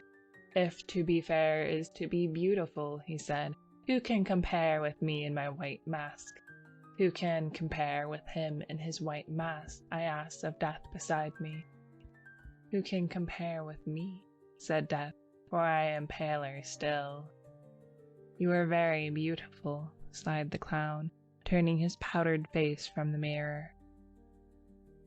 The love test. "If it is true that you love," said Love, "then wait no longer. Give her these jewels which would dishonor her, and so dishonor you in loving one dishonored." "If it is true that you love," said Love, "then wait no longer." I took the jewels and went to her, but she trod upon them, sobbing, "Teach me to wait. I love you." "Then wait, if it is true," said Love. End of section 8. The Street of the Four Winds. Ferme tes yeux à demi, croise tes bras sur ton sein, et de ton cœur endormi, chasse à jamais tout dessein. Je chante la nature, les étoiles du soir, les larmes du matin, les couchers du soleil à l'horizon lointain. Le ciel qui parle au cœur d'existence future. 1. The animal paused on the threshold, interrogative alert, ready for flight if necessary. Severn laid down his palette and held out a hand of welcome. The cat remained motionless, her yellow eyes fastened upon Severn. "Puss," he said in his low, pleasant voice. "Come in." The tip of her thin tail twitched uncertainly. "Come in," he said again. Apparently she found his voice reassuring, for she slowly settled upon all fours, her eyes still fastened upon him, her tail tucked under her gaunt flanks. He rose from his easel smiling. She eyed him quietly, and when he walked towards her, she watched him bend above her without a wince. Her eyes followed his hand until it touched her head. Then she uttered a ragged mew. It had long been Severn's custom to converse with animals, probably because he lived so much alone, and now he said, "What's the matter, puss?" Her timid eyes sought his. "I understand," he said gently. "You shall have it at once." Then moving quietly about, he busied himself with the duties of a host. Rinsed a saucer, filled it with the rest of the milk from the bottle on the windowsill, and kneeling down, crumbled a roll into the hollow of his hand. The creature rose and crept toward the saucer. With the handle of a palette knife, he stirred the crumbs and milk together and stepped back as she thrust her nose into the mess. He watched her in silence. From time to time, the saucer clinked upon the tiled floor as she reached for a morsel on the rim. And at last the bread was all gone, and her purple tongue traveled over every unlicked spot until the saucer shone like polished marble. Then she sat up, and coolly turning her back to him, began her ablutions. "Keep it up," said Severn, much interested. "You need it." She flattened one ear, but neither turned nor interrupted her toilet. As the grime was slowly removed, Severn observed that nature had intended her for a white cat. Her fur had disappeared in patches, from disease or the chances of war. Her tail was bony, and her spine sharp. But what charms she had were becoming apparent under vigorous licking, and he waited until she had finished before reopening the conversation. When at last she closed her eyes and folded her forepaws under her breast, he began again very gently. "Puss, tell me your troubles." At the sound of his voice she broke into a harsh rumbling, which he recognized as an attempt to purr. He bent over to rub her cheek and she mewed again, an amiable, inquiring little mew, to which he replied, "Certainly, you are greatly improved, and when you recover your plumage you will be a gorgeous bird." Much flattered, she stood up and marched around and around his legs, pushing her head between them and making pleased remarks, to which he responded with grave politeness. "Now, what sent you here?" he said. "Here into the street of the Four Winds, and up 5 flights to the very door where you would be welcome. What was it that prevented your meditated flight when I turned from my canvas to encounter your yellow eyes? Are you a Latin Quarter cat, as I am a Latin Quarter man? And why do you wear a rose-colored flowered garter buckled about your neck?" The cat had climbed into his lap and now sat purring as he passed his hand over her thin coat. "Excuse me," he continued in lazy, soothing tones, harmonizing with her purring, "if I seem indelicate, but I cannot help musing on this rose-colored garter, flowered so quaintly and fastened with a silver clasp. For the clasp is silver. I can see the mint mark on the edge, as is prescribed by the law of the French Republic. Now, why is this garter woven of rose silk and delicately embroidered? Why is this silken garter with its silver clasp about your famished throat? Am I indiscreet when I inquire if its owner is your owner? Is she some aged dame living in memory of youthful vanities, fond, doting on you, decorating you with her intimate personal attire? The circumference of the garter would suggest this, for your neck is thin, and the garter fits you. But then again I notice most things, that the garter is capable of being much enlarged. These small silver-rimmed eyelets, of which I count 5, are proof of that. And now I observe that the 5th eyelet is worn out, as though the tongue of the clasp were accustomed to lie there. That seems to argue a well-rounded form." The cat curled her toes in contentment. The street was very still outside. He murmured on. "Why should your mistress decorate you with an article most necessary to her at all times? Anyway, at most times. How did she come to slip this bit of silk and silver about your neck? Was it the caprice of a moment, when you, before you had lost your pristine plumpness, marched singing into her bedroom to bid her good morning? Of course, and she sat up among the pillows, her coiled hair tumbling to her shoulders, as you sprang upon the bed purring, 'Good day, my lady.' Oh, it is very easy to understand." He yawned, resting his head on the back of the chair. The cat still purred, tightening and relaxing her padded claws over his knee. Shall I tell you all about her, cat? She is very beautiful, your mistress, he murmured drowsily, and her hair is heavy as burnished gold. I could paint her, not on canvas, for I should need shades and tones and hues and dyes more splendid than the iris of a splendid rainbow.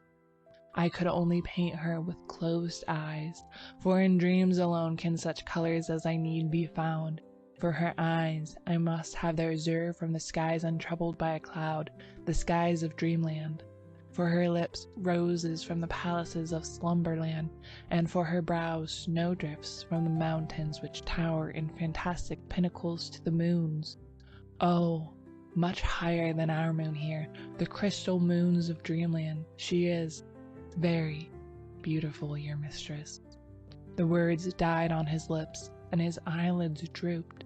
The cat, too, was asleep, her cheek turned up upon her wasted flank, her paws relaxed and limp. 2.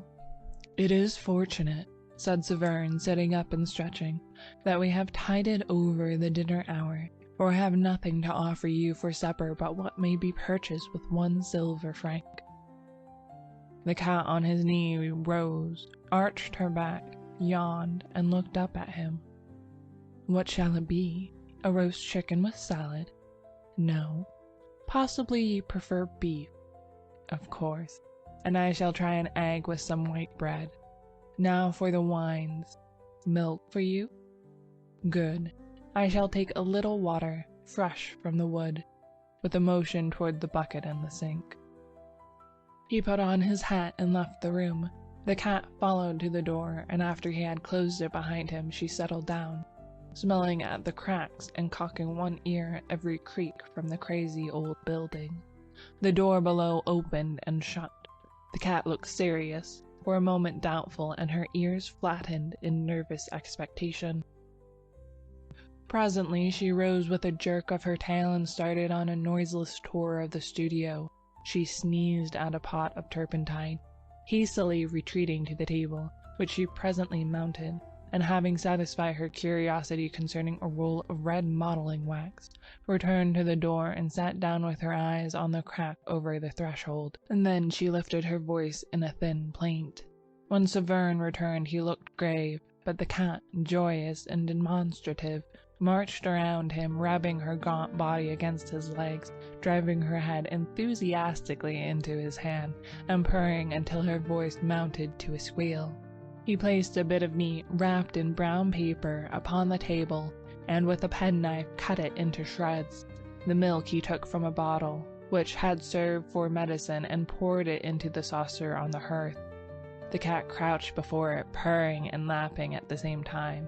He cooked his egg and ate it with a slice of bread, watching her busy with the shredded meat, and when he had finished, and had filled and emptied a cup of water from the bucket in the sink, he sat down, taking her into his lap, where she at once curled up and began her toilet. He began to speak again, touching her caressingly at times by way of emphasis. "Cat, I have found out where your mistress lives. It is not very far. It is here, under the same leaky roof, but in the north wing, which I had supposed was uninhabited. My janitor tells me this. By chance, he is almost sober this evening. The butcher on the Rue de Seine, where I brought your meat, knows you, and old Caban, the baker, identified you with needless sarcasm. They tell me hard tales of your mistress, which I shall not believe. They say she is idle and vain and pleasure-loving. They say she is harebrained and reckless. The little sculptor on the ground floor, who was buying rolls from the old Carbane, spoke to me tonight for the first time, although we have always bowed to each other. He said she was very good and very beautiful. He has only seen her once, and does not know her name. I thanked him. I don't know why I thanked him so warmly. Caban said, into this cursed street of the four winds. The four winds blow all things evil. The sculptor looked confused. But when he went out with his rolls, he said to me, I am sure, monsieur, that she is good as she is beautiful. The cat had finished her toilet, and now springing softly to the floor, went to the door and sniffed. He knelt beside her, and unclasping the garter, held it for a moment in his hands. After a while he said, There is a name engraved upon the silver clasp beneath the buckle. It is a pretty name. Sylvia Elvin. Sylvia is a woman's name. Elvin is the name of a town. In Paris, in this quarter above all, in the street of the Four Winds, names are worn and put away as fashions change with the seasons. I know the little town of Elvin, for there I met fate face to face, and fate was unkind. But do you know that in Elvin fate had another name, and that name was Sylvia? He replaced the garter and stood up looking at the cat crouched before the closed door. The name of Elvin has a charm for me. It tells me of meadows and clear rivers. The name of Sylvia troubles me like perfume from dead flowers. The cat mewed. Yes, yes, he said soothingly. I will take you back. Your Sylvia is not my Sylvia. The world is wide, and Elvin is not unknown. Yet in the darkness and filth of poorer Paris, in the sad shadows of this ancient house, these names are very pleasant to me. He lifted her in his arms and strode through the silent corridors to the stairs, down 5 flights and into the moonlit court, past the little sculpture's den, and then again in at the gate of the north wing and up the worm-eaten stairs he passed, until he came to a closed door. When he had stood knocking for a long time, something moved behind the door. It opened, and he went in. The room was dark. As he crossed the threshold, the cat sprang from his arms into the shadows. He listened but heard nothing. The silence was oppressive, and he struck a match.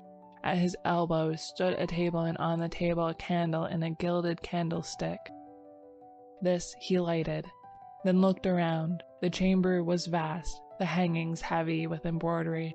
Over the fireplace towered a carved mantel, gray with the ashes of dead fires. In a recess by the deep-set window stood a bed, from which the bedclothes, soft and fine as lace, trailed to the polished floor. He lifted the candle above his head. A handkerchief lay at his feet. It was faintly perfumed. He turned toward the windows. In front of them was a canapé, and over it were flung, pell-mell, a gown of silk, a heap of lace-like garments, white and delicate as spiders' meshes, long, crumpled gloves, and, on the floor beneath, the stockings, the little pointed shoes, and one garter of rosy silk, quaintly flowered and fitted with a silver clasp. Wondering, he stepped forward and drew the heavy curtains from the bed. For a moment the candle flared in his hand, then his eyes met 2 others, wide open, smiling. The candle flame flashed over hair heavy as gold. She was pale, but not as white as he. Her eyes were untroubled as a child's, but he stared, trembling from head to foot, while the candle flickered in his hand. At last he whispered, "Sylvia, it is I." Again he said, "It is I." Then, knowing that she was dead, he kissed her on the mouth, and through the long watches of the night, the cat purred on his knee, tightening and relaxing her padded claws until the sky paled above the street of the Four Winds. End of section 9. The Street of the First Shell, Part 1. Be of good cheer, the sullen month will die, and a young moon requite us by and by. Look how the old one, meager, bent, and wan, with age and fast, is fainting from the sky. The room was already dark. The high roofs opposite cut off what little remained of the December daylight. The girl drew her chair nearer the window, and choosing a large needle, threaded it, knotting the thread over her fingers. Then she smoothed the baby garment across her knees, and bending, bit off the thread and drew the smaller needle from where it rested in the hem. When she had brushed away the stray threads and bit of lace, she laid it again over her knees caressingly. Then she slipped the threaded needle from her corsage and passed it through a button. But as the button spun down the thread, her hand faltered. The thread snapped, and the button rolled across the floor. She raised her head.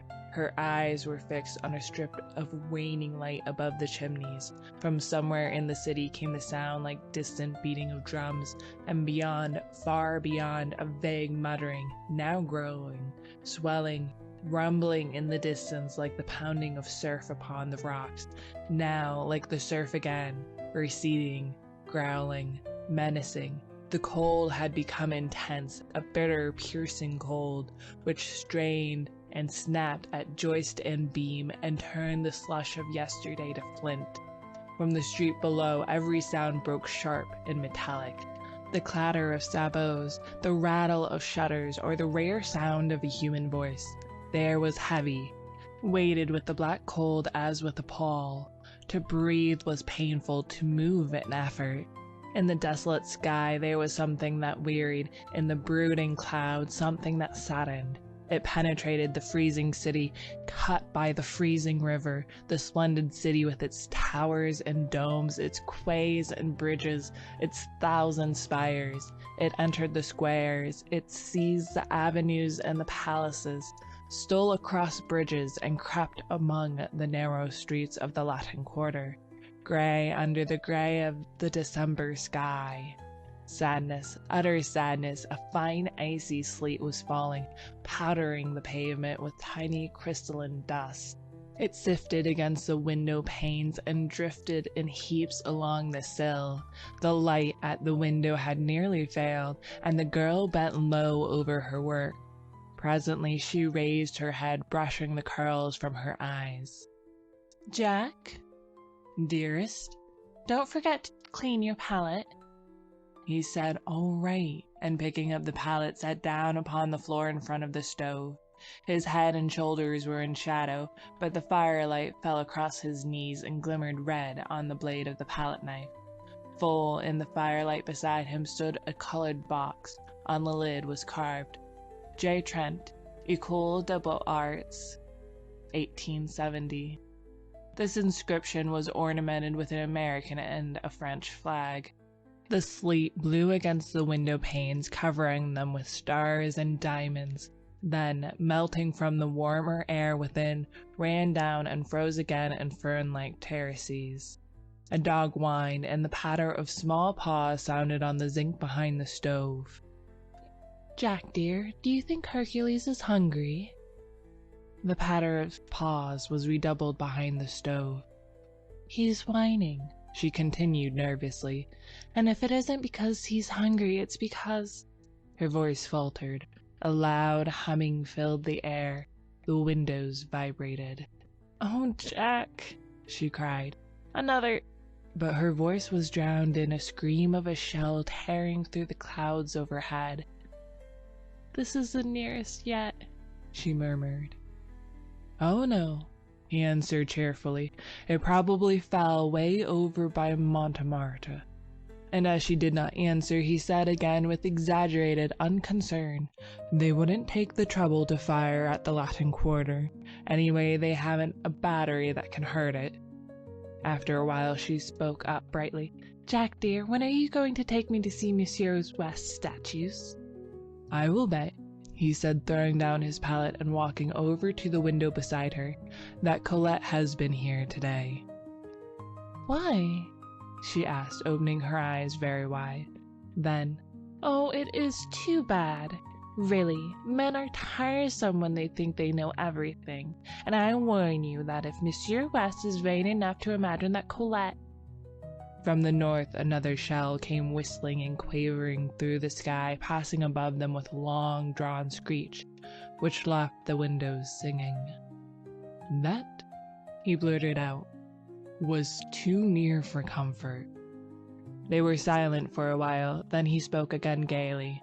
"Go on, Sylvia, and whither poor West?" But she only sighed. "Oh dear, I can never seem to get used to the shells." He sat down on the arm of the chair beside her. Her scissors fell jingling to the floor. She tossed the unfinished frock after them, and putting both arms about his neck, drew him down into her lap. "Don't go out tonight, Jack." He kissed her uplifted face. "You know I must. Don't make it hard for me." "But when I hear the shells and know you are out in the city—" "But they all fall in Montmartre." "They may all fall in the Beaux-Arts. You said yourself that two struck the Quai d'Orsay." "Mere accident. Jack, have pity on me. Take me with you. And who will be there to get dinner? She rose and flung herself on the bed. Oh, I can't get used to it, and I know you must go, but I beg you not to be late to dinner. If you knew what I suffer, I cannot help it, and you must be patient with me, dear. He said, "It is as safe there as it is in our own house." She watched him fill for her the alcohol lamp, and when he had lighted it and had taken his hat to go, she jumped up and clung to him in silence. After a moment he said, "Now, Sylvia, remember my courage is sustained by yours. Come, I must go." She did not move, and he repeated, "I must go."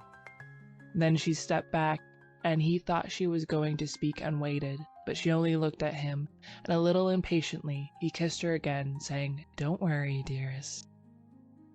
When he had reached the last flight of stairs on his way to the street, a woman hobbled out of the housekeeper's lodge, waving a letter and calling, "Monsieur Jack! Monsieur Jack! This was left by Monsieur Fallowby." He took the letter, and leaning on the threshold of the lodge, read it. "Dear Jack, I believe Braith is dead broke, and I'm sure Fallowby is. Braith swears he isn't, and Fallowby swears he is, so you can draw your own conclusions. I got a scheme for a dinner, and if it works, I will let you fellows in. Yours faithfully, West. P.S. Fallowby has shaken Hartman and his gang, thank the Lord. There is something rotten there. Or it may be he's only a miser. P.P.S. I'm more desperately in love than ever, but I'm sure she does not care a straw for me." "All right," said Trent with a smile to the concierge. "But tell me, how is Papa Cottard?" The old woman shook her head and pointed to the curtained bed in the lodge. "Pierre Cottard," he cried cheerfully. "How goes the wound today?" He walked over to the bed and drew the curtains. An old man was lying among the tumbled sheets. "Better?" smiled Trent. "Better," repeated the man wearily, and after a pause, "Have you any news, Monsieur Jack?" "I haven't been out today. I will bring you any rumor I may hear, though goodness knows that I've got enough of rumors," he murmured to himself. Then aloud, "Cheer up, you're looking better." "And the sortie?" "Oh, the sortie. That's for this week. General Truchot sent orders last night." "It will be terrible." "It will be sickening," thought Trent as he went out into the streets and turned the corner towards the Rue de Seine. Slaughter, slaughter, phew. I'm glad I'm not going. The street was almost deserted. A few women muffled in tattered military capes crept along the frozen pavement, and a wretchedly clad gayman hovered over the sewer hole on the corner of the boulevard. A rope around his waist held his rags together. From the rope hung a rat, still warm and bleeding. "There's another one in there yet," he yelled at Trent. "I hit him, but he got away." Trent crossed the street and asked, "How much?" 2 francs for a quarter of the fat one. That's what they give at the Saint Germain market. A violent fit of coughing interrupted him, but he wiped his face with the palm of his hand and looked cunningly at Trent. "Last week you could buy a rat for 6 francs, but—" And here he swore vilely. "The rats have quit the Rue de Seine, and they kill them now over by the new hospital. I'll let you have this for 7 francs. I can sell it for 10 in the Isle St. Louis." "You lie," said Trent, "and let me tell you that if you try to swindle anybody in this quarter, the people will make short work of you and your rats." He stood a moment eyeing the gayman, who pretended to snivel. Then he tossed him a franc, laughing. The child caught it, and thrusting it into his mouth, wheeled about to the sewer hole. For a second he crouched, motionless, alert, his eyes on the bars of the drain. Then leaping, he hurled a stone into the gutter, and Trent left him to finish a fierce grey rat that writhed squealing at the mouth of the sewer. Suppose Braith should come to that, he thought. Poor little chap. And hurrying, he turned in the dirty passage de Beaux Arts and entered the 3rd house to the left. "Monsieur is at home," quavered the old concierge. "Home?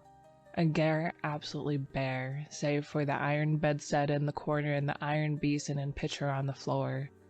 West appeared at the door, winking with much mystery, and motioned Trent to enter. Braith, who was painting in bed to keep warm, looked up, laughed, and shook hands. "Any news?" The perfunctory question was answered as usual by nothing but the cannon. Trent sat down on the bed. "Where on earth did you get that?" he demanded, pointing to a half-finished chicken nestling in a wash basin. West grinned. "Are you millionaires, you two? Out with it." Braith, looking a little ashamed, began, "Oh, it's one of West's exploits," but was cut short by West, who said he would tell the story himself. "You see, before the siege, I had a letter of introductions to a type here, a fat banker, German-American variety, you know the species, I see. Well, of course I forgot to present the letter, but this morning, judging it to be a favorable opportunity, I called on him. The villain lives in comfort. Fires, my boy, fires in the anterooms. The Buttons finally condescends to carry my letter and cards up, leaving me standing in the hallway, which I did not like. So I entered the first room I saw and nearly fainted at the sight of a banquet on a table by the fire. Down comes Buttons, very insolent. No, oh no, his master is not at home, and in fact is too busy to receive letters of introduction just now. The siege and many business difficulties. I deliver a kick to Buttons, pick up this chicken from the table, toss my card onto the empty plate, and addressing Buttons as a species of Prussian pig, march out with the honors of war. Trent shook his head. "I forgot to say that Hartman often dines there, and I draw my own conclusions," continued West. "Now, about this chicken, half of it is for Braith and myself, and half for Colette. But of course you will help me eat my part because I'm not hungry." "Neither am I," began Braith, but Trent, with a smile at the pinched faces before him, shook his head, saying, "What nonsense. You know I'm never hungry." West hesitated, reddened, and then slicing off Braith's portion, but not eating any himself, said goodnight and hurried away to number 470 Rue Serpine, where lived a pretty girl named Colette, orphan after Sedan, and heaven alone knew where she got the roses in her cheeks, for the siege came hard on the poor. "That chicken will delight her, but I really believe she's in love with West," said Trent. Then walking over to the bed, "See here, old man, no dodging, you know. How much have you left?" The other hesitated and flushed. "Come, old chap," insisted Trent. Braith drew a purse from beneath his bolster and handed it to his friend with a simplicity that touched him. "7 sons," he counted. "You make me tired. Why on earth don't you come to me?" "I'd take it ill, Braith. How many times must I go over the same thing and explain it to you that because I have money, it is my duty to share it, and your duty and the duty of every American to share it with me? You can't get a cent. The city's blockaded, and the American minister has his hands full with all the German riffraff and deuce knows what. Why don't you act sensibly?" I will, Trent. But it is an obligation that perhaps I can never even in part repay. I'm poor and—" "Of course you'll pay me. If I was a usurer, I would take your talent for security. When you are rich and famous—" "Don't, Trent." "All right. Only no more monkey business." He slipped a dozen gold pieces into the purse and tucking it again under the mattress smiled at Braith. "How old are you?" he demanded. 16. Trent laid his hand lightly on his friend's shoulder. "I'm 22, and I have the rights of a grandfather as far as you're concerned. You'll do as I say until you're 21. "The siege will be over by then, I hope," said Braith, trying to laugh. But the prayer in their hearts, "How long, O Lord, how long?" was answered by the swift scream of a shell soaring among the storm clouds of that December night. End of section 10. The Street of the First Shell, Part 2. Wes, standing in the doorway of a house in the Rue Serpentine, was speaking angrily. He said he didn't care whether Hartman liked it or not. He was telling him, not arguing with him. "You call yourself an American," he sneered. "Berlin and hell are full of that kind of American. You come loafing about Colette with your pockets stuffed with white bread and beef and a bottle of wine at 30 francs, and you can't really afford to give $1 to the American Ambulance and Public Assistance, which Braith does, and he's half starved." Hartman retreated to the curbstone, but West followed him, his face like a thundercloud. "Don't you dare to call yourself a countryman of mine," he growled. "No, nor an artist either. Artists don't worm themselves into the service of the public defense, where they do nothing but feed like rats on the people's food. And I'll tell you now," he continued, dropping his voice, for Hartman had started as though stung, "you might better keep away from that Alsatian brasserie and that smug-faced thieves who haunt it. You know what they do with suspects." "You lie, you hound!" screamed Hartman, and flung the bottle in his hand straight at West's face. West had him by the throat in a second, and forcing him against the dead wall, shook him wickedly. "Now you listen to me," he muttered through his clenched teeth. "You are already a suspect, and, I swear, I believe you are a paid spy. It isn't my business to detect such vermin, and I don't intend to denounce you, but understand this. Colette don't like you, and I can't stand you, and if I catch you in this street again, I'll make it somewhat unpleasant. Get out, you sleek Prussian." Hartman had managed to drag a knife from his pocket, but West tore it from him and hurled him into the gutter. A gayman who had seen this burst into a peal of laughter, which rattled harshly in the silent street. Then everywhere windows were raised, and rows of haggard faces appeared, demanding to know why people should laugh in the starving city. "Is it a victory?" murmured one. "Look at that!" cried Wes, as Hartman picked himself up from the pavement. "Look, you miser, look at those faces!" But Hartman gave him a look which he never forgot, and walked away without a word. Trent, who suddenly appeared at the corner, glanced curiously at West, who merely nodded toward his door, saying, "Come in. Fallowby's upstairs." "What are you doing with that knife?" demanded Fallowby as he and Trent entered the studio. West looked at his wounded hand, which still clutched the knife, but saying, "Cut myself by accident," and tossed it into a corner and washed the blood from his fingers. Fallowby, fat and lazy, watched him without comment, but Trent, half divining how things had turned, walked over to Fallowby smiling. "I have a bone to pick with you," he said. "Where is it? I'm hungry," replied Fallowby with affected eagerness, but Trent, frowning, told him to listen. "How much did I advance you a week ago?" 380 francs, replied the other with a squirm of contrition.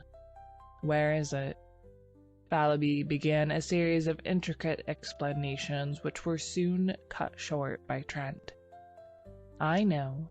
You blew it in. You always blow it in. I don't care a rap what you did before the siege. I know you are rich and have a right to dispose of your money as you wish to, and I also know that, generally speaking, it is none of my business. But now it is my business, as I have to supply the funds until you get some more, which you won't until the siege is ended one way or another. I wish to share what I have, but I won't see it thrown out the window. Oh yes, of course I know you will reimburse me, but that isn't the question. And anyway, it's the opinion of your friends, old man, that you will not be worse off for a little abstinence from fleshly pleasures. You are positively a freak in this famine-cursed city of skeletons." "I am rather stout," he admitted. "Is it true you are out of money?" demanded Trent. "Yes, I am," sighed the other. "That roast-sucking pig on the Rue de Honoré, Is it there yet?" continued Trent. "What?" stammered the feeble one. "Ah, I thought so. I caught you in ecstasy before that sucking pig at least a dozen times." Then laughing, he presented Fallowby with a roll of 20 francs pieces. "If these go for luxuries, you must live on your own flesh," and went over to aid West, who sat beside the wash basin, binding up his hand. West suffered him to tie the knot, and then said, "You remember yesterday, when I left you and Braith to take the chicken to Colette?" "Chicken, good heavens," moaned Fallowby. "Chicken," replied West, enduring Fallowby's grief. I must explain that things are changed. Colette and I are to be married." What about the chicken?" groaned Fallowby.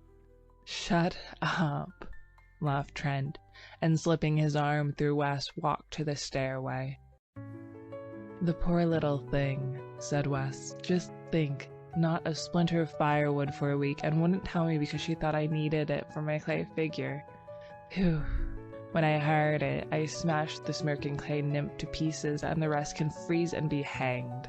After a moment, he added timidly, "Won't you call on your way down and say bonsoir? It's number 17. "Yes," said Trent, and he went out softly, closing the door behind. He stopped on the 3rd landing, lighted a match, and scanned the numbers over the row of dingy doors, and knocked at number 17. "C'est toi, Georges?" The door opened. "Oh, pardon, Monsieur Jack, I thought it was Monsieur West." Then blushing furiously, "Oh, I see you have heard. Oh, thank you so much for your wishes, and I'm sure we love each other very much. I'm dying to see Sylvia and tell her and—" "And what?" laughed Trent. "I am very happy," she sighed. "He's pure gold," returned Trent, and then gaily, "I want you and George to come and dine with us tonight. It is a little treat. You see, tomorrow is Sylvia's fête. She will be 19. I have written to Thorne, and the Grenelacs will come with their cousin Odile. Fallowby has engaged not to bring anybody but himself." The girl accepted shyly, charging him with loads of loving messages to Sylvia, and he said good night. He started up the street, walking swiftly, for it was bitter cold, and cutting across the Rue de la Lune, he entered the Rue de Seine.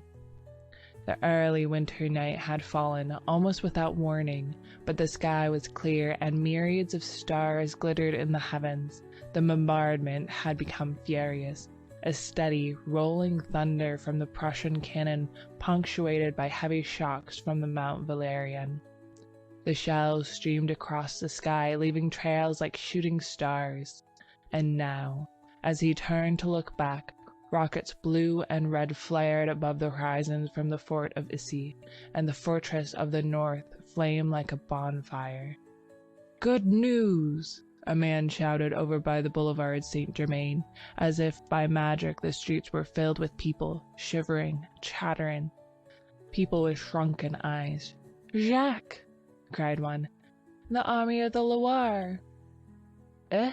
Mon vieux, it has come then at last. I told thee, tomorrow, tonight, who knows?" "Is it true? Is it a sortie?" Someone said, "Oh God, a sortie, and my son!" Another cried, "To the Seine, they say one can see the signals of the army of the Loire from the Pont Neuf." There was a child standing near Trent who kept repeating, "Mama, Mama." "Then tomorrow we may eat white bread?"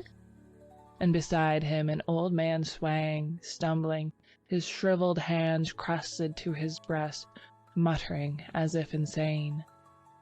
Could it be true? Who has heard the news? The shoemaker on the Rue de Boucherie had it from a mobile who heard it from a franc-tireur, repeated it to a captain of the National Guard. Trent followed the throng surging through the Rue de Seine to the river.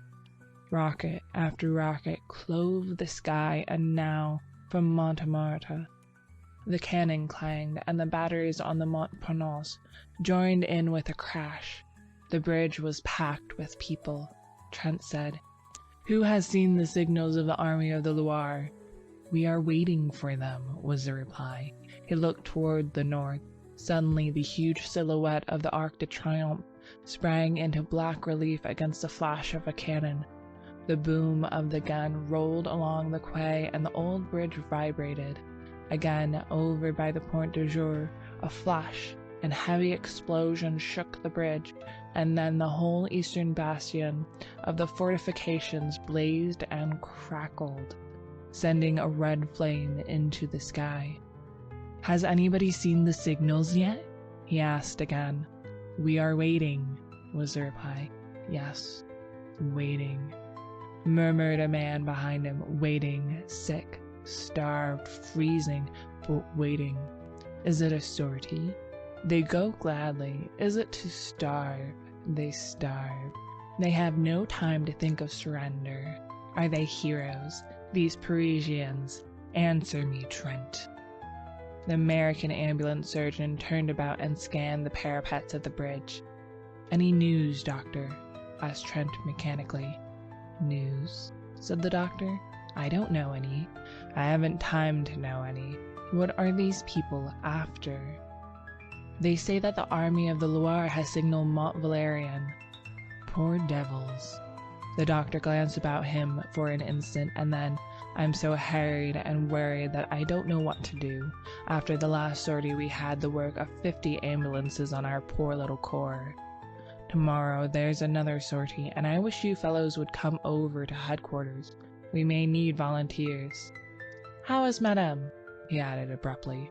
Well, replied Trent, but she seems to go more nervous every day. I ought to be with her now. Take care of her, said the doctor, then with a sharp look at the people, I can't stop now. Good night. And he hurried away muttering, Poor devils. Trent leaned over the parapet and blinked at the black river surging through the arches. Dark objects carried swiftly on the breast of the current struck with a grinding, tearing noise against the stone piers, spun about for an instant, and hurried away into darkness. The ice from the Marne. As he stood staring into the water, a hand was laid on his shoulder. Hello, Southwark, he cried, turning round. This is a queer place for you. Trent, I have something to tell you. Don't stay here. Don't believe in the army of the Loire.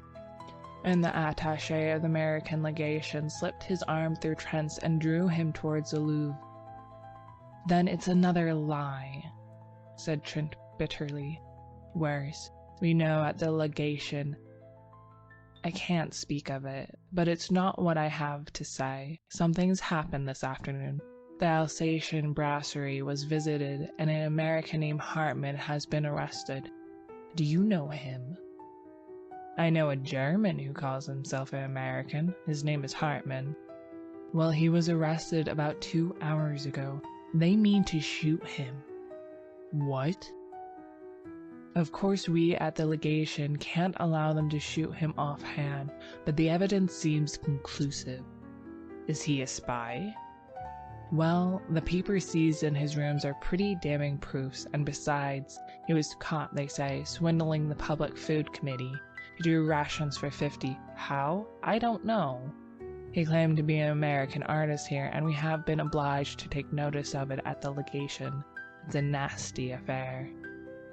To cheat the people at such a time is worse than robbing the poor box, cried Trent angrily. Let them shoot him. He's an American citizen. Yes, oh yes, said the other with bitterness. American citizenship is a precious privilege with every goggle-eyed German. His anger choked him.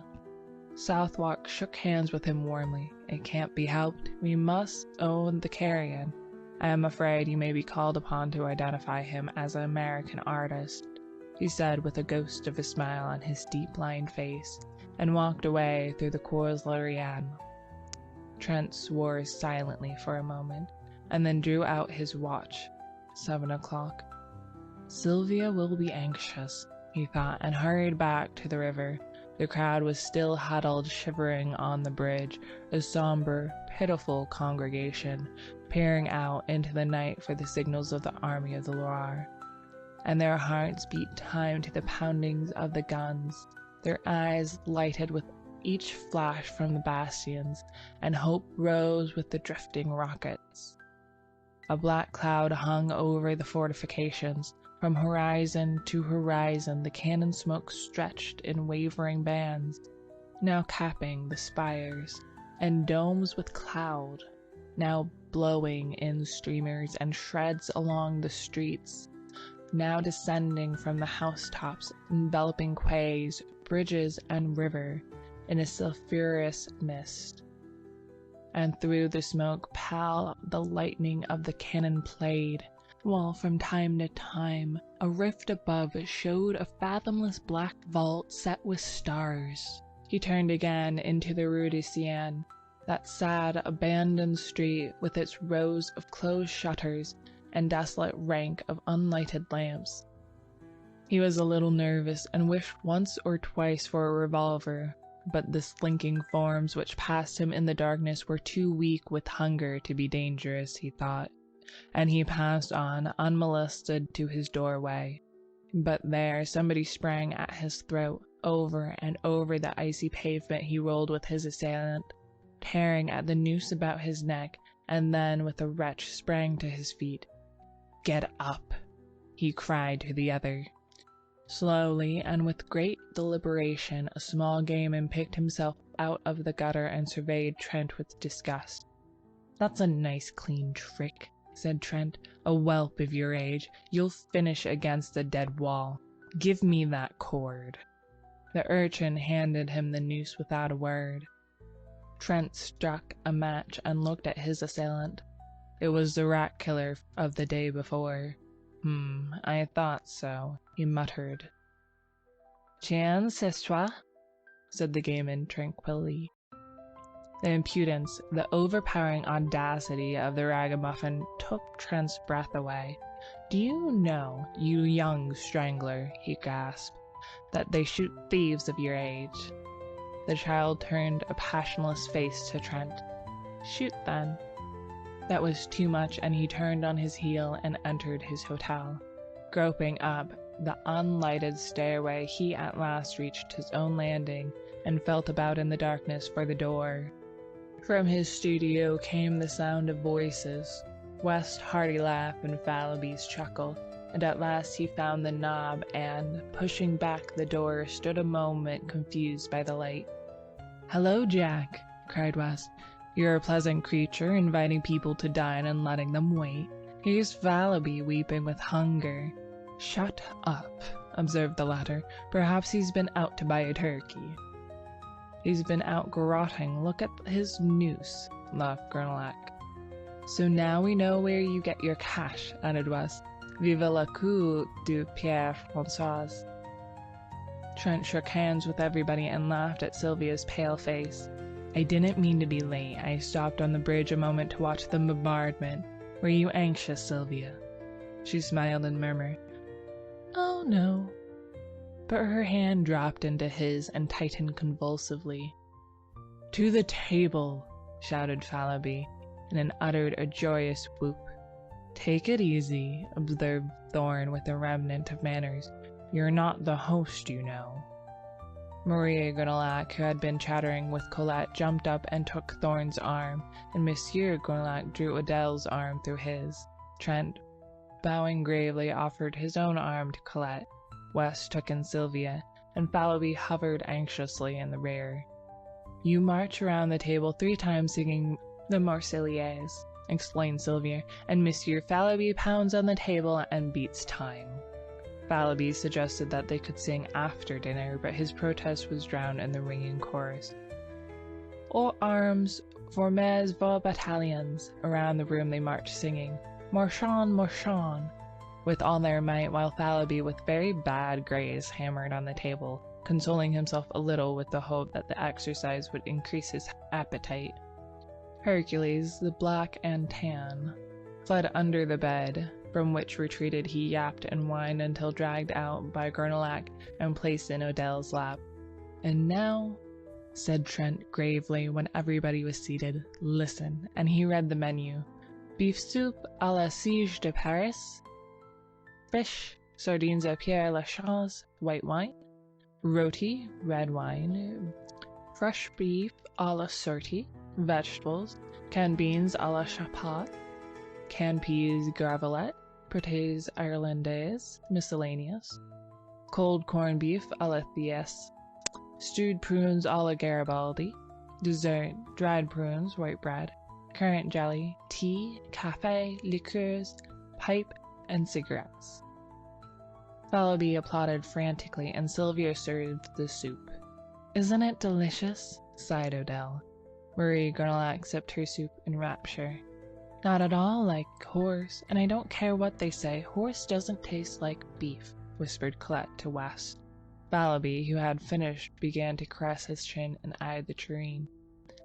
"Have some more, old chap?" inquired Trent. "Monsieur Fallowby cannot have any more," announced Sylvia. "I am saving this for the concierge." Fallowby transferred his eyes to the fish.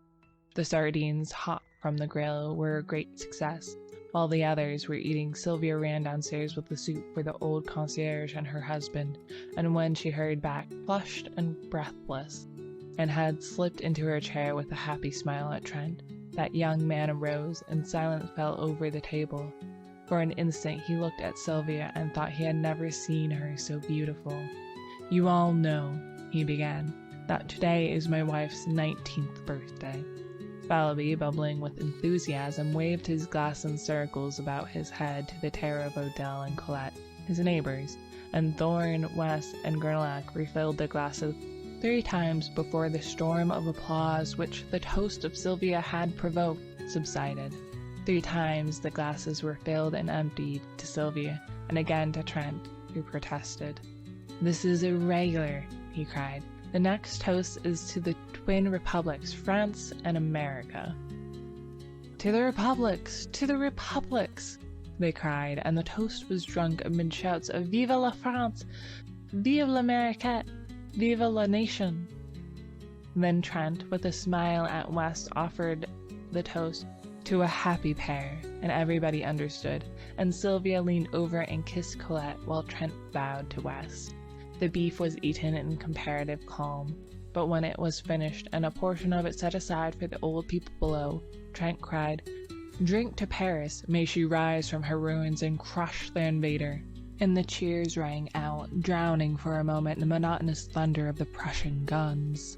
Pipes and cigarettes were lighted, and Trent listened an instant to the animated chatter around him, broken by ripples of laughter from the girls or the mellow chuckle of Fallowby. Then he turned to West. "There is going to be a sortie tonight," he said. "I saw the American ambulance surgeon just before I came in, and he asked me to speak to you fellows. Any aid we can give him will not come amiss." Then, dropping his voice and speaking in English, "As for me, I shall go out with the ambulance tomorrow morning. There is, of course, no danger, but it is just as well to keep it from Sylvia." West nodded. Thorne and Grenelac, who had heard, broke in and offered assistance, and Fallowby volunteered with a groan. "All right," said Trent rapidly. "No more now, but meet me at ambulance headquarters tomorrow morning at 8. Sylvia and Colette, who were becoming uneasy at conversation in English, now demanded to know what they were talking about. "What does a sculptor usually talk about?" cried West with a laugh. Odell glanced reproachfully at Thorne, her fiancé. "You are not French, you know, and it is none of your business, this war," said Odell with much dignity. Thorne looked meek, but West assumed an air of outraged virtue. "It seems," he said to Fallowby, "that a fellow cannot discuss the beauties of Greek sculpture in his mother tongue without being openly suspected." Colette placed her hand over his mouth and turning to Sylvia murmured, "They are horribly untruthful, these men." "I believe the word for ambulance is the same in both languages," said Marie Grenelac saucily. "Sylvia, don't trust Monsieur Trent." "Jack," whispered Sylvia, "promise me." A knock at the studio door interrupted her. "Come in!" cried Fallowby, but Trent sprang up and opening the door looked out. Then, with a hasty excuse to the rest, he stepped into the hallway and closed the door. When he returned, he was grumbling. "What is it, Jack?" cried West. "What is it?" repeated Trent savagely. I'll tell you what it is. I have received a dispatch from the American minister to go at once and identify and claim, as a fellow countryman and brother artist, a rascally thief and a German spy. Don't go, suggested Fallowby. If I don't, they'll shoot him at once. Let them, growled Thorne. Do you fellows know who it is? Hartman, shouted West, inspired. Sylvia sprang up, deathly white, but Odile slipped her arm around her and supported her to a chair, saying calmly, Sylvia has fainted. It is the hot room. Bring some water. Trent brought it at once. Sylvia opened her eyes and after a moment rose, and supported by Mary Gunlock and Trent, passed into the bedroom. It was a signal for breaking up, and everybody came and shook hands with Trent, saying they hoped Sylvia would sleep it off and that it would be nothing. When Marie Gunlock took leave of him, she avoided his eyes, but he spoke to her cordially and thanked her for her aid. Anything I can do, Jack? Inquired West, lingering, then hurried downstairs to catch up with the rest. Trent leaned over the banisters, listening to their footsteps and chatter, and then the lower door banged and the house was silent. He lingered, staring down into the blackness, biting his lips. Then, with an impatient movement, I am crazy, he muttered, and lighting a candle went into the bedroom. Sylvia was lying on the bed. He bent over her, smoothing the curly hair on her forehead. Are you better, dear Sylvia? She did not answer, but raised her eyes to his. For an instant he met her gaze, but what he read there sent a chill to his heart, and he sat down, covering his face with his hands. At last she spoke in a voice changed and strained, a voice which he had never heard, and he dropped his hands and listened, bolt upright in his chair. Jack, it has come at last. I have feared it and trembled. Ah, how often I have lain awake at night with this on my heart, and prayed that I might die before you should ever know of it. For I love you, Jack, and if you go away I cannot live. I have deceived you. It happened before I knew you, but since that first day when you found me weeping in the Luxembourg and spoke to me, Jack, I have been faithful to you in every thought and deed. I loved you from the first, and did not dare to tell you this, fearing that you would go away, and since then my love has grown, and oh, I suffered, but I dare not tell you, and now you know, but you do not know the worst, for him, now, what do I care? He was cruel, oh, so cruel. She hid her face in her arms. Must I go on? Must I tell you? Can you not imagine? Oh, Jack. He did not stir. His eyes seemed dead. I was so young. I knew nothing. And he said that he loved me. Trent rose and struck the candle with his clenched fist, and the room was dark. The bells of St. Sulpice tolled the hour, and she started up, speaking with feverish haste. I must finish. When you told me you loved me, you asked me nothing, but then, even then, it was too late, and that other life which binds me to him must stand forever between you and me. There is another whom he has claimed, and is good too. He must not die. They cannot shoot him, for that other's sake. Trent sat motionless, but his thoughts ran on an interminable whirl. Sylvia, little Sylvia, who shared with him his student life, who bore with him the dreary desolation of the siege without complaint, this slender, blue-eyed girl whom he was so quietly fond of, whom he teased or caressed as the whim suited, who sometimes made him the least bit impatient with her passionate devotion to him. Could this be the same Sylvia who lay weeping there in the darkness? Then he clenched his teeth. Let him die. Let him die. But then, for Sylvia's sake and for that other's sake, yes, he would go. He must go. His duty was plain before him, but Sylvia, he could not be what he had been to her, and yet a vague terror seized him. Now all was sad. Trembling, he struck a light. She lay there, her curly hair tumbled about her face, her small white hands pressed to her breast. He could not leave her, and he could not stay. He never knew before that he loved her. She had been a mere comrade, this girl wife of his. He loved her now with all his heart and soul, and he knew it. Only when it was too late. Too late? Why? When he thought of that other one, binding her, linking her forever to the creature who stood in danger of his life. With an oath he sprang to the door, but the door would not open. Or was it that he pressed it back, locked it, and flung himself on his knees beside the bed, knowing that he dared not for his life's sake leave what was his all in life? End of section 11. The Street of the First Shell, Part 3 and 4. 3. It was 4 in the morning when he came out of the prison of the condemned with the secretary of the American legation. A knot of people had gathered around the American minister's carriage, which stood in front of the prison. The horses stamping and pawing in the icy street, the coachman huddled on the box, wrapped in furs. Southwark helped the secretary into the carriage and shook hands with Trent, thanking him for coming. "How the scoundrel did stare," he said. "Your evidence was worse than a kick, but it saved his skin for the moment, at least, and prevented complications." The secretary sighed. "We have done our part. Now let them prove him a spy and we wash our hands of him. Jump in, Captain. Come along, Trent." "I have a word to say to Captain Southwark. I won't detain him," said Trent hastily, and dropping his voice. "Southwark, help me now.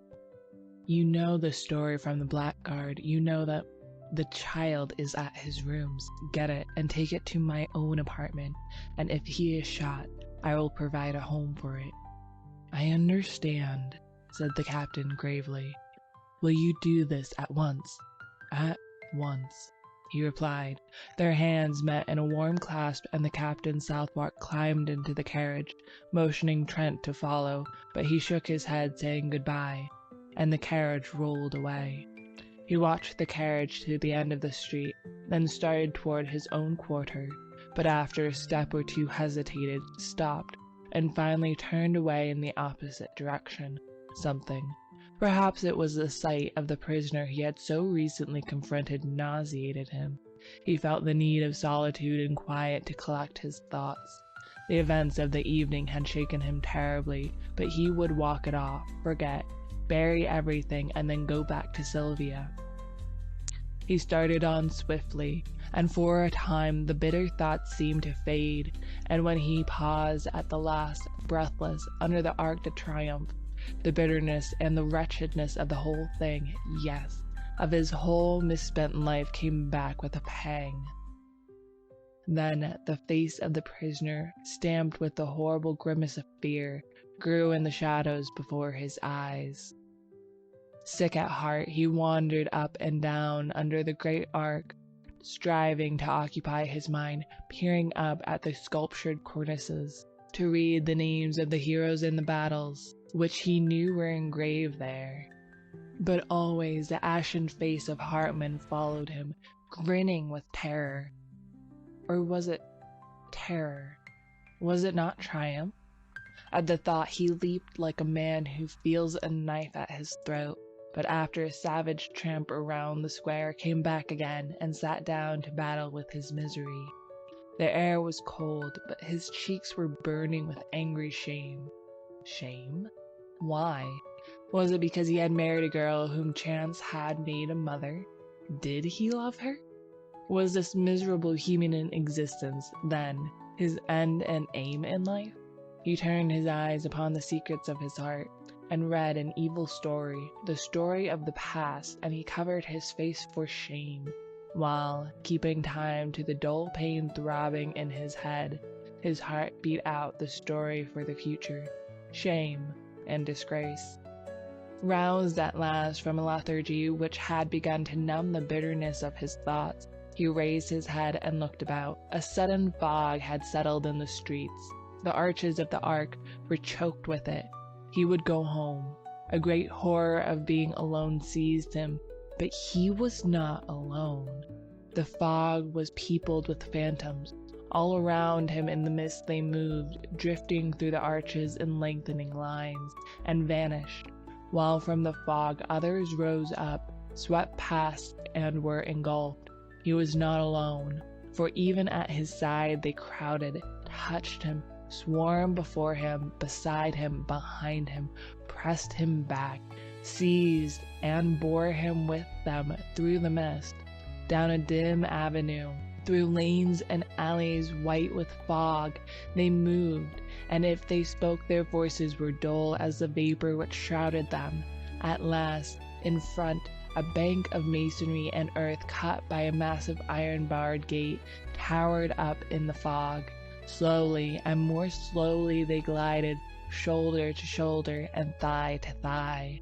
Then all movement ceased. A sudden breeze stirred the fog. It wavered and eddied. Objects became more distinct. A pallor crept above the horizon, touching the edges of the watery clouds, and drew dull sparks from 1,000 bayonets. Bayonets! They were everywhere, cleaving the fog or flowing beneath it in rivers of steel. High on the wall of masonry and earth a great gun loomed, and around it figures moved in silhouette. Below, a broad torrent of bayonets swept through the iron-barred gateway, out into the shadowy plain. It became lighter. Faces grew more distinct among the marching masses, and he recognized one. "You! Philip!" The figure turned its head. Trent cried, "Is there room for me?" But the other only waved his arm in vague adieu, and was gone with the rest. Presently the cavalry began to pass, squadron on squadron, crowding out into the darkness, then many cannon, then an ambulance, then again the endless line of bayonets. Beside him a cuirassier sat on his steaming horse, and in front, among a group of mounted officers, he saw a general, with the astrakhan collar of his dolman turned up about his bloodless face. Some women were weeping near him, and one was struggling to force a loaf of black bread into a soldier's haversack. The soldier tried to aid her, but the sack was fastened, and his rifle bothered him, so Trent held it, while the woman unbuttoned the sack and forced in the bread, now all wet with her tears. The rifle was not heavy. Trent found it wonderfully manageable. Was the bayonet sharp? He tried it. Then a sudden longing, a fierce, imperative desire took possession of him. "Chouette!" cried a gayman, clanging to the barred gate. "En quoi mon vous?" Trent looked up, and the rat-killer laughed in his face. But when the soldier had taken the rifle again, and thanking him, ran hard to catch his battalion, he plunged into the throng about the gateway. "Are you going?" he cried to a marine who sat in the gutter, bandaging his foot. "Yes." Then a girl, a mere child, caught him by the hand and led him into the cafe which faced the gate. The room was crowded with soldiers, some, white and silent, sitting on the floor, others groaning on the leather-covered settees. The air was sour and suffocating. "Choose," said the girl with a little gesture of pity. "They can't go." In a heap of clothing on the floor he found a capote and a kepi. She helped him buckle his knapsack, cartridge box, and belt, and showed him how to load the Chassepot rifle, holding it on her knees. When he thanked her, she started to her feet. "You are a foreigner." "American," he said, moving toward the door, but the child barred his way. "I am a Breton. My father is up there with the cannon of the marine. He will shoot you if you are a spy." They faced each other a moment. Then sighing, he bent over and kissed the child. "Pray for France, little one," he murmured, and she repeated with a pale smile, "For France, and for you, beau monsieur." He ran across the street and through the gateway. Once outside, he edged into line and shouldered his way along the road. A corporal passed, looked at him, repassed, and finally called an officer. "You belong to the 60th, growled the corporal, looking at the number on his kepi. We have no use for frontiers, added the officer, catching sight of his black trousers. I wish to volunteer in place of a comrade, said Trent, and the officer shrugged his shoulders and passed on. Nobody paid much attention to him, one or two merely glancing at his trousers.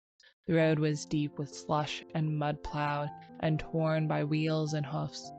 The soldier in front of him wrenched his foot in an icy rut and dragged himself to the edge of the embankment, groaning. The plain on either side of them was gray with melting snow. Here and there behind dismantled hedgerows stood wagons, bearing white flags with red crosses. Sometimes the driver was a priest in a rusty hat and gown, sometimes a crippled mobile. Once they passed a wagon driven by a Sister of Charity. Silent, empty houses, with great rents in their walls and every window blank, huddled along the road. Further on, within the zone of danger, nothing of human habitation remained, except here and there a pile of frozen bricks or a blackened cellar choked with snow.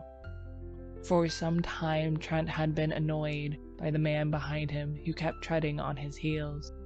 Convinced at last that it was intentional, he turned to remonstrate and found himself face to face with a fellow student from the Beaux Arts. Trent stared. I thought you were in the hospital. The other shook his head, pointing to his bandaged jaw. I see. You can't speak. Can I do anything?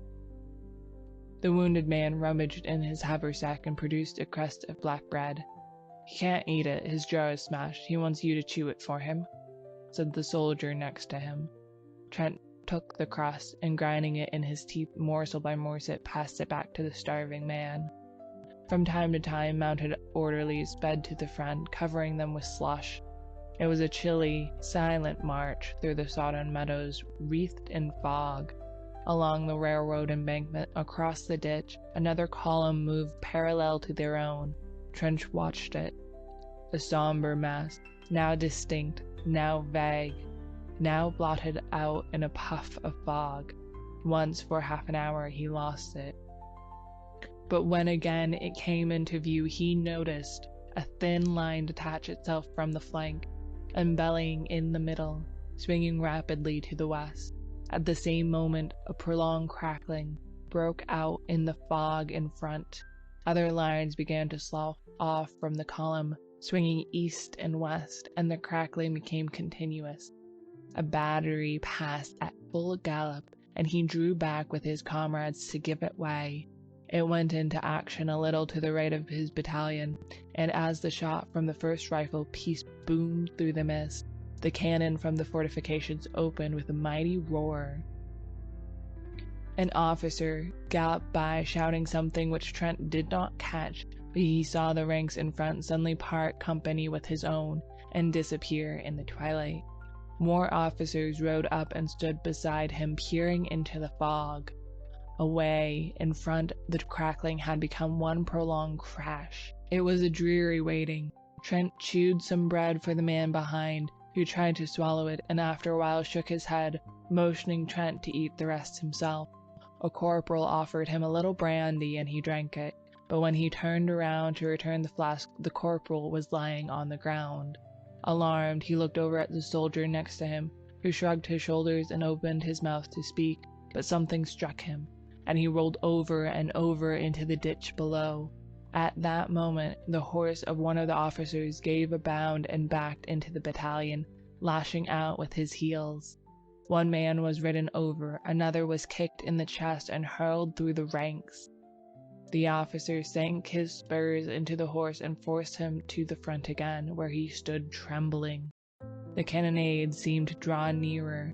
A staff officer riding slowly up and down the battalion suddenly collapsed in his saddle and clung to his horse's mane. One of his boots dangled, crimsoned and dripping, from the stirrup. Then out of the mist in front men came running.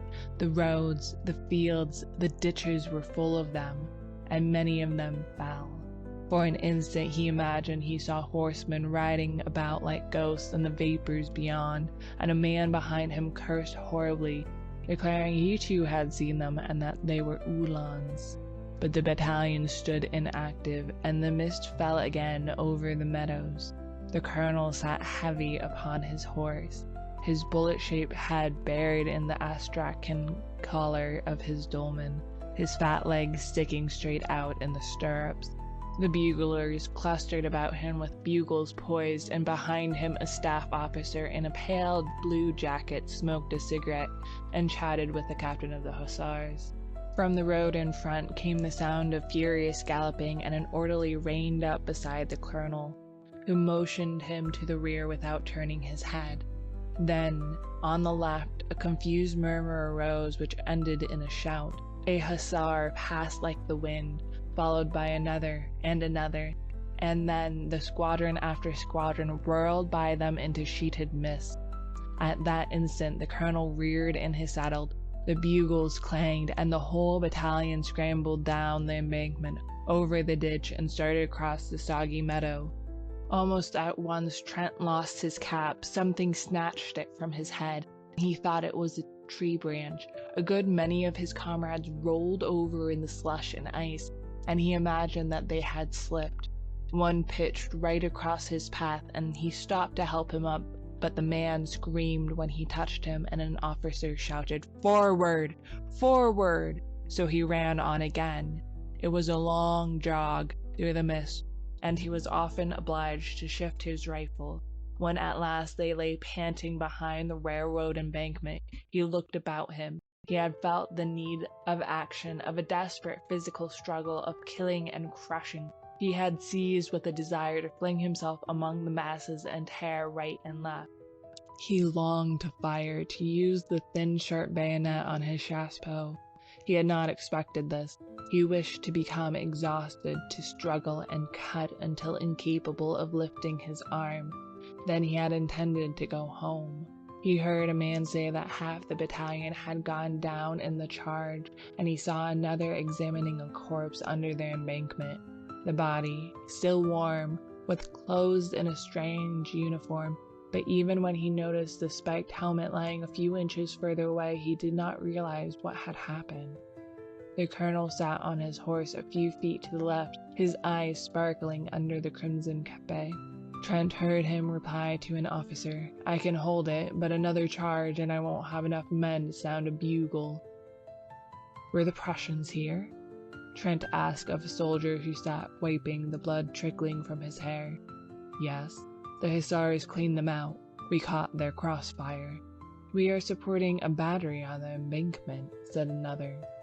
Then the battalion crawled over the embankment and moved along the lines of twisted rails. Trent rolled up his trousers and tucked them into his woolen socks, but they halted again, and some of the men sat down on the dismantled railroad track. Trent looked for his wounded comrade from the Beaux Arts. He was standing in his place, very pale. The cannonade had become terrific. For a moment the mist lifted. He caught a glimpse of the 1st Battalion motionless on the railroad tracks in front, of regiments on either flank, and then, as the fog settled again, the drums beat and the music of the bugles began away on the extreme left. A restless movement passed among the troops. The colonel threw up his arm. The drums rolled, and the battalion moved off through the fog. They were near the front now, for the battalion was firing as it advanced. Ambulances galloped along the base of the embankment to the rear, and the hussars passed and repassed like phantoms. They were in the front at last, for all about them was movement and turmoil, while from the fog, close at hand, came cries and groans and crashing volleys. Shells fell everywhere, bursting along the embankment, splashing them with frozen slush. Trent was frightened. He began to dread the unknown, which lay there crackling and flaming in obscurity.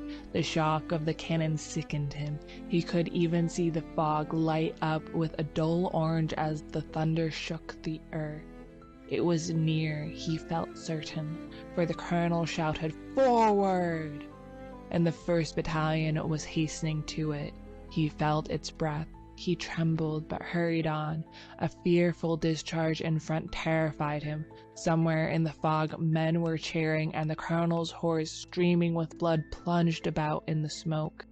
Another blast and shock, right in his face, almost stunned him, and he faltered.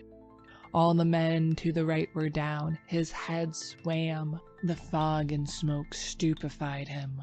He put out his hand for a support and caught something. It was the wheel of a gun carriage, and a man sprang from behind it, aiming a blow at his head with a rammer, but stumbled back, shrieking, with a bayonet through his neck, and Trent knew that he had killed. Mechanically, he stooped to pick up his rifle, but the bayonet was still in the man, who lay, beating with red hands against the sod. It sickened him, and he leaned on the cannon. Men were fighting all around him now, and the air was foul with smoke and sweat. Somebody seized him from behind and another in front, but others in turn seized them or struck them solid blows. The click, click, click of bayonets infuriated him, and he grasped the rammer and struck out blindly until it was shivered to pieces. A man threw his arm around his neck and bore him to the ground, but he throttled him and raised himself on his knees. He saw a comrade seize the cannon and fall across it with his skull crushed in. He saw the colonel tumble clean out of his saddle into the mud, then consciousness fled. When he came to himself, he was lying on the embankment among the twisted rails. On every side huddled men who cried out and cursed and fled away into the fog, and he staggered to his feet and followed them. Once he stopped to help a comrade with a bandaged jaw who could not speak but clung to his arm for a time, and then fell dead in the freezing mire. And again he aided another who groaned, "Trent, c'est moi, Philip," until a sudden volley in the mist relieved him of his charge. An icy wind swept down from the heights, cutting the fog into shreds. For an instant, with an evil leer, the sun peered through the naked woods of the Vincennes, sank like a blood clot in the battery smoke, lower, lower, into the blood-soaked plain. 4. When midnight sounded from the belfry of Saint-Sulpice, the gates of Paris were still choked with fragments of what had once been an army. They entered with the night, a sullen horde, splattered with slime, faint with hunger and exhaustion. There was little disorder at first, and the throng at the gates parted silently as the troops tramped along the freezing streets. Confusion came as the hours passed, swiftly and more swiftly, crowding squadron after squadron and battery on battery, horses plunging and caissons jolting. The remnants from the front surged through the gates, a chaos of cavalry and artillery struggling for the right of way. Close upon them stumbled the infantry, here a skeleton of a regiment marching with a desperate attempt at order. There was a riotous mob of mobiles crushing their way to the streets, then a turmoil of horsemen, cannon, troops without, officers without men, then again a line of ambulances, the wheels groaning under their heavy loads. Dumb with misery, the crowd looked on. All through the day the ambulances had been arriving, and all day long the ravaged throng whimpered and shivered by the barriers. At noon the crowd was increased tenfold, filling the squares about the gates and swarming over the inner fortifications. At 4 o'clock in the afternoon the German batteries suddenly wreathed themselves in smoke, and the shells fell fast on Montparnasse. At 20 minutes after 4, 2 projectiles struck a house in the Rue de Bac, and a moment later the first shell fell in the Latin Quarter. Braith was painting in bed when West came in very much scared. "I wish you'd come down. Our house had been knocked into a cocked hat, and I'm afraid that some of the pillagers may take it into their heads to pay us a visit tonight." Braith jumped out of bed and bundled himself into a garment which had once been an overcoat. "Anybody hurt?" he inquired, struggling with a sleeve full of dilapidated lining. No, Colette is barricaded in the cellar, and the concierge ran away to the fortifications. There will be a rough gang there if the bombardment keeps up. You might help us." "Of course," said Braith, but it was not until they had reached the Rue Serpentine and had turned in the passage which led to West Cellar that the latter cried, "Have you seen Jack Trent today?" "No," replied Braith, looking troubled. "He was not at Ambulance headquarters. He stayed to take care of Sylvia, I suppose." A bomb came crashing through the roof of a house at the end of the alley and burst in the basement, showering the street with slate and plaster. A second struck a chimney and plunged into the garden, followed by an avalanche of bricks, and another exploded with a deafening report in the next street. They hurried along the passage to the steps which led to the cellar. Here again Braith stopped. "Don't you think I had better run up to see if Jack and Sylvia are well entrenched? I can get back before dark." "No, go in and find Colette, and I'll go." No, let me, there's no danger." "I know it," replied West calmly, and dragging Braith into the alley, pointed to the cellar steps. The iron door was barred. "Colette, Colette!" he called. The door swung inward, and the girl sprang up the stairs to meet them. At that instant, Braith, glancing behind him, gave a startled cry, and pushing the two before him into the cellar, jumped down after them and slammed the iron door. A few seconds later, a heavy jar from the outside shook the hinges. "They are here," muttered West, very pale. "That door," observed Colette calmly, "will hold forever." Braith examined the low iron structure, now trembling with the blows rained on it from without. West glanced anxiously at Colette, who displayed no agitation, and this comforted him. "I don't believe they will spend much time here," said Braith. "They only rummage in cellars for spirits, I imagine." "Unless they hear that valuables are buried here." "But surely nothing is buried here," exclaimed Braith uneasily. "Unfortunately there is," growled West, "that miserly landlord of mine." A crash came from outside, followed by a yell, cut him short. Then blow after blow shook the doors until there came a sharp snap, a clinking of metal, and a triangular bit of iron fell inwards, leaving a hole through which struggled a ray of light. Instantly West knelt, and shoving his revolver through the aperture, fired every cartridge. For a moment the alley resounded with the racket of the revolver. Then absolute silence followed. Presently a single questioning blow fell upon the door, and a moment later another, and then a sudden crack zigzagged across the iron plate. "Here," said West, seizing Colette by the wrist. "You follow me, Braith," and he ran swiftly towards a circular spot of light at the further end of the cellar. The spot of light came from a barred manhole above. West motioned Braith to mount on his shoulders. "Push it over, you must." With little effort, Braith lifted the barred cover and scrambled out on his stomach, and easily raised Colette from West's shoulders. "Quick, old chap!" cried the latter. Braith twisted his legs around a fence chain and leaned down again. The cellar was flooded with a yellow light, and the air reeked with the stench of petroleum torches. The iron door still held, but a whole plate of metal was gone, and now they looked. A figure came creeping through, holding a torch. "Quick!" whispered Braith. "Jump!" And West hung dangling until Colette grasped him by the collar and he was dragged out. Then her nerves gave way and she wept hysterically, but West threw his arm around her and led her across the gardens into the next street, where Braith, after replacing the manhole cover and piling some stone slabs from the wall over it, rejoined them. It was almost dark. They hurried through the street, and now only lighted by burning buildings or the swift glare of the shells. They gave wide berth to the fires, but at a distance saw the flitting forms of pillagers among the debris. Sometimes they passed a female fury crazed with drink, shrieking anathemas upon the world, or some slouching lout whose blackened face and hands betrayed his share in the work of destruction. At last they reached the Seine and passed the bridge, and then Braith said, "I must go back. I am not sure of Jack and Sylvia."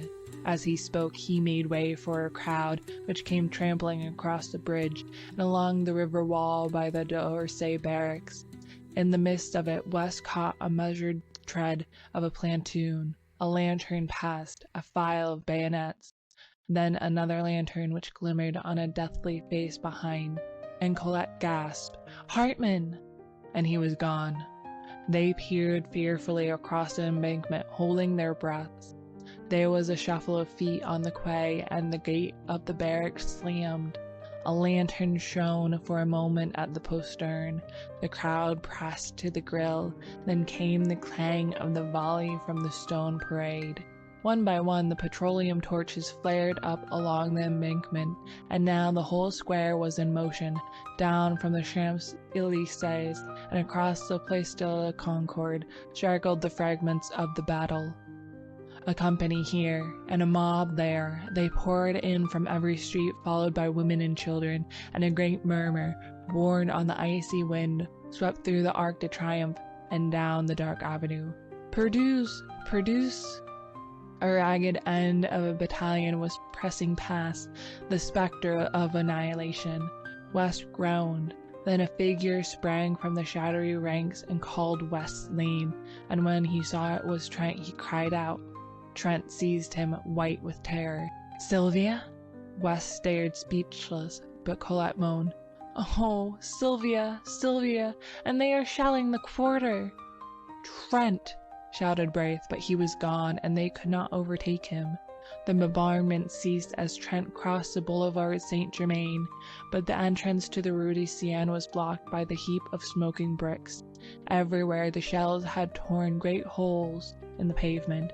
The cafe was a wreck of splinters and glass. The bookstore tottered, ripped from roof to basement, and the little bakery, long since closed, bulged outward above a mass of slate and tin.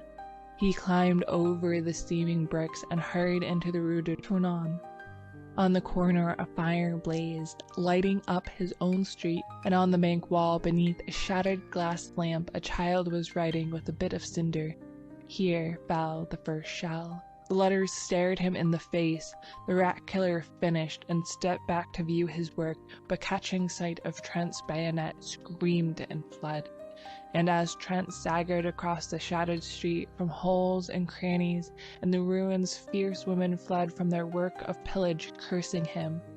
At first he could not find his house, for tears blinded him, but he felt along the wall and reached the door. A lantern burned in the concierge's lodge, and the old man lay dead beside it. Faint with fright, he leaned a moment on his rifle, then, snatching the lantern, sprang up the stairs. He tried to call, but his tongue hardly moved. On the second floor he saw plaster on the stairway, and on the third floor was torn, and the concierge lay in a pool of blood across the landing. The next floor was his. Theirs. The door hung from its hinges, the walls gaped. He crept in and sank down by the bed, and there 2 arms were flung around his neck, and a tear-stained face sought his own. "Sylvia! Oh, Jack, Jack, Jack!" From the tumbled pillow beside them a child wailed. "They brought it. It is mine," she sobbed. "Ours," he whispered, with his arms around them both.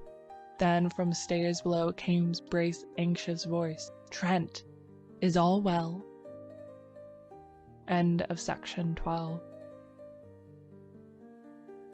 The Street of Our Lady of the Fields. Et tous les jours passés dans le tissus nous sont comptés comme des jours heureux. 1. The street is not fashionable, neither is it shabby. It is a pariah among streets, a street without a quarter. It is generally understood to lie outside the pale of the aristocratic Avenue de l'Observatoire. The students of the Montparnasse quarter consider it swell and will have none of it. The Latin quarter, from the Luxembourg, its northern frontier, sneers at its respectability and regards with disfavor the correctly costumed students who haunt it. Few strangers go into it. At times, however, the Latin Quarter students use it as a thoroughfare between the Rue de Rennes and the Boulier. But except for that and the weekly afternoon visits of parents and guardians to the convent near the Rue Vavin, The street of Our Lady of the Fields is as quiet as a Passy boulevard. Perhaps the most respectable portion lies between the Rue de Grand Chaumière and the Rue Vavin. At least this was the conclusion arrived at by the Reverend Joel Byram, as he rambled through it with Hastings in charge. To Hastings the street looked pleasant in the bright June weather, and he had begun to hope for its selection when the Reverend Byram shied violently at the cross on the convent opposite. "Jesuits," he muttered. "Well," said Hastings warily, "I imagine we won't find anything better. You say yourself that vice is triumphant in Paris, and it seems to me that in every street we find Jesuits or something worse." After a moment he repeated, "or something worse," which, of course, I would not notice except for your kindness in warning me. Dr. Byram sucked in his lips and looked about him. He was impressed by the evident respectability of the surroundings. Then, frowning at the convent, he took Hastings' arm and shuffled across the street to an iron gateway, which bore the number 201 bis, painted in white on a blue ground. Below this was a notice printed in English. 1. For the porter, please press once. 2. For the servant, please press twice. 3. For the parlor, please press thrice.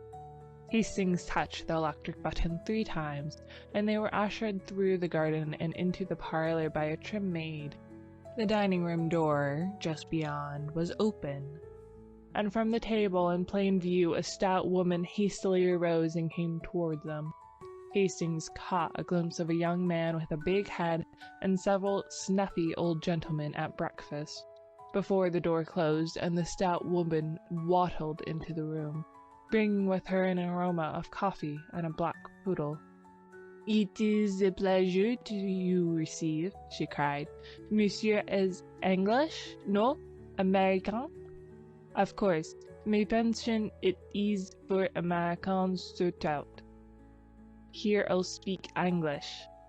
C'est adoré the personnel. The servants do speak, plus ou moins, a little.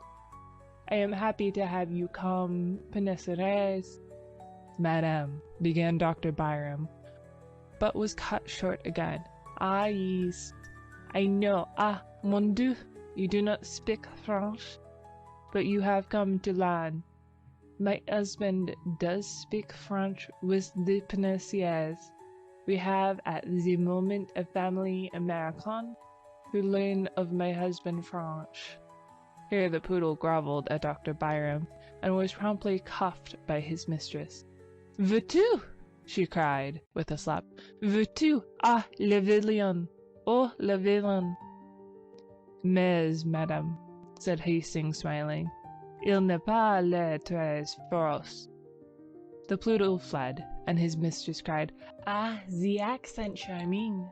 He does speak already French like a Parisian young gentleman." Then Dr. Byram managed to get in a word or two and gathered more or less information with regards to prices. "It is a pension service. My clientele is of the best. Indeed, a pension de famille where one is at home." Then they went upstairs to examine Hastings' future quarters, test the bed springs, and arrange for the weekly towel allowance. Dr. Byram appeared satisfied. Madame Murat accompanied them to the door and rang for the maid, but as Hastings stepped out into the gravel walk, his guide and mentor paused for a moment and fixed Madame with his watery eyes. "You understand," he said. "He is a youth of most careful upbringing, and his character and morals are without a stain. He is young and has never been abroad, never seen a large city, and his parents have requested me, as an old family friend living in Paris, to see that he is placed under good influences.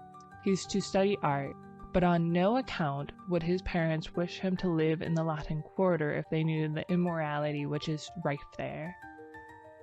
A sound like the click of a latch interrupted him, and he raised his eyes, but not in time to see the maid slap the big-headed young man behind the parlor door. Madame coughed, cast a deadly glance behind her, and then beamed on Dr. Byram. It is well that he come here. The pension more serious illness exists pas. It is not any, she announced with conviction. So, as there was nothing more to add, Dr. Byram joined Hastings at the gate.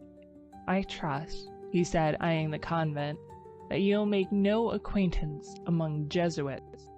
Hastings looked at the convent until a pretty girl passed before the grey facade, and then he looked at her. A young fellow with a paint box and canvas came swinging along, stopped before the pretty girl, and said something during the brief but vigorous handshake, at which they both laughed, and he went his way, calling back, "Au demain, Valentine," in the same breath as she cried, "Au demain." Valentine, thought Hastings, what a quaint name. And he started to follow the Reverend Joel Byram, who was shuffling towards the nearest tramway station. "And you are pleased with Paris, Monsieur Austin?" demanded Madame Morat the next morning as Hastings came into the breakfast room of the pension, rosy from his plunge in the limited bath above. "I am sure I shall like it," he replied, wondering at his own depression of spirit. The maid brought him coffee and rolls. He returned the vacant glance of the big-headed young man and acknowledged diffidently the salutes of the snuffy old gentleman. He did not try to finish his coffee, and sat, crumbling a roll, unconscious of the sympathetic glances of Madame Morat, who had tact enough not to bother him. Presently a maid entered with a tray, on which were balanced 2 bowls of chocolate, and the snuffy old gentleman leered at her ankles. The maid deposited the chocolate at a table near the window, and smiled at Hastings. Then a thin young lady, followed by her counterpart, in all except years, marched into the room and took the table near the window. They were evidently American, but Hastings, if he expected any sign of recognition, was disappointed. To be ignored by compatriots intensified his depression. He fumbled with his knife and looked at his plate. The thin young lady was talkative enough.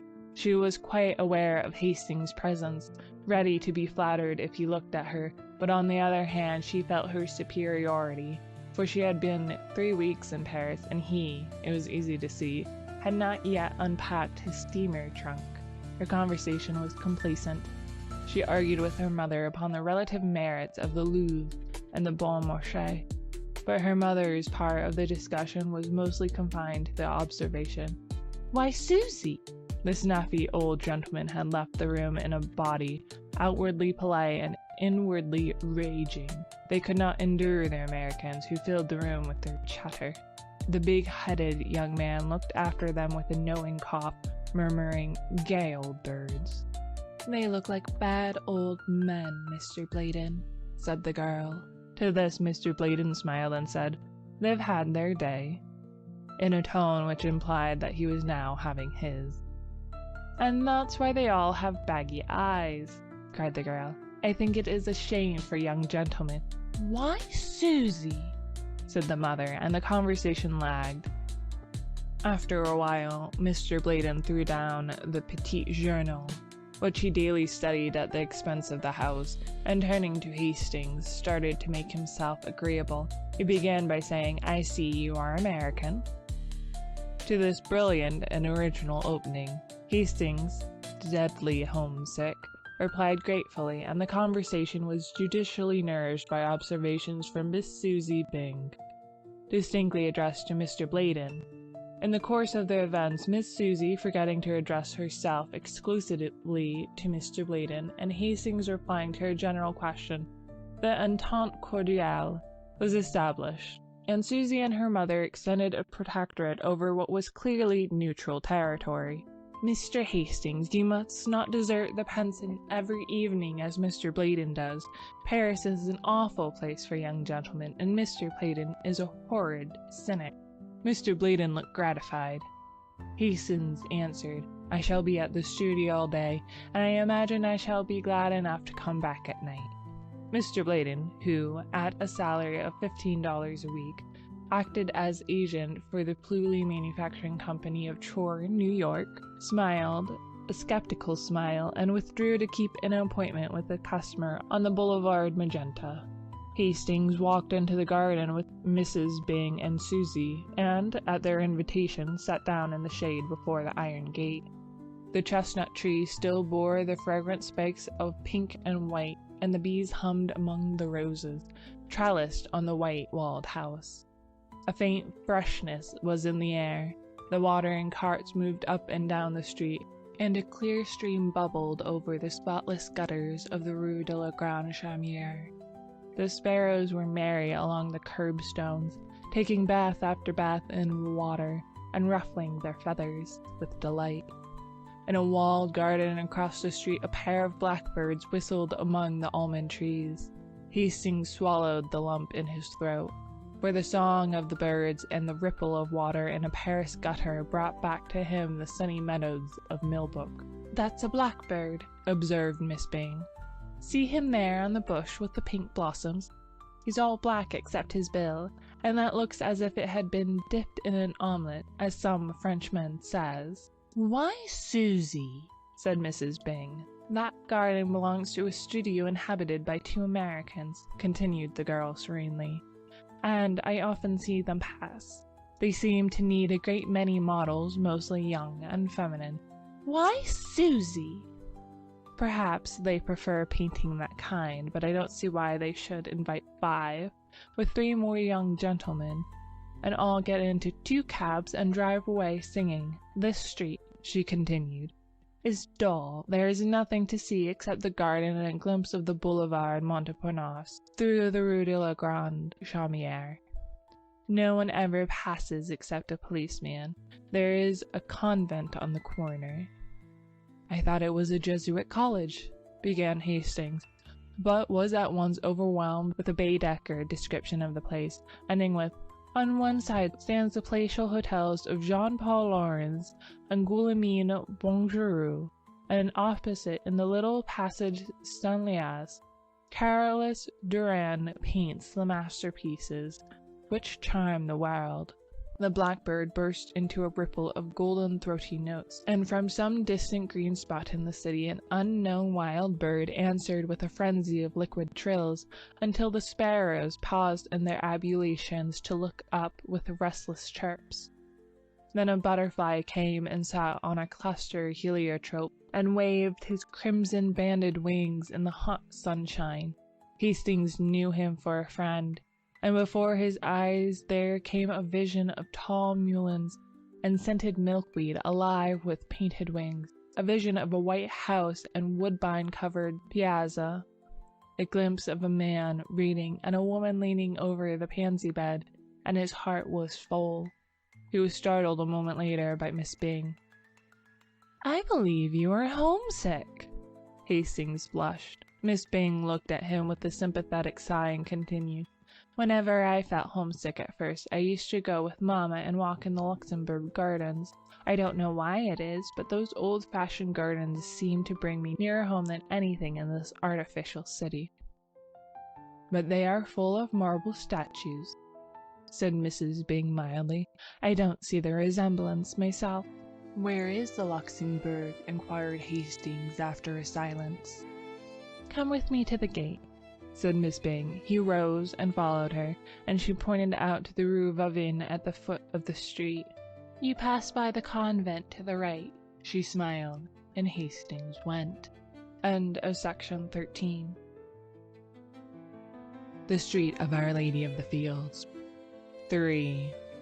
The Luxembourg was a blaze of flowers. He walked slowly through the long avenues of trees, past mossy marbles and old-time columns, and threading the grove by the bronze lion, came upon the tree-crowned terrace above the fountain. Below lay the basin shining in the sunlight. Flowering almonds encircled the terrace, and, in a greater spiral, groves of chestnuts wound in and out and down among the moist thickets by the western palace wing. At one end of the avenue of trees the observatory rose, its white domes piled up like an eastern mosque. At the other end stood the heavy palace, with every window pane ablaze in the fierce sun of June. Around the fountain children in white white-capped nurses armed with bamboo poles were pushing toy boats, whose sails hung limp in the sunshine. A dark policeman, wearing red epaulets and a dress sword, watched them for a while and then went away to remonstrate with a young man who had unchained his dog. The dog was pleasantly occupied in rubbing grass and dirt into his back, while his legs waved in the air. The policeman pointed at the dog. He was speechless with indignation. "Well, Captain?" smiled the young fellow. "Well, Monsieur Student?" growled the policeman. "What have you come and complained to me for?" "If you don't chain him, I'll take him," shouted the policeman. "What's that to me, mon capitaine?" What? Isn't that bulldog yours?" "If it was, don't you suppose I'd chain him?" The officer glared for a moment in silence. Then, deciding that as he was a student he was wicked, grabbed at the dog, who promptly dodged. Around and around the flower beds they raced, and when the officer came too near for comfort, the bulldog cut across a flower bed, which perhaps was not playing fair. The young man was amused, and the dog also seemed to enjoy the exercise. The policeman noticed this and decided to strike at the fountainhead of the evil. He stormed up to the student and said, "As the owner of this public nuisance, I arrest you." "But," objected the other, "I disclaim the dog." That was a poser. It was useless to attempt to catch the dog until 3 gardeners lent a hand, but then the dog simply ran away and disappeared in the Rue de Medici. The policeman shambled off to find consolation among the white-capped nurses, and the student, looking at his watch, stood up yawning. Then catching sight of Hastings, he smiled and bowed. Hastings walked over to the marble, laughing. "Why, Clifford," he said, "I didn't recognize you." "It is my moustache," sighed the other. "I sacrificed it to humor a whim of a friend. What do you think of my dog?" "Then he is yours?" cried Hastings. "Of course, it's a pleasant change for him, this playing tag with policemen. But he is known now, and I'll have to stop it. He's gone home. He always does when the gardeners take a hand. It's a pity, he's fond of rolling on lawns." Then they chatted for a moment of Hastings' prospect, and Clifford politely offered to stand his sponsor at the studio. "You see, old Tabby, I mean Dr. Byram, told me about you before I met you," explained Clifford, "and Elian and I will be glad to do anything we can."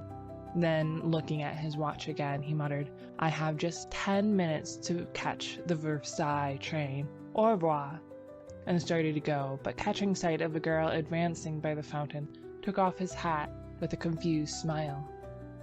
"Why are you not at Versailles?" she said with an almost imperceptible acknowledgement of Hastings' presence. I'm going," murmured Clifford. For a moment they faced each other, and then Clifford, very red, stammered, "With your permission, I have the honor of presenting you to my friend, Monsieur Hastings." Hastings bowed low. She smiled very sweetly, but there was something of malice in the quiet inclination of her small Parisian head. "I could have wished," she said, "that Monsieur Clifford might spare me more time when he brings with him so charming an American." Must I go, Valentine?" began Clifford. "Certainly," she replied. Clifford took his leave with very bad grace, wincing when she added, "And give my dearest love to Cecile," and he disappeared in the Rue d'Assas. The girl turned as if to go, but then, suddenly remembering Hastings, looked at him and shook her head. "Monsieur Clifford is so perfectly harebrained," she smiled. "It is embarrassing sometimes. You have heard, of course, all about his success at the Salon." He looked puzzled, and she noticed it. "You have been to the Salon, of course?" "Why, no," he answered. "I only arrived in Paris 3 days ago." She seemed to pay little heed to his explanation, but continued. "Nobody imagined he had the energy to do anything good, but on varnishing day, the Salon was astonished by the entrance of Monsieur Clifford, who strolled about as bland as you please, with an orchid in his buttonhole, and a beautiful picture on the line. She smiled to herself at the reminiscence and looked at the fountain. Monsieur Bouguereau told me that Monsieur Julien was so astonished that he only shook hands with Monsieur Clifford in a dazed manner, and actually forgot to pat him on the back. Fancy, she continued with much merriment, fancy Papa Julien forgetting to pat one on the back. Hastings wondered at her acquaintance with the grey Bouguereau, looked at her with respect. "May I ask," he said diffidently, "whether you are a pupil of Bouguereau?" "I?" she said in some surprise. Then she looked at him curiously. Was he permitting himself the liberty of joking on such short acquaintance? His pleasant, serious face questioned hers. "Tiens," she thought, "what a droll man." "Surely you study art," he said. She leaned back on the crooked stick of her parasol and looked at him. "Why do you think so?" "Because you speak as if you did." "You are making fun of me," she said, "and it is not good taste." She stopped, confused, as he colored to the roots of his hair. "How long have you been in Paris?" she said at length. 3 days, he replied gravely. But, surely you are not a nouveau. You speak French so well." Then, after a pause, "Really, are you a nouveau?" "I am," he said. She sat down on the marble bench lately occupied by Clifford, and tilting her parasol over her small head looked at him. "I don't believe it." He felt the compliment, and for a moment hesitated to declare himself one of the despised. Then, mustering up his courage, he told her how new and green he was, and all with a frankness which made her blue eyes open very wide, and her lips part in the sweetest of smiles. "You have never seen a studio?" "Never." "Nor a model?" "No." "How funny," she said solemnly. Then they both laughed. "And you, have you seen studios?" "Hundreds." "And models?" "Millions." "And you know Bouguereau?" "Yes, and Henner, and Constant, and Laurens, and Pou de Chavannes, and Dagnon, and Courtois, and all the rest of them. And yet you say you are not an artist." "Pardon," she said gravely. "Did I say I was not?" "Won't you tell me?" He hesitated. At first she looked at him, shaking her head and smiling. Then of a sudden her eyes fell and she began tracing figures with her parasol in the gravel at her feet. Hastings had taken a place on the seat, and now, with his elbows on his knees, sat watching the spray drifting above the fountain jet. A small boy, dressed as a sailor, stood poking his yacht and crying, "I won't go home! I won't go home!" His nurse raised her hands to heaven. Just like a little American boy, thought Hastings, and a pang of homesickness shot through him. Presently the nurse captured the boat, and the small boy stood at bay. "Monsieur Rene, when you decide to come here, you may have your boat." The boy backed away scowling. "Give me my boat, I say," he cried. "And don't call me Rene, for my name's Randall, and you know it." "Hello," said Hastings. "Randall, that's English." "I am an American," announced the boy in perfectly good English, turning to look at Hastings. "And she's such a fool she calls me Rene because Mama calls me Ranny." Here he dodged the exasperated nurse and took up his station behind Hastings, who laughed, and catching him round the waist, lifted him onto his lap. "One of my countrymen," he said to the girl beside him. He smiled while he spoke, but there was a queer feeling in his throat. "Don't you see the stars and stripes on my yacht?" demanded Randall. Sure enough, the American colors hung limply under the nurse's arm. "Oh!" cried the girl, "he is charming," and impulsively stooped to kiss him, but the infant Randall wiggled out of Hastings' arm, and his nurse pounced upon him with angry glance at the girl. She reddened, and then bit her lips as the nurse, with eyes still fixed on her, dragged the child away and ostentatiously wiped his lips with her handkerchief. Then she stole a look at Hastings and bit her lip again. "What an ill-tempered woman," he said. "In America, most nurses are flattered when people kiss their children." For an instant she tipped the parasol to hide her face. then closed it with a snap and looked at him defiantly. Do you think it is strange that she objected? Why not? He said in surprise. Again, she looked at him with quick, searching eyes. His eyes were clear and bright, and he smiled back, repeating, Why not? You are droll, she murmured, bending her head. Why? But she made no answer and sat silent, tracing curves and circles in the dust with her parasol. After a moment, he said, I am glad to see that young people have so much liberty here. I understood that the French were not at all like us. You know, in America, or at least where I live in Millbrook, girls have every liberty, go out alone and receive their friends alone, and I was afraid I should miss it here. But I see how it is now, and I am glad I was mistaken. She raised her eyes to his and kept them there. He continued pleasantly.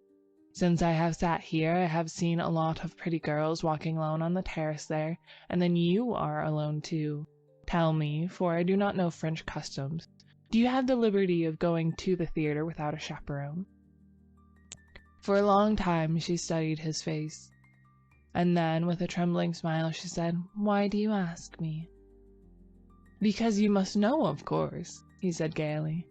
Yes, she replied indifferently. I know. He waited for an answer, but getting none, decided that perhaps she had misunderstood him. I hope you don't think I mean to presume on our short acquaintance, he began. In fact, it is very odd, but I don't know your name. When Clifford presented me, he only mentioned mine. Is that the custom in France? It is the custom in the Latin Quarter, she said with a queer light in her eyes. Then suddenly she began talking almost feverishly. You must know, Monsieur Hastings, that we are all un peu sans gêne. Here in the Latin Quarter, we are very bohemian, and etiquette and ceremony are out of place. It was for that Monsieur Clifford presented you to me with small ceremony, and left us together with less. Only for that, and I am his friend, and I have many friends in the Latin Quarter, and we all know each other very well. And I am not studying art, but what? Bewildered. I shall not tell you. It is a secret, she said with an uncertain smile. On both cheeks a pink spot was burning, and her eyes were very bright.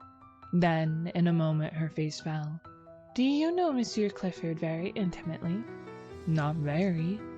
After a while she turned to him, grave and a little pale. My name is Valentine. Valentine Tissot. Might I ask a service of you on such very short acquaintance? Oh, he cried, I should be honored. It is only this, she said gently. It is not much. Promise me not to speak to Monsieur Clifford about me. Promise me that you will speak to no one about me. I promise, he said, greatly puzzled. She laughed nervously. I wish to remain a mystery. It is a caprice. But, he began, I had hoped that you might give Monsieur Clifford permission to bring me, to present me at your house. My house? She repeated. I mean where you live, in fact, to present me to your family. The change in the girl's face shocked him. I beg your pardon, he cried. I have hurt you. And as quick as a flash she understood him because she was a woman. My parents are dead, she said. Presently he began again, very gently. Would it displease you if I beg you to receive me? Is it the custom? I cannot, she answered. Then, glancing up at him, I am sorry. I should like to, but believe me, I cannot. He bowed seriously and looked vaguely uneasy. It isn't because I don't wish to. I like you. You are very kind to me. Kind? He cried, surprised and puzzled. I like you, she said slowly, and we will see each other sometimes, if you will. At friends' houses? No, not at friends' houses. Where? Here, she said with defiant eyes. Why? He cried. In Paris you are much more liberals in your views than we are. She looked at him curiously. Yes, we are very bohemian. I think it is charming, he declared. You see, we shall be in the best of society, she ventured timidly, with a pretty gesture towards the statues of the dead queens ranged in stately ranks. above the terrace. He looked at her delighted, and she brightened at the success of her innocent little pleasantry. "Indeed," she smiled, "I shall be well chaperoned, because you see, we are under the protection of the gods themselves. Look, there are Apollo and Juno and Venus on their pedestals," counting them on her small gloved fingers, "and Ceres and Hercules but I can't make out." Hastings turned to look up at the winged god under whose shadow they were seated. "Why, it is love," he said. 4. "There is a nouveau here," drawled the Fat, leaning around his easel and addressing his friend Bowles. "There is a nouveau here who is so tender and green and appetizing that heaven help him if he should fall into a salad bowl." "Hey, Steve?" inquired Bowles, plastering in a background with a broken palette knife and squinting at the effect with approval. "Yeah, squedunk or okosh. And how he ever grew up among the daisies and escaped the cows, heaven knows." Bowles rubbed his thumb across the outline of his study to throw in a little atmosphere, as he said, glared at the model, pulled at his pipe, and finding it out, struck a match on his neighbor's back to relight it. "His name," continued Lafat, hurling a bit of bread at the hat rack, "his name is Hastings. He is a berry. He knows no more about the world," and here Mr. Lafat's face spoke volumes for his own knowledge of that planet, "than a maiden cat on its first moonlight stroll." Bowles, now having succeeded in lighting his pipe, repeated the thumb touch on the other edge of the study and said, "Ah, yes," continued his friend, "and you would imagine it. He seems to think that everything here goes on as it does in his little backwood ranch at home. He talks about the pretty girls who come walk alone in the streets, as how sensible it is, how French parents are misrepresented in America. Says that for his part he finds French girls, and he confessed to only knowing one, as jolly as American girls. I tried to set him straight, tried to give him a pointer as to what sort of ladies walk about alone or with students, and he was either too stupid or too innocent to catch on. Then I gave it to him straight, and he said I was a vile-minded fool and marched off." "Did you assist him with your shoe?" inquired Bowles, languidly interested. "Well, no. He called you a vile-minded fool." "He was correct," said Clifford from his easel in front. What do you mean?" demanded Lafat, turning red. "That," replied Clifford. "Who spoke to you? Is this your business?" sneered Bowles, nearly lost his balance as Clifford swung about and eyed him. "Yes," he said slowly, "it's my business." No one spoke for some time. Then Clifford sang out, "I say, Hastings!" And when Hastings left his easel and came round, he nodded toward the astonished Lafat. "This man has been disagreeable to you, and I want to tell you that any time you feel inclined to kick him, why, I will hold the other creature." Hastings, embarrassed, said, "Why, no, I don't agree with his ideas, nothing more." Clifford said, "Naturally," and slipping his arm through Hastings, strolled about with him, and introduced him to several of his own friends, at which all the nouveaux opened their eyes with envy, and the studio were given to understand that Hastings, although prepared to do menial work as the latest nouveau, was already within the charm circle of the old, respected and feared, the truly great. The rest finished. The model resumed his place, and work went on in a chorus of songs and yells and every ear-splitting noise which the art student utters when studying the beautiful. 5 o'clock struck. The model yawned, stretched, and climbed into his trousers, and the noisy contents of 6 studios crowded through the halls and down into the street. 10 minutes later, Hastings found himself on top of a Montreux tram, and shortly afterward was joined by Clifford. They climbed down at the Rue Gay-Lussac. "I always stop here," observed Clifford. "I like the walk through the Luxembourg."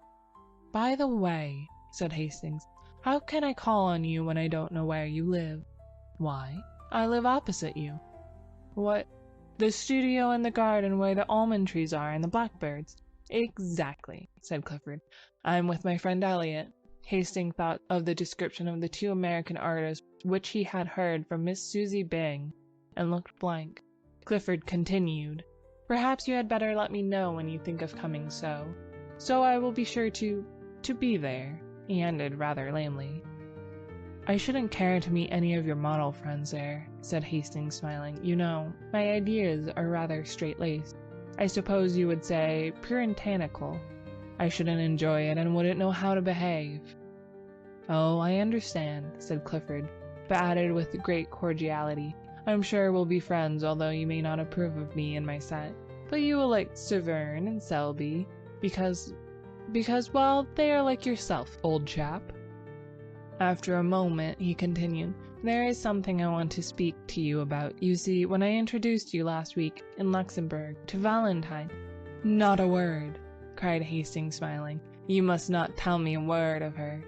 Why, no, not a word, he said gaily. I insist. Promise me upon your honor you will not speak of her until I give you permission. Promise. I promise, said Clifford, amazed. She is a charming girl. We had such delightful chat after you left, and I thank you for presenting me, but not another word about her until I give you permission. Oh, murmured Clifford. Remember your promise, he smiled as he turned into his gateway. Clifford strolled across the street and, traversing the ivy-covered alley, entered his garden. He felt for his studio key, muttering, I wonder. But of course he doesn't.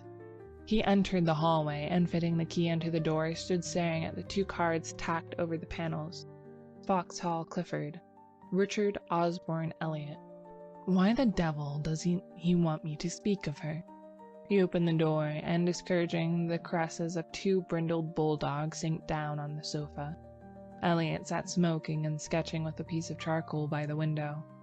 Hello, he said without looking around. Clifford gazed absently at the back of his head, murmuring, I'm afraid that man is too innocent. I say, Elliot, he said at last. Hastings, you know the chap that old Tabby Byram came around here to tell us about? The day you had to hide Colette in the armoire. Yes, what's up? Oh, nothing. He's a brick. Yes, said Elliot without enthusiasm. Don't you think so? Demanded Clifford.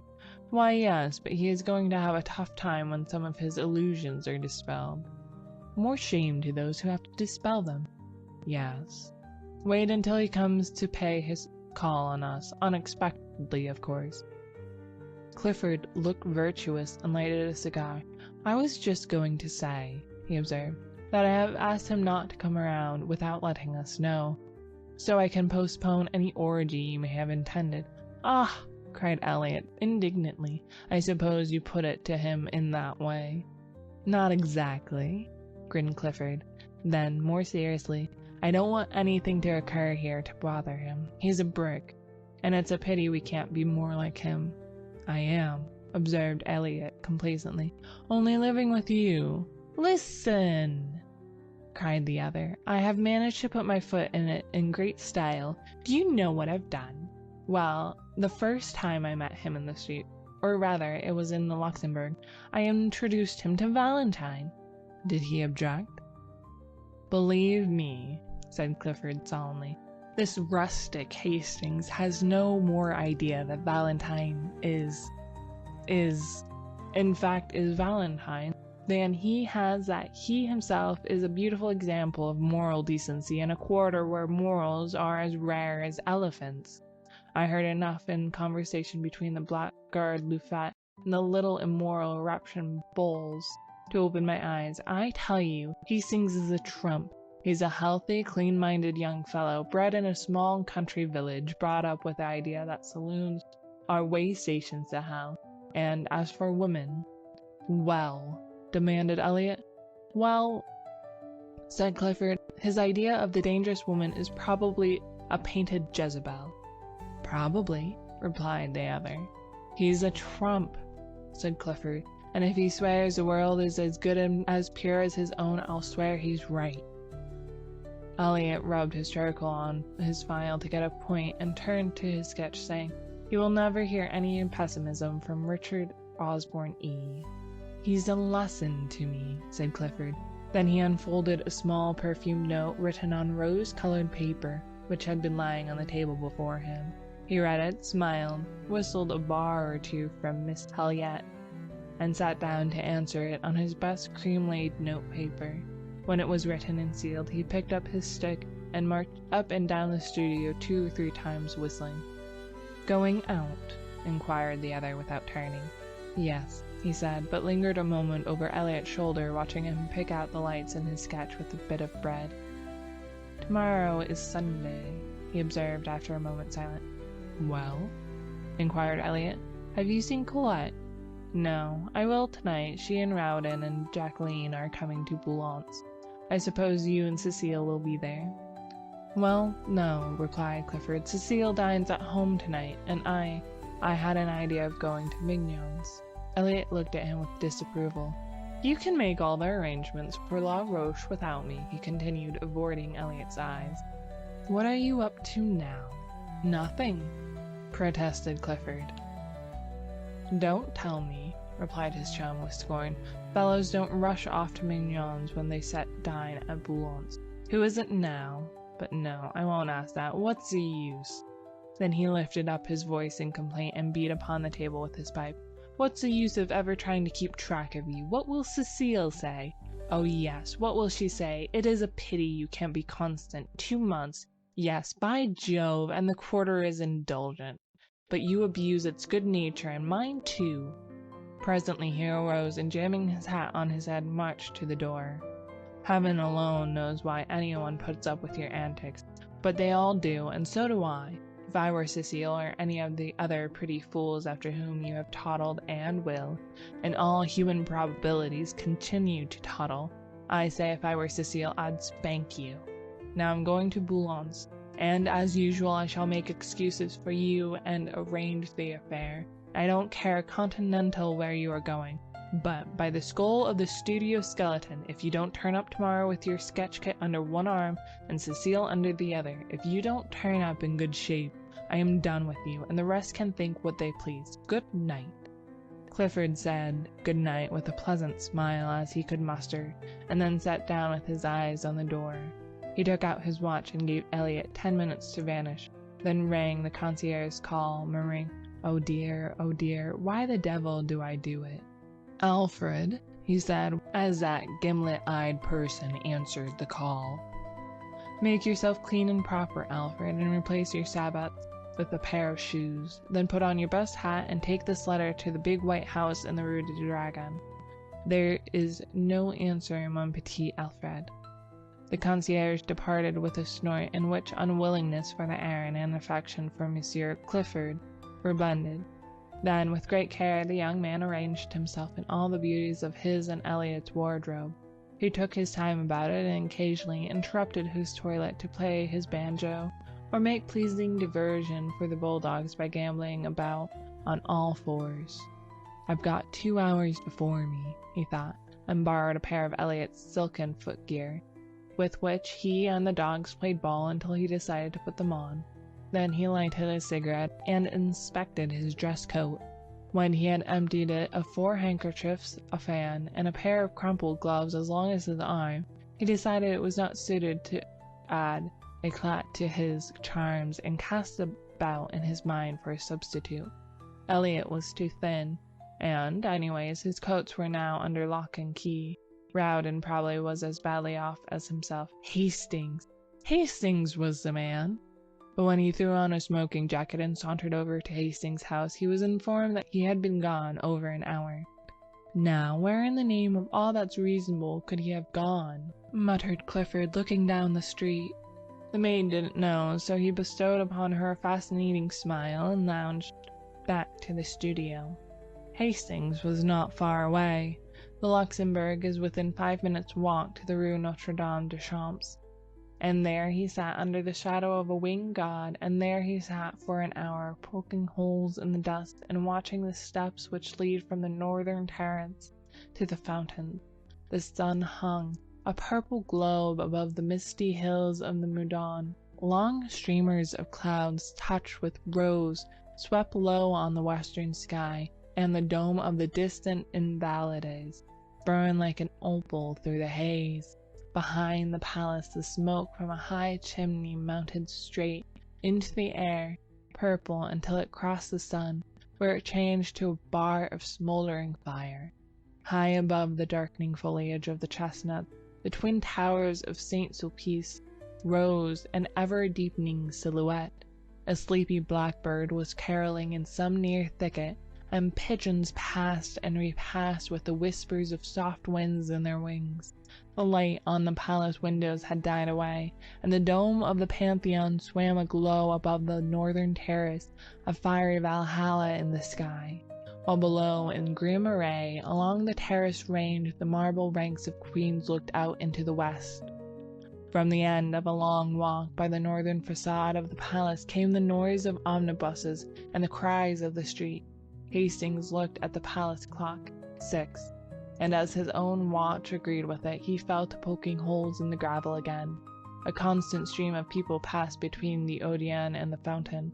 Priests in black, with silver-buckled shoes, line soldiers slouchy and rakish, neat girls without hats bearing milliners' boxes, students with black portfolios and high hats, students with berets and big canes, nervous, quick-stepping officers, symphonies in turquoise and silver, ponderous, jangling cavalrymen all over dust, pastry cooks' boys skipping along the utter disregard for the safety of the basket balanced on the impish heads, and then the lean outcast, the shambling Paris tramp, slouching with shoulders bent, and little eye furtively scanning the ground for smoker's refuse.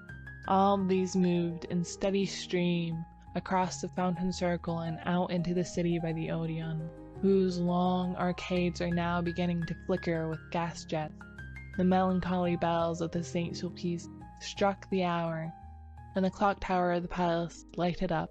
Then hurrying steps sounded across the gravel, and Hastings raised his head. "How late you are," he said, but his voice was hoarse, and only his flushed face told how long had seemed the waiting. She said, "I was kept. Indeed, I was so much annoyed, and I may only stay a moment." She sat down beside him, casting a furtive glance over her shoulder at the gods upon his pedestal. What nuisance! Intruding Cupid is still there.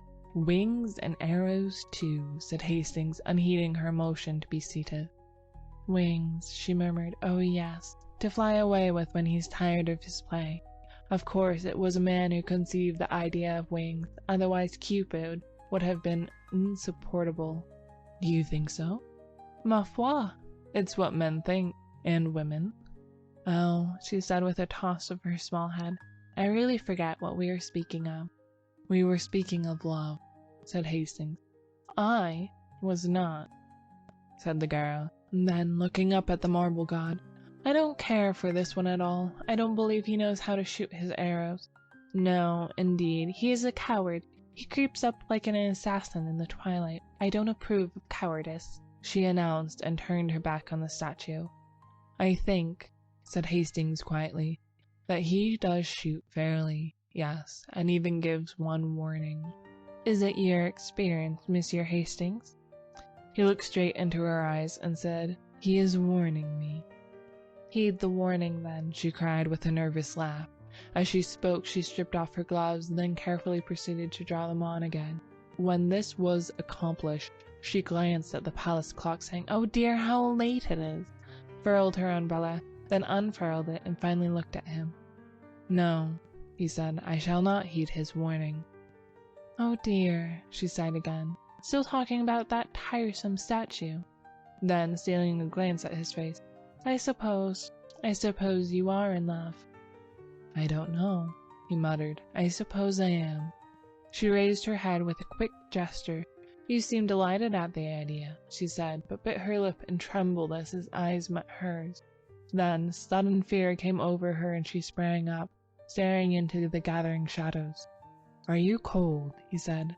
But she only answered, oh dear, it is late, so late, I must go. Good night." She gave him her gloved hand a moment, and then withdrew it with a start. "What is it?" he insisted. "Are you frightened?" She looked at him strangely. "No, No, not frightened. You are very good to me." "By Jove!" he burst out. "What do you mean by saying I'm good to you? That's at least the third time, and I don't understand." The sound of a drum from the guardhouse at the palace cut him short. "Listen," she whispered. "They are going to close. It's late. Oh, so late." The rolling of the drum came nearer and nearer. Then the silhouette of the drummer cut the sky above the eastern terrace. The fading light lingered a moment on his belt and bayonet. Then he passed into shadows, drumming the echoes awake. The roll became fainter along the eastern terrace, then grew and rattled with increasing sharpness when he passed the avenue by the Bronze Lion and turned down the western terrace walk. Louder and louder the drum sounded, and the echoes struck back the notes from the grey palace wall. And now the drummer loomed up before them, his red trousers a dull spot in the gathering gloom.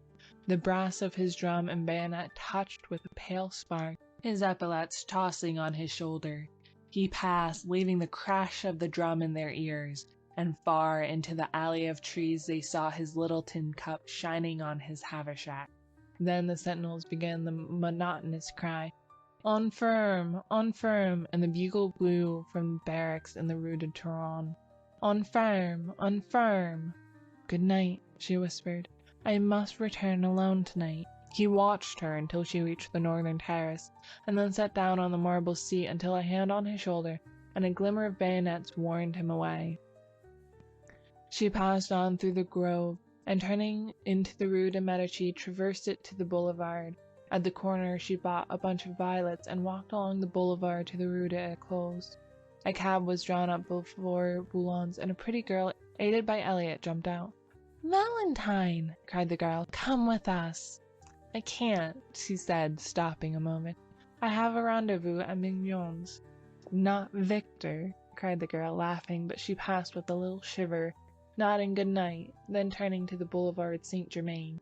She walked a little faster to escape a gay party sitting before the Café Cluny, who called to her to join them. At the door of the restaurant Mignon stood a coal-black negro in buttons. He took off his peaked cap as she mounted the carpeted stairs. "Send Eugene to me," she said at the office, and passing through the hallway to the right of the dining room stopped before a row of panelled doors. A waiter passed and she repeated her demand for Eugene, who presently appeared, noiselessly skipping, and bowed, murmuring, "Madame." "Who is here?" "No one in the cabinets, madame. In the half, Madame Madeleine and Monsieur Gay, Monsieur de Clement, Monsieur Clisson, Madame Marie, and their set."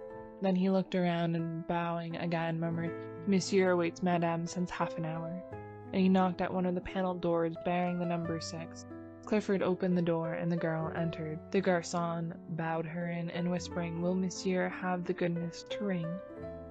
vanished. He helped her off with her jacket and took her hat and umbrella. When she was seated at the little table with Clifford opposite, she smiled and leaned forward on both elbows, looking him in the face. "What are you doing here?" she demanded. "Waiting," he replied, in accents of adoration. For an instant she turned and examined herself in the glass. The wide blue eyes, the curling hair, the straight nose, the short curled lip flashed in the mirror in an instant only, and then its depths reflected her pretty neck and back. "Thus I do turn my back on vanity," she said, and then leaning forward again. "What are you doing here?" "Waiting for you," repeated Clifford, slightly troubled. "And Cecile—" "Now don't, Valentine. Do you know," she said calmly, "I dislike your conduct." He was a little disconcerted and rang for Eugene to cover his confusion.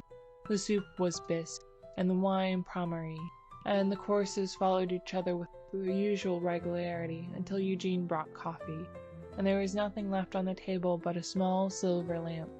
"Valentine," said Clifford after having obtained permission to smoke. "Is it vaudeville or the Eldorado, or both, or the Nouveau Cirque, or—" "It is here," said Valentine. "Well," he said, greatly flattered, "I'm afraid I couldn't amuse you." "Oh, yes, you are funnier than the Eldorado." "Now see here, don't guy me, Valentines, you always do, and, you know what they say, a good laugh kills—" "What?" love and all that. She laughed until her eyes were moist with tears. Tiens, she cried, he is dead then. Clifford eyed her with growing alarm.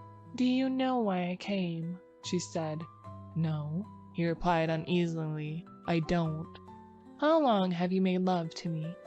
Well, he admitted, somewhat startled, I should say, for about a year. It is a year, I think. Are you not tired? He did not answer. Don't you know that I like you too well to ever fall in love with you, she said. Don't you know that we are too good comrades, too old friends for that? And were we not? Do you think that I do not know your history, Monsieur Clifford? Don't be so sarcastic, he urged. Don't be unkind, Valentine. I'm not. I'm kind. I'm very kind. To you and to Cecile. Cecile is tired of me. I hope she is, said the girl, for she deserves a better fate. Tiens, do you know your reputation in the quarter? Of the inconstant and most inconstant, utterly incorrigible, and no more serious than a gnat on a summer night. Poor Cecile. Clifford looked so uncomfortable that she spoke more kindly. I like you. You know that. Everybody does. You are a spoiled child here. Everything is permitted you, and everyone makes allowances, but everyone cannot be a victim to caprice. Caprice? He cried. By Jove, if the girls of the Latin Quarter are not capricious. Never mind about that. You must not sit in judgment. You, of all men. Why are you here tonight? Oh, she cried. I will tell you why. Monsieur receives a little note. He sends a little answer. He dresses in his conquering raiment. I don't, said Clifford, very red. You do, and it becomes you, she retorted with a faint smile. Then again, very quietly, I am in your power, but I know I am in the power of a friend. I have come to acknowledge it to you here, and it is because of that that I am here to beg of you a favor. Clifford opened his eyes but said nothing. I am in great distress of mind. It is Monsieur Hastings. Well, said Clifford in some astonishment, I want to ask you, she continued in a low voice, I want to ask you to, in case you should speak of me before him, not to say, I shall not speak of you to him, he said quietly. Can you prevent others? I might if I was present. May I ask why? That is not fair, she murmured. You know how he considers me, as he considers every woman. You know how different he is from you and the rest. I've never seen a man, such a man as Monsieur Hastings. He let his cigarette go out unnoticed. I am almost afraid of him, afraid he should know. What we all are in the quarter. Oh, I do not wish him to know. I do not wish him to turn from me, to cease from speaking to me as he does.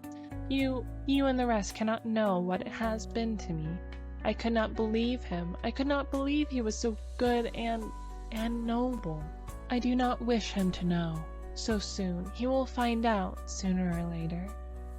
He will find out for himself, and then he will turn away from me. Why? She cried passionately. Why should he turn away from me and not from you? Clifford, much embarrassed, eyed his cigarette. The girl rose, very white. He is your friend. You have a right to warn him. He is my friend, he said at length.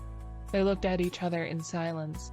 Then she cried, By all that I hold to me most sacred, you need not warn him. I shall trust your word, he said pleasantly.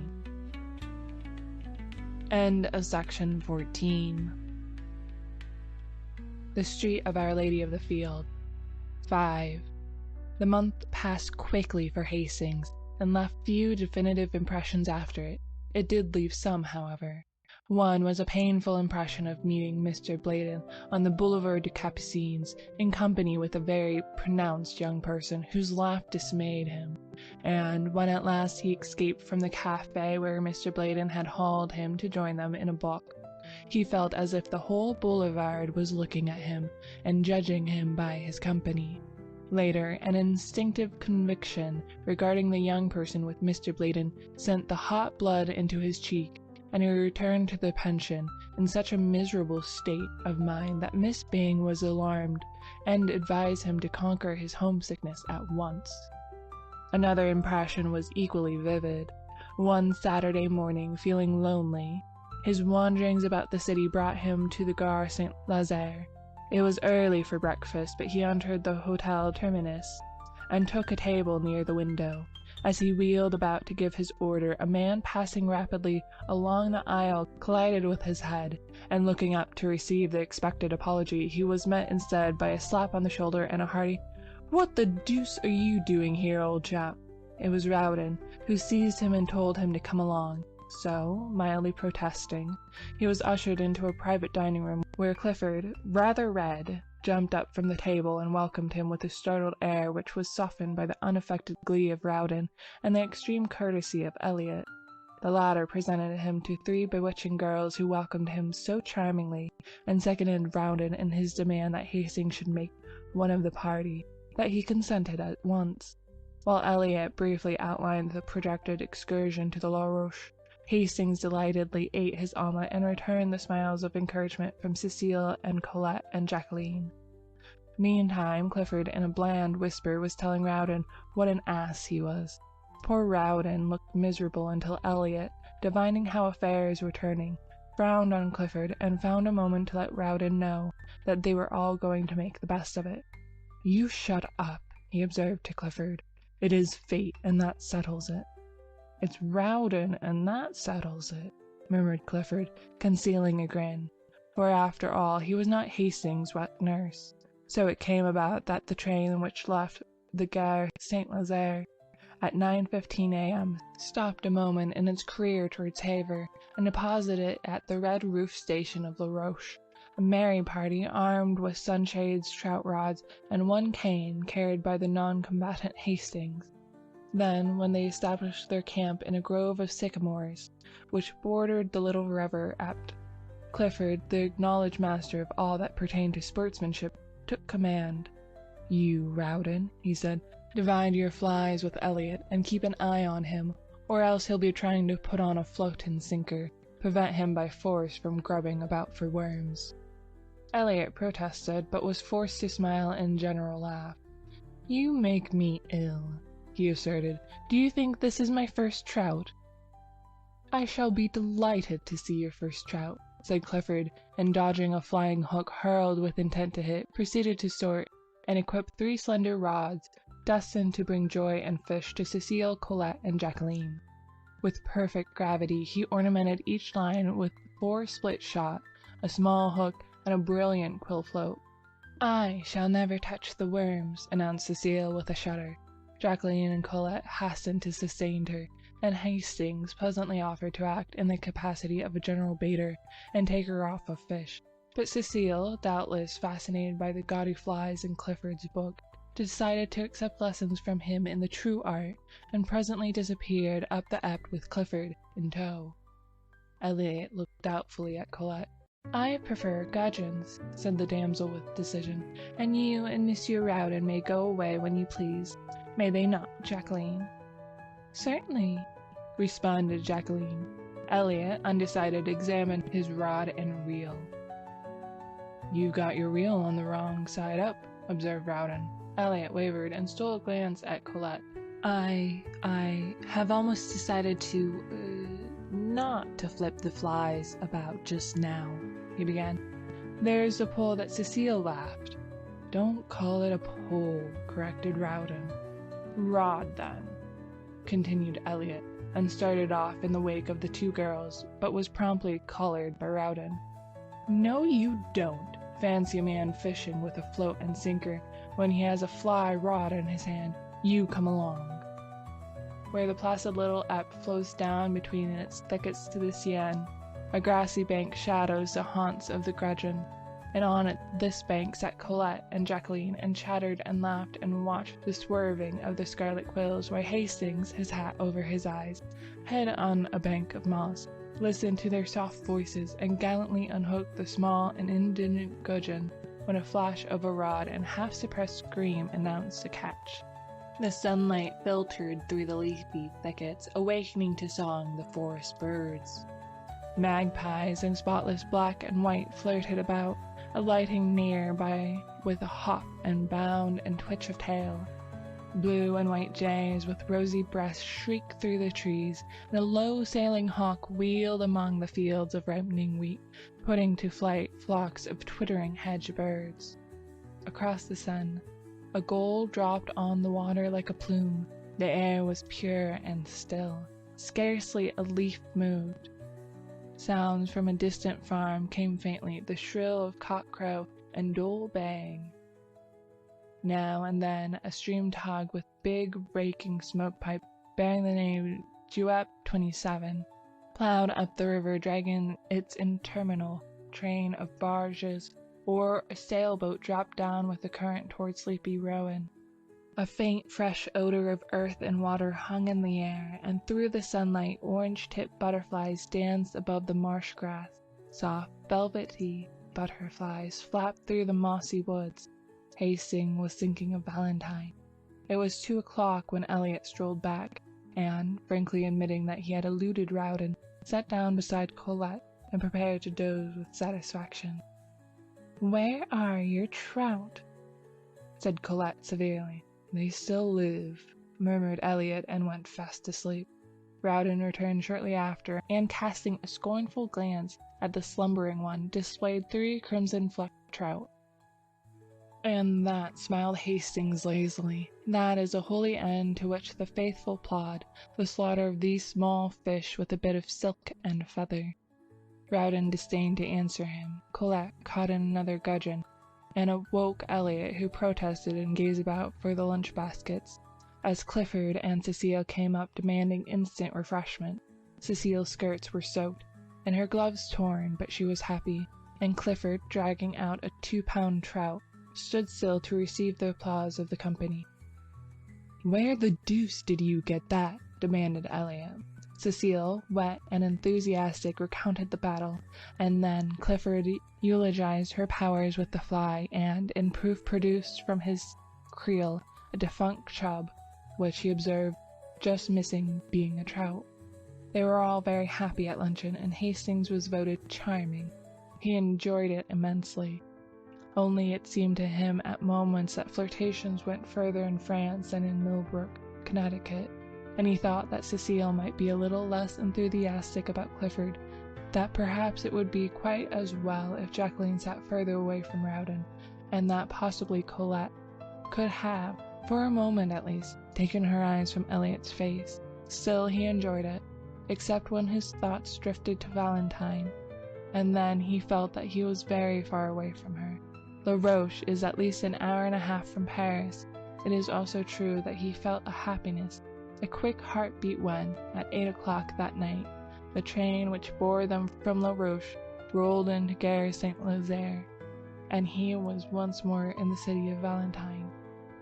"Good night," they said, pressing about him. "You must come with us next time," he promised, and watched them, 2 by 2, drift into the darkening city, and stood so long that, when again he raised his eyes, the vast boulevard was twinkling with gas jets through which the electrical lights stared like moons. 6. It was another quick heartbeat that he awoke next morning, for his first thought was of Valentine. The sun already gilded the towers of Notre Dame.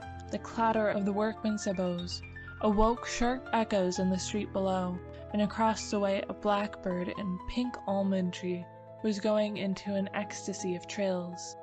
He determined to await Clifford for a brisk walk in the country, hoping later to beguile that gentleman into the American church for his soul's sake.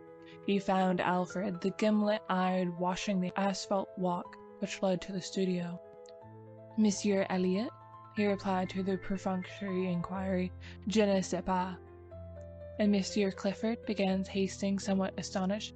"Monsieur Clifford," said the concierge with fine irony, "will be pleased to see you," as he retired early. "In fact, he has just come in." Hastings hesitated while the concierge pronounced a fine eulogy on people who never stayed out all night. and then came battering at the lodge gate during hours which even the gendarme held sacred to sleep. He also discoursed eloquently upon the beauties of temperance, and took an ostentatious draught from the fountain in the court. "I do not think I will come in," said Hastings. "Pardon, monsieur," growled the concierge. "Perhaps it would be well to see Monsieur Clifford. He possibly needs aid. Me he drives forth with hair brushes and boots. It is a mercy if he has not set fire to something with his candle." Hastings hesitated for an instant, but swallowing his dislike of such a mission, walked slowly through the ivy-covered alley and across the inner garden to the studio. He knocked. Perfect silence. Then he knocked again, and this time something struck the door from within with a crash. "That," said the concierge, "was a boot." He fit his duplicate key into the lock and ushered Hastings in. Clifford, in disordered evening dress, sat on the rug in the middle of the room. He held in his hand a shoe, and did not appear astonished to see Hastings. "Good morning. Do you use Pear's soap?" he inquired with a vague wave of his hand and a vaguer smile. Hastings' heart sank. "For heaven's sakes," he said. "Clifford, go to bed." "Not while that Alfred pokes his shaggy head in here, and I have a shoe left." Hastings blew out the candle, picked up Clifford's hat and cane, and said, with an emotion he could not conceal, "This is terrible, Clifford.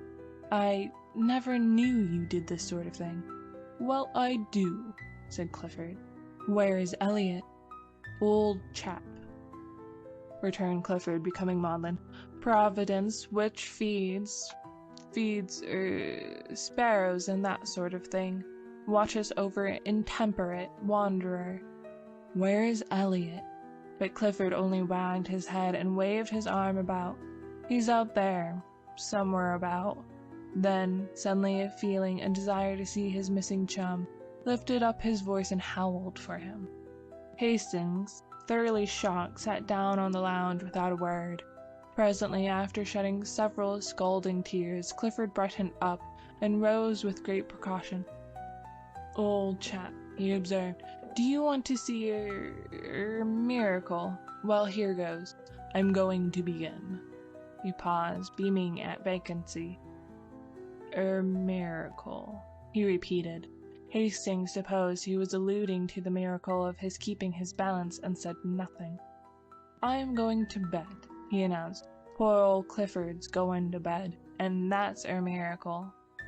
And he did, with a nice calculation of distance and equilibrium, which would have wrung enthusiastic yells of applause from Elliot had he been there to insist, and connoisseur. But he was not. He had not yet reached the studio. He was on his way, however, and smiled with magnificent condescension on Hastings, who, half an hour later, found him reclining upon a bench in the Luxembourg. He permitted himself to be aroused, dusted, and escorted to the gate. Here, however, he refused all further assistance, and bestowing a patronizing bow upon Hastings, steered a tolerably true course for the Rue Vavin. Hastings watched him out of sight, and then slowly retraced his steps towards the fountain. At first he felt gloomy and depressed, but gradually the clear air of the morning lifted the pressure from his heart, and he sat down on the marble seat under the shadows of the winged god. The air was fresh and sweet with perfume from the orange flowers.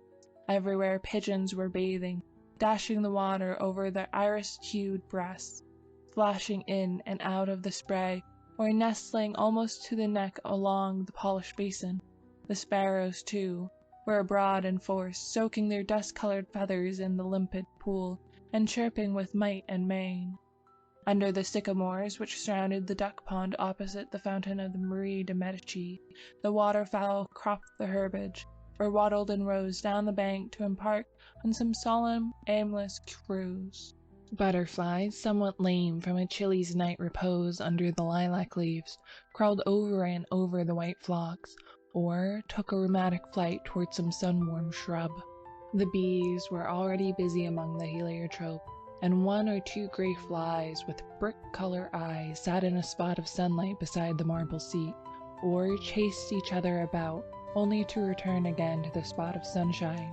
and rubbed their forelegs, exulting. The sentries paced briskly before the painted boxes, pausing at times to look toward the guardhouse for their relief. They came at last, with a shuffle of feet and click of bayonets. The word was passed, the relief fell out, and away they went, crunch, crunch across the gravel. A mellow chime floated from the clock tower of the palace, and the deep bell of St. Sulpice echoed the stroke. Hastings sat dreaming in the shadow of the god, and while he mused, somebody came and sat down beside him. At first he did not raise his head. It was only when she spoke that he sprang up. "You, at this hour?" I was restless, I could not sleep. Then, in a low, happy voice, "And you, at this hour?" I slept, but the sun awoke me. "I could not sleep," she said, and her eyes seemed, for a moment, touched with an indefinable shadow. Then, smiling, "I am so glad. I seemed to know you were coming. Don't laugh. I believe in dreams." "Did you really dream of me being here?" "I think I was awake when I dreamed it," she admitted. Then, for a time they were mute, acknowledged by silence the happiness of being together. And after all, the silence was eloquent, for faint smiles and glances born of their thoughts crossed and recrossed, until lips moved and words were formed, which seemed almost superfluous. What they said was not profound. Perhaps the most valuable jewel that fell from Hastings' lips bore direct reference to breakfast. "I have not yet had my chocolate," she confessed. "But what a material man you are!" "Valentine," he said impulsively, I do wish that you would, just for this once, give me the whole day, just for this once." "Oh dear," she smiled, "not only material, but selfish." "Not selfish, hungry," he said, looking at her. "A cannibal too, oh dear." "Will you, Valentine?" "But my chocolate." "Take it with me." "But déjeuner." "Together at St. Cloud." "But I can't." "Together. All day long. Will you, Valentine?" She was silent. "Only for this once." Again, that indefinable shadow fell across her eyes, and when it was gone she sighed. "Yes, together, only for this once." "All day?" he said, doubting his happiness. "All day," she smiled, "and oh, I am so hungry." He laughed, enchanted. What a material young lady it is! On the Boulevard Saint-Michel there was a cremerie, painted white and blue outside and as neat and clean as a whistle inside. The auburn-haired young woman, who speaks French like a native and rejoices in the name of Murphy, smiled at them as they entered, and tossing a fresh napkin over the zinc tete-a-tete table, whisked before them 2 cups of chocolate and a basket full of crisp, fresh croissants. The primrose-colored pats of butter, each stamped with a shamrock in relief, seemed saturated with the fragrance of Normandy pastures. "How delicious!" they said in the same breath, and then laughed at the coincidence. "With but a single thought," he began. "How absurd!" she cried with cheeks all rosy. "I am thinking I'd like a croissant." "So am I," he replied triumphant. "That proves it." Then they had a quarrel, she accusing him of behavior unworthy of a child in arms, and he denying it and bringing counter-charges, until Mademoiselle Murphy laughed in sympathy, and the last croissant was eaten under a flag of truce. Then they rose, and she took his arm with a bright nod to Mademoiselle Murphy, who cried them a merry "Bonjour, madame, bonjour, monsieur," and watched them hail a passing cab and drive away. "Dieu, quel est beau!" She sighed, after a moment. "Do they be married? I do not. Ma foi, ils ont bien l'air." The cab swung around the Rue de Medici and turned into the Rue de Beaugiard, followed it to where it crosses the Rue de Rennes, and taking that noisy thoroughfare, drew up before the Gare Montparnasse. They were just in time for a train and scampered up the stairway and out to the cars as the last note from the starting gong rang through the arched station. The guards slammed the door to their compartment. A whistle sounded, answered by a screech from the locomotive, and the long train glided from the station faster, faster, and spread out into the morning sunshine. The summer wind blew in their faces from the open window and sent the soft hair dancing on the girl's forehead. "We have the compartment to ourselves," said Hastings. She leaned against the cushioned window seat, her eyes bright and wide open, her lips parted. The wind lifted her hat and fluttered the ribbons under her chin. With a quick movement she untied them, and, drawing a long hat pin from her hat, laid it down on the seat beside her. The train was flying. The color surged in her cheeks, and with each quick-drawn breath, her breath rose and fell under the cluster of lilies at her throat. Trees, houses, ponds danced by, cut by a mist of telegraph poles. "Faster! Faster!" she cried. His eyes never left her, but hers, wide open and blue as the summer sky, seemed fixed on something far ahead, something which came no nearer but fled before them as they fled. Was it the horizon, cut now by the grim fortress on the hill, now by the cross of a country chapel? Was it the summer moon, ghost-like, slipping through the vaguer blue above? "Faster! Faster!" she cried. Her parted lips burned scarlet. The car shook and shivered, and the field streamed by like an emerald torrent. He caught the excitement, and his face glowed. "Oh!" she cried, and with an unconscious movement caught his hand, drawing him to the window beside her. "Look! Lean out with me!" He only saw her lips move. Her voice was drowned in the roar of a trestle, but his hand closed in hers and he clung to the sill. The window whistled in their ears. "Not so far out! Valentine, take care!" he gasped. Below, through the ties of the trestle, a broad river flashed into view and out again, as the train thundered along a tunnel, and away once more through the freshest of green fields. The wind roared about them. The girl was leaning out from the window, and he caught her by the waist, crying, "Not so far!" But she only murmured, "Faster! Faster! Away out of the city, out of land! Faster! Faster! Away out of the world!" "What are you saying all to yourself?" he said, but his voice was broken, and the wind whirled it back into his throat. She heard him, and turning from the window, looked down at his arm about her. Then she raised her eyes to his. The car shook and the windows rattled. They were dashing through a forest now, and the sun swept the dewy branches with running flashes of fire. He looked into her troubled eyes, and he drew her to him and kissed the half-parted lips, and she cried out, a bitter, hopeless cry, "Not that! Not that!" But he held her close and strong, whispering words of honest love and passion, and when she sobbed, "Not that! Not that! I have promised! You must know! I am not worthy!" In the purity of his own heart, her words were, to him, meaningless then, meaningless forever after. Presently her voice ceased, and her head rested on his breast. He leaned against the windows, his ears swept by the furious wind, his heart in a joyous tumult. The forest was past, and the sun slipped from behind trees, flooding the earth again with brightness. She raised her eyes and looked out into the world from the window. Then she began to speak, but her voice was faint, and he bent his head close to hers and listened. "I cannot turn from you. I am too weak. You were long ago my master, master of my heart and soul. I have broken my word to one who trusted me, but I have told you all. What matters the rest?" He smiled at her innocence, and she worshipped his. She spoke again. "Take me or cast me away. What matters it? Now with a word you can kill me, and it might be easier to die than look upon happiness as great as mine." He took her in his arms. "Hush! What are you saying? Look out at the sunlight, the meadows and the streams. We shall be very happy in so bright a world." She turned to the sunlight. From the window, the world below seemed very fair to her. Trembling with happiness, she sighed, "Is this the world? Then I have never known it." "Nor have I, God forgive me," he murmured.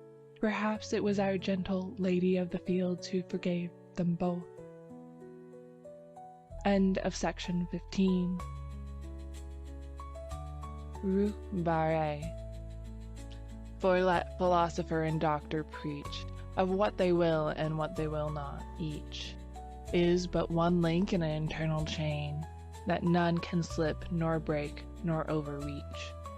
Crimson nor yellow roses nor the savior of the mounting sea are worth the perfume I adore that clings to thee. The languid-headed lilies tire, the changeless waters weary me. I ache with passionate desire of thine and thee. There are but these things in the world, thy mouth of fire, thy breasts, thy hands, thy hair upcurled, and my desire. 1. One morning at Julian's, a student said to Selby, "This is Foxhall Clifford," pointing with his brushes at a young man who sat before an easel doing nothing. Selby, shy and nervous, walked over and began, "My name is Selby. I have just arrived in Paris, and bring a letter of introduction." His voice was lost in the crash of a falling easel, the owner of which promptly assaulted his neighbor, and for a time the noise of battle rolled through the studios of Messieurs Bullinger and Lefebvre, presently subsiding into a scuffle on the stairs outside. Selby, apprehensive as to his own reception in the studio, looked at Clifford, who sat serenely watching the fight. "It's a little noisy here," said Clifford, "but you will like the fellows when you know them." His unaffected manner delighted Selby. Then, with a simplicity that won his heart, he presented him to half a dozen students as many nationalities. Some were cordial, all were polite. Even the majestic creature who held the position of massier, unbent enough to say, "My friend, when a man speaks French as well as you do, and is also a friend of Monsieur Clifford, you will have no troubles in the studio. You expect, of course, to fill the stove until the next new man comes." "Of course." "And you don't mind chaff?" "No," replied Selby, who hated it. Clifford, much amused, put on his hat, saying, "You must expect lots of it at first." Selby placed his own hat on his head and followed him to the door. As they passed the model stand there with a furious cry, "A chapeau! Chapeau!" and a student sprang from his easel, menacing Selby, who reddened but looked at Clifford. "Take off your hat for them," said the latter, laughing. A little embarrassed, he turned and saluted the studio. "Et moi?" cried the model. "You are charming," replied Selby, astonished at his own audacity. But the studio rose as one man, shouting, "He has done well! He's all right!" While the model, laughing, kissed her hand to him and cried, "Au demain, beau jeune homme!" All that week Selby worked at the studio unmolested. The French students christened him l'enfant prodigue, which was freely translated the prodigious infant, the Kid Selby, and Kidby. But the disease soon ran its course from Kidby to kidney, and then naturally to Tidbits, where it was arrested by Clifford's authority and ultimately relapsed to Kid. Wednesday came, and with it Monsieur Bullinger. For 3 hours the students writhed under his biting sarcasms, among others, Clifford, who was informed that he knew even less about a work of art than he did about the art of work. Selby was more fortunate. The professor examined his drawing in silence, looked at him sharply, and passed on with a non-committal gesture. He presently departed arm in arm with Bergerot, to the relief of Clifford, who was then at liberty to jam his hat on his head and depart. The next day he did not appear, and Selby, who had counted on seeing him at the studio, a thing which he later learned it was vanity to count on, wandered back to the Latin Quarter alone. Paris was still strange and new to him. He was vaguely troubled by its splendor. No tender memories stirred his American bosom at the Place du Châtelet, nor even by Notre Dame. The Palais de Justice, with its clock and turret and stalking sentinels, in blue and vermilion, the Place de Saint-Michel, with its jumble of omnibuses and ugly water-spitting griffins, the hill of the Boulevard Saint-Michel, the tooting trams, the policemen dawdling 2 by 2, and the table-lined terraces of the Café Bahat were nothing to him, as yet, nor did he even know. When he stepped from the stones of the Place de Michel to the asphalt of the boulevard, he had crossed the frontier and entered the student zone, the famous Latin Quarter. A cabman hailed him as bourgeois and urged the superiority of driving over walking. A gayman, with an appearance of great concern, requested the latest telegraph news from London, and then, standing on his head, invited Selby to feats of strength. A pretty girl gave him a glance from a pair of violet eyes. He did not see her, but she, catching her own reflection in a window, wondered at the color burning in her cheeks. Turning to resume her course, she met Vauxhall Clifford and hurried on. Clifford, open-mouthed, followed her with his eyes. Then he looked after Selby, who had turned into the Boulevard Saint-Germain, towards the Rue du Seine. Then he examined himself in a shop window. The result seemed to be unsatisfactory. "I am not a beauty," he mused, "but neither am I a hobgoblin. What does she mean by blushing at Selby? I never before saw her look at a fellow in my life. Neither has anyone in the quarter. Anyways, I can swear she never looks at me, and goodness knows I have done all that the respectful adoration can do." He sighed, and murmuring a prophecy concerning the salvation of his immortal soul, swung into the graceful lounge which at times characterized Clifford. With no apparent exertion, he overtook Selby at the corner, and together they crossed the sunlit boulevard and sat down under the awning of the Café du Cercle. Clifford bowed to everyone on the terrace, saying, "You shall meet them all later, but now let me present to you two of the sights of Paris, Mr. Richard Elliot and Mr. Stanley Rowden." The sights looked amiable and took vermouth. "You cut the studio today," said Elliot, suddenly turning on Clifford, who averted his eyes. "To commune with nature," observed Rowden. "What's her name this time?" asked Elliot, and Rowden answered promptly. "Name Yvette, nationality Breton."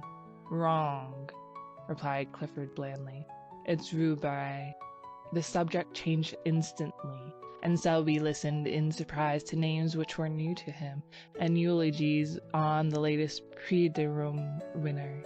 He was delighted to hear opinions boldly expressed and points honestly debated, although the vehicle was mostly slang, both English and French. He longed for the time when he too should be plunged into the strife for fame. The bells at the Saint-Sulpice struck the hour, and the palace of the Luxembourg answered chime on chime, with a glance at the sun, dipping low in the golden dust behind the Place Bourbon.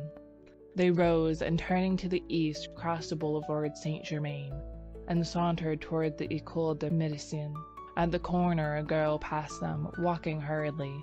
Clifford smirked, Elliot and Rowden were agitated, but they all bowed, and, without raising her eyes, she returned their salute. But Selby, who had lagged behind, fascinated by some gay shop window, looked up to meet two of the bluest eyes he had ever seen. The eyes were dropped in an instant, and the young fellow hastened to overtake the others. "By Jove," he said, "do you fellows know I have just seen the prettiest girl?" An exclamation broke from the trio, gloomy, foreboding, like the chorus in a Greek play. "Rue Barré." "What?" cried Selby, bewildered. The only answer was a vague gesture from Clifford. 2 hours later, during dinner, Clifford turned to Selby and said, "You want to ask me something, I can tell by the way you fidget about." "Yes, I do," he said innocently enough. "It is about that girl. Who is she?" In Rowden's smile there was pity, in Elliot's bitterness. "Her name," said Clifford solemnly, "is unknown to any one, at least," he added with much conscientiousness, "as far as I can learn. Every fellow in the quarter bows to her, and she returns the salute gravely, but no man has ever known to obtain more than that. Her profession, judging from her music roll, is that of a pianist. Her residence is in a small, humble street, which is kept in perpetual process of repair by the city authorities, and from the black letters painted on the barrier which defends the street from traffic, she has taken the name by which we know her, Rue Barré." Mr. Rowden, in his imperfect knowledge of the French tongue, called our attention to it as Rue Barry. "I didn't," said Rowden hotly. "And Rue Barry, or Rue Barré, is today an object of adoration to every rapin in the quarter." "We are not rapins," corrected Elliot. "Aye," am not," returned Clifford. "And I beg to call your attention, Selby, that these two gentlemen have, at various and apparently unfortunate moments, offered to lay down life and limb at the feet of Rue Barré. The lady possesses a chilling smile which she uses on such occasions, and," here he became gloomily impressive, "I have been forced to believe that neither the scholarly grace of my friend Eliot nor the buxom beauty of my friend Rowden have touched that heart of ice." Eliot and Rowden, boiling with indignation, cried out, "And you!" "I," said Clifford blandly, "do not fear to tread where you rush in." 24 hours later, Selby had completely forgotten Rue Barré. During the week he worked with might and main at the studio, and Saturday night found him so tired that he went to bed before dinner and had a nightmare about a river of yellow ochre in which he was drowning. Sunday morning, apropos of nothing at all, he thought of Rue Barré, and 10 seconds afterward he saw her. It was at the flower market on the Marble Bridge. She was examining a pot of pansies. The gardener had evidently thrown heart and soul into the transaction, but Rue Barré shook her head. It was a question whether Selby would have stopped then and there to inspect a cabbage rose had not Clifford unwound for him the yarn of the previous Tuesday. It is possible that his curiosity was piqued, for, with the exception of a hen turkey, a boy of 19 is the most openly curious biped alive. From 20 until death he tries to conceal it. But, to be fair to Selby, it is also true that the market was attractive. Under a cloudless sky, the flowers were packed in heap along the marble bridge to the parapet. The air was soft. The sun spun a shadowy lacework among the palms and glowed in the hearts of 1,000 roses. Spring had come, was in full tide. The watering carts and sprinklers spread freshness over the boulevard. The sparrows had become vulgarly obtrusive, and the credulous sun angler anxiously followed his gaudy quill floating among the soapsuds of the lavoie. The white spiked chestnuts, clad in tender green, vibrated with the hum of bees. Shoddy butterflies flaunted their winter rags among the heliotrope. There was a smell of fresh earth in the air, an echo of the woodland brook in the ripple of the sun, and swallows soared and skimmed among the anchored river craft. Somewhere in a window a caged bird was singing its heart out to the sky. Selby looked at the cabbage rose and then at the sky. Something in the song of the caged bird may have moved him, or perhaps it was that dangerous sweetness in the air of May. At first he was hardly conscious that he stopped. Then he was scarcely conscious why he had stopped. Then he thought he would move on. Then he thought he wouldn't. Then he looked at Rue Barré. The gardener said, "Mademoiselle, this is undoubtedly a fine pot of pansies." Rue Barré shook her head. The gardener smiled. She evidently did not want the pansies. She had bought many pots of pansies there, 2 or 3 every spring, and never argued. What did she want then? The pansies were evidently a feeler towards more important transaction.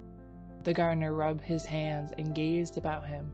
"These tulips are magnificent," he observed, "and these hyacinths." He fell into a trance at the mere sight of the scented thickets. "That," murmured Rue, pointing to a splendid rose bush with her furled parasol, but in spite of her voice trembled a little.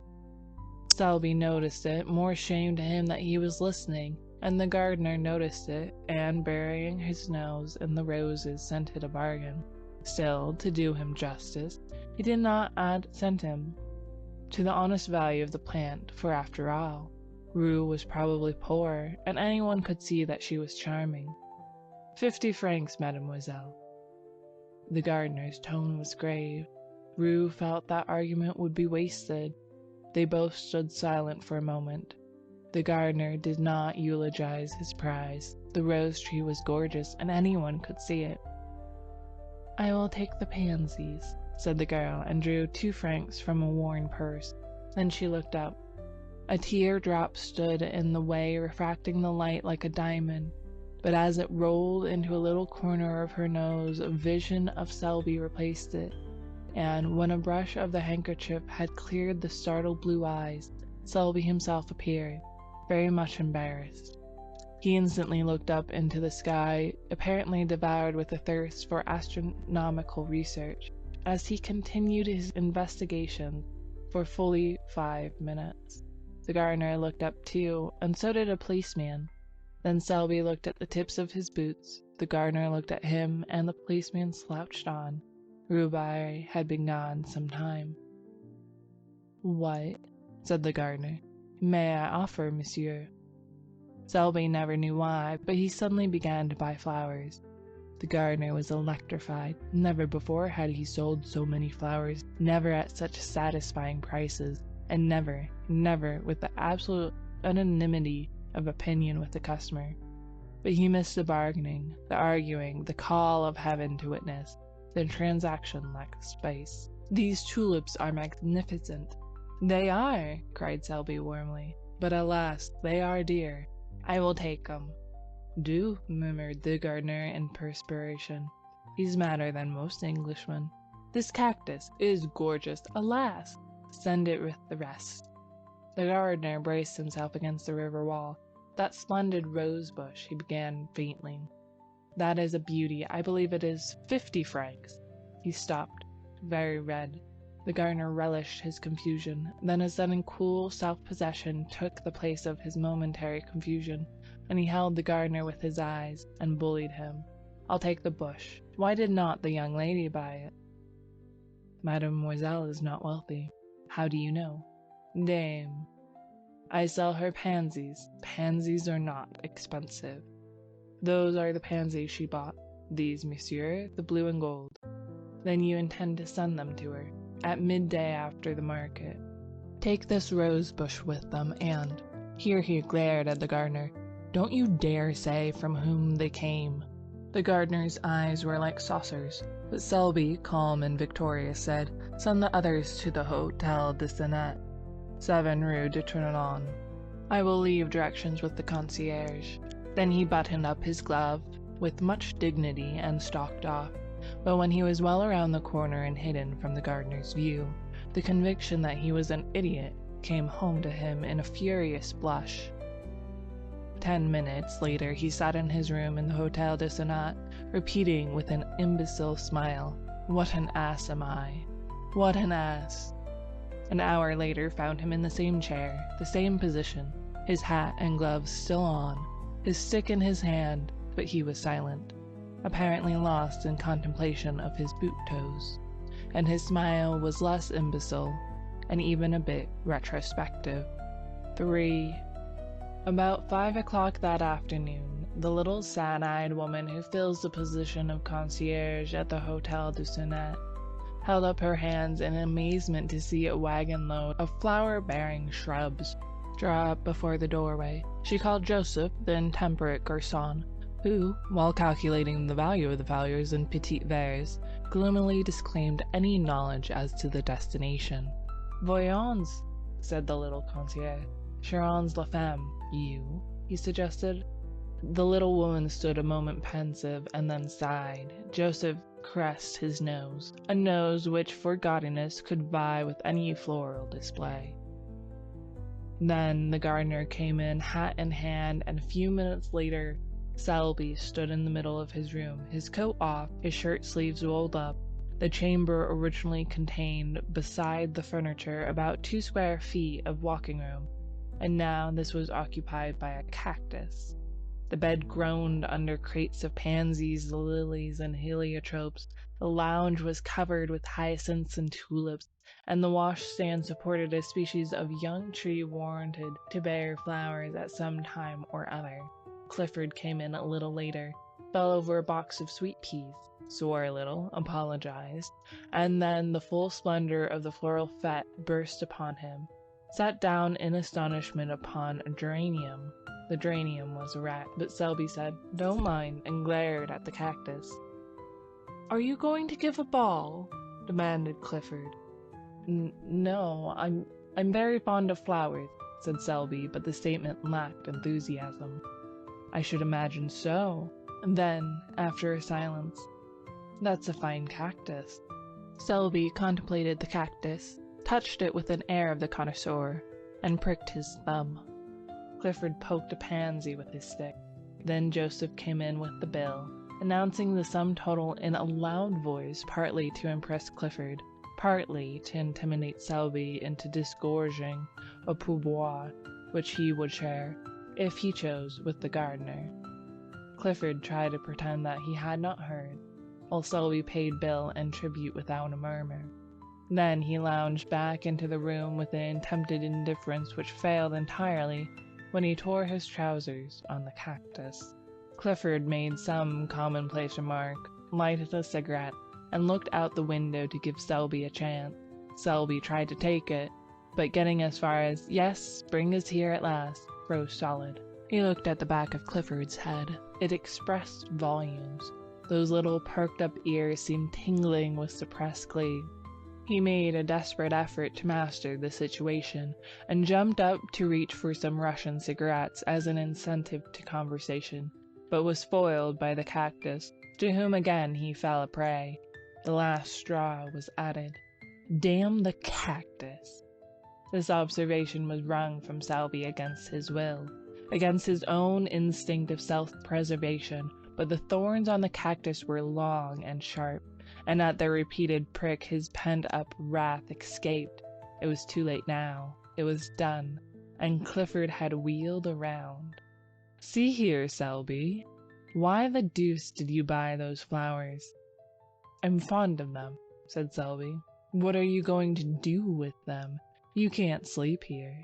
"I could if you helped me take the pansies off the bed." "Where can you put them?" "Couldn't I give them to the concierge?" As soon as he said it, he regretted it. What in heaven's name would Clifford think of him? He heard the amount of the bill. Would he believe that he invested in these luxuries as a timid declaration to his concierge? And would the Latin Quarter comment upon it in their own brutal fashion? He dreaded ridicule and knew Clifford's reputation. Then somebody knocked. Selby looked at Clifford with a hunted expression which touched that young man's heart. It was a confession and at the same time a supplication. Clifford jumped up, threaded his way through the floral labyrinth, putting an eye to the crack of the door, and said, "Who the devil is it?" This graceful style of reception is indigenous to the quarter. "It's Elliot," he said, looking back, "and Rowden too, and their bulldogs." Then he addressed them through the crack. "Sit down on the stairs. Selby and I are coming out directly. Discretion is a virtue. The Latin Quarter possesses few, and the discretion seldom figures on the list." They sat down and began to whistle. Presently Rowden called out, "I smell flowers." They feast within. "You ought to know Selby better than that," growled Clifford behind the door, while the other hurriedly exchanged his own torn trousers for others. "We know Selby," said Elliot with emphasis. "Yes," said Rowden. "He gives receptionists with floral decorations and invites Cliffords while we sit on the stairs." "Yes, while the youth and beauty of the quarter revel," suggested Rowden. Then, with sudden misgivings, "Is Odette there?" "See here," demanded Elliot. "Is Colette there?" Then he raised his voice in a plaintive howl. "Are you there, Colette, while I'm kicking my heels on these tiles?" "Clifford is capable of anything," said Rowden. "His nature is soured since Rhubarbe sat on him." Elliot raised his voice. "I say, you fellows, we saw some flowers carried into Rhubarbe's house at noon." "Posies and roses," specified Rowden. "Probably for her," added Elliot, caressing his bulldog. Clifford turned with sudden suspicion upon Selby. The latter hummed a tune, selected a pair of gloves, and choosing a dozen cigarettes, placed them in a case. Then walking over to the cactus, he deliberately detached a blossom, drew it through his buttonhole, and picking up hat and stick, smiled upon Clifford, at which the latter was mightily troubled.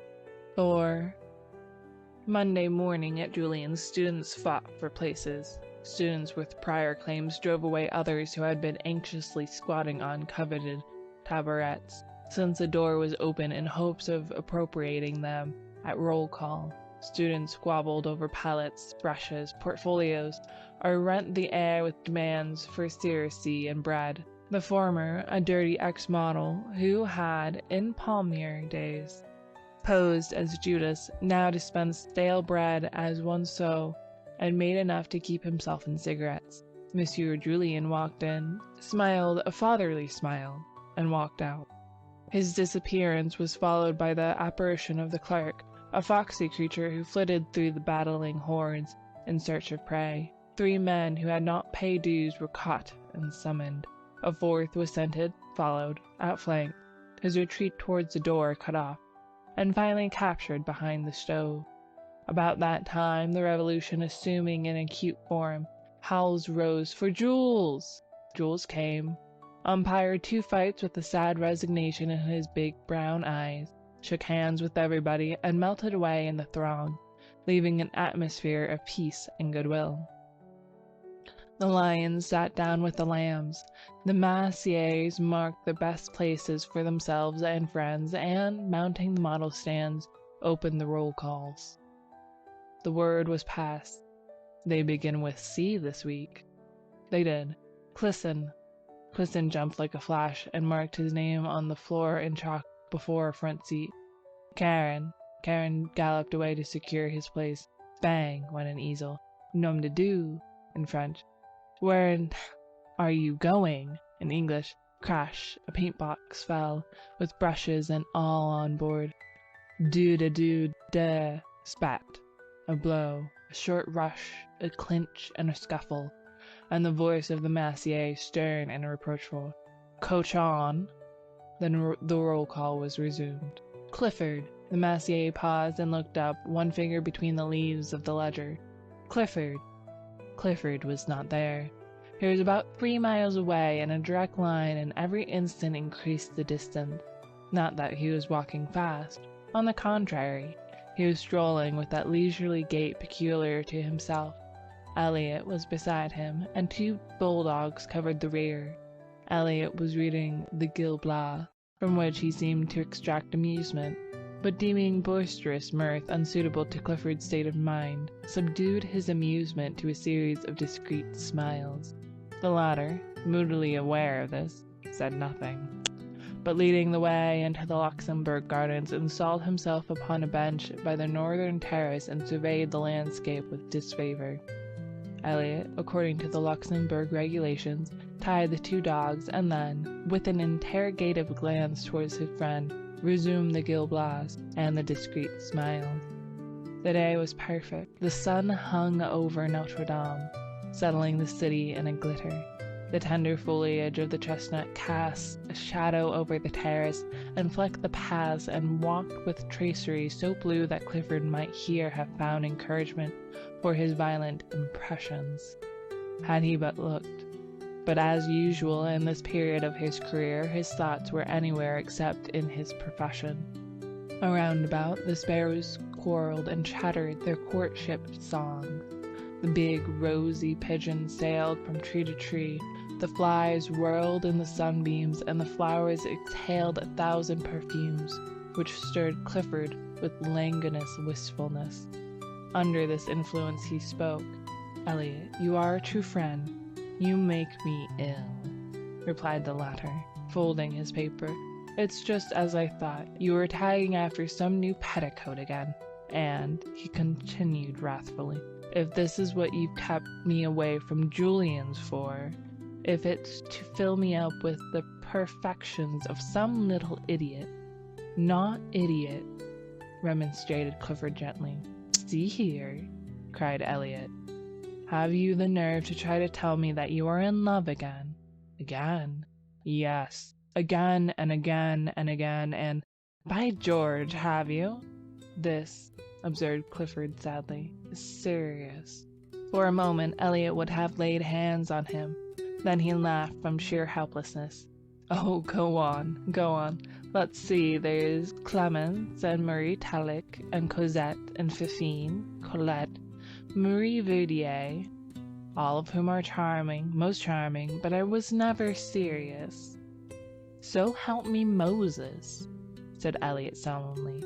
Each and every one of those named have separately and in turn torn your heart with anguish, and have also made me lose my place at Julian's in the same manner, each and every one, separately and in turn. Do you deny it? What you have said may be founded on facts, in a way, but give me the credit of being faithful to one at a time, until the next one came along. But this is really different. Elliot, believe me, I am all broken up. Then there was nothing else to do. Elliot gnashed his teeth and listened. It's Rue.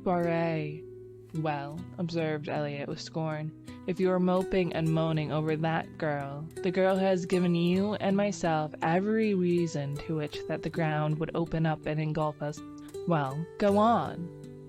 I'm going on. I don't care. Timidity has fled. Yes, your native timidity. I'm desperate, Elliot. Am I in love? Never did I feel so miserable.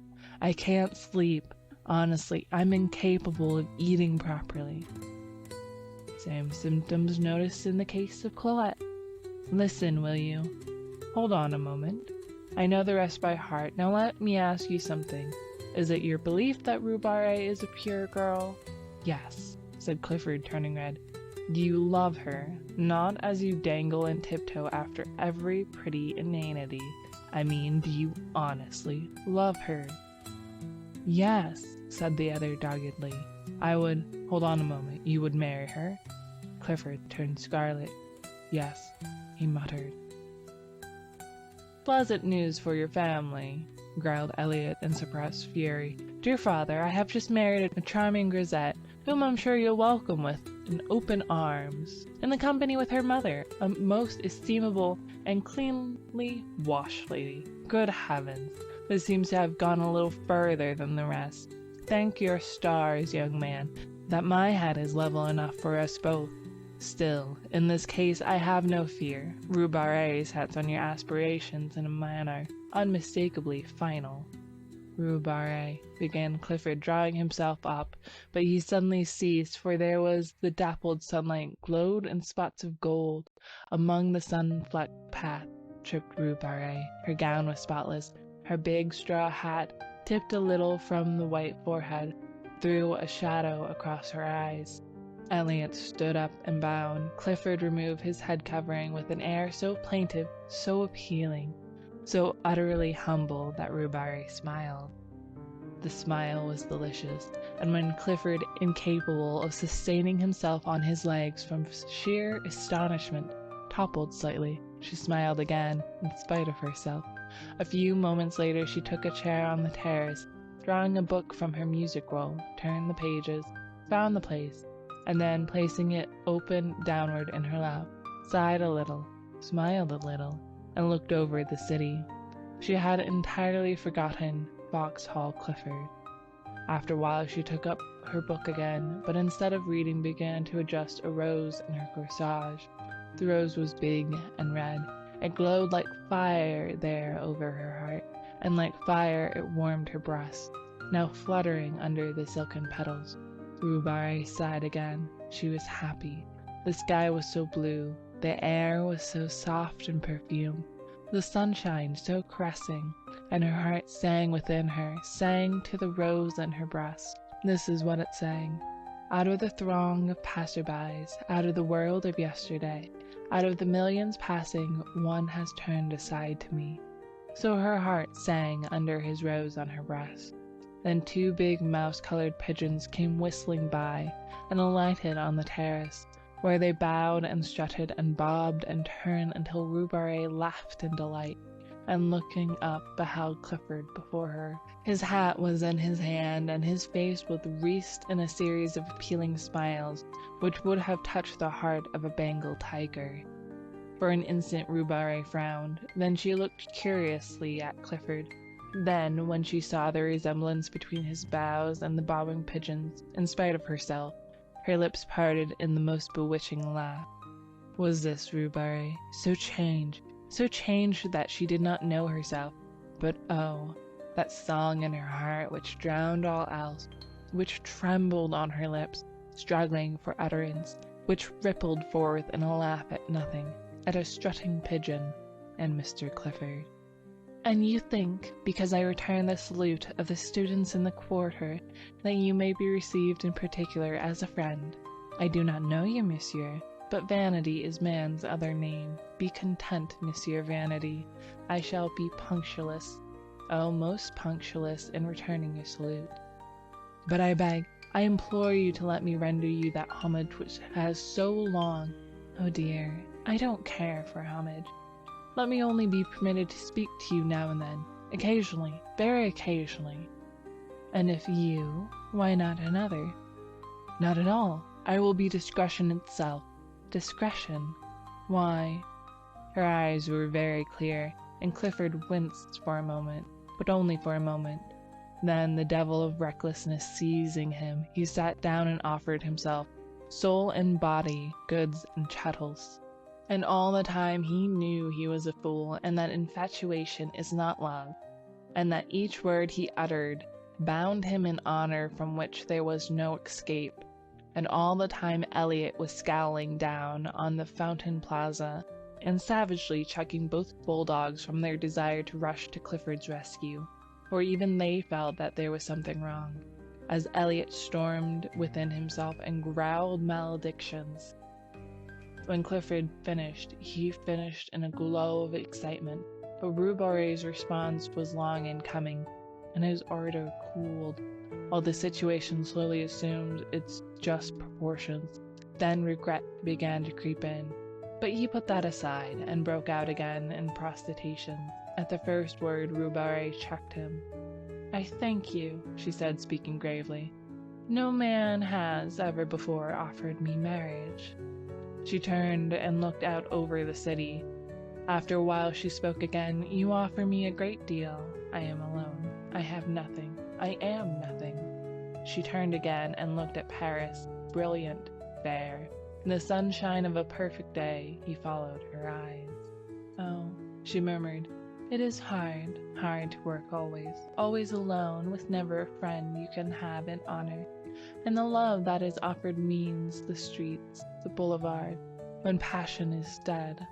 I know it. We know it. We others who have nothing, have no one, and who gives ourselves unquestioningly when we love, yes, unquestioning, heart and soul, knowing the end." She touched the rose at her breast. For a moment she seemed to forget him, then quietly, "I thank you. I am very grateful." She opened the book and, plucking a petal from the rose, dropped it between the leaves. Then looking up, she said gently, "I cannot accept." 5. It took Clifford a month to entirely recover, although at the end of the first week he was pronounced convalescent by Elliot, who was an authority, and his convalescence was aided by the cordiality with which Rue Barré acknowledged his solemn salutes. 40 times a day he blessed Rue Barré for her refusal, and thanked his lucky stars, and at the same time, O wondrous heart of ours, he suffered the tortures of the blighted. Elliot was annoyed, partly by Clifford's reticence, partly by the unexplainable thaw and frigidity of Rue Barré, at their frequent encounters when she, tripping along the Rue de Seine, with music roll and big straw hat, would pass Clifford and his familiars steering an easterly course to the Café Vachette, and at respectful uncovering of the band would color and smile at Clifford. Elliot's slumbering suspicions awoke, but he never found out anything, and finally gave it up as beyond his comprehension, merely qualifying Clifford as an idiot, and reserving his opinion on Rue Barré. And all this time Selby was jealous. At first he refused to acknowledge it to himself, and cut the studio for a day in the country, but the woods and fields of course aggravated his case, and the brooks babbled of Rue Barré, and the mowers calling to each other across the meadow, ending in a quavering Rue Barré. That day spent in the country made him angry for a week. He worked sulkily at Julian's, all the time tormented by a desire to know where Clifford was and what he might be doing. This culminated in an erratic stroll on Sunday, which ended at the flower mark on the Pont de Change, began again, was gloomily extended to the morgue, and again ended at the marble bridge. It would never do, and Selby felt it, so he went to see Clifford, who was convalescent on mint juleps in his garden. They sat down together and discussed morals and human happiness, and each found the other most entertaining, only Selby failed to pump Clifford, to the other's unfeigned amusement. But the julep spread balm on the sting of jealousy, and trickled hope to the blighted. And when Selby said he must go, Clifford went too. And when Selby, not to be outdone, insisted on accompanying Clifford back to his door, Clifford determined to see Selby back halfway. And then, finding it hard to part, they decided to dine together and flit.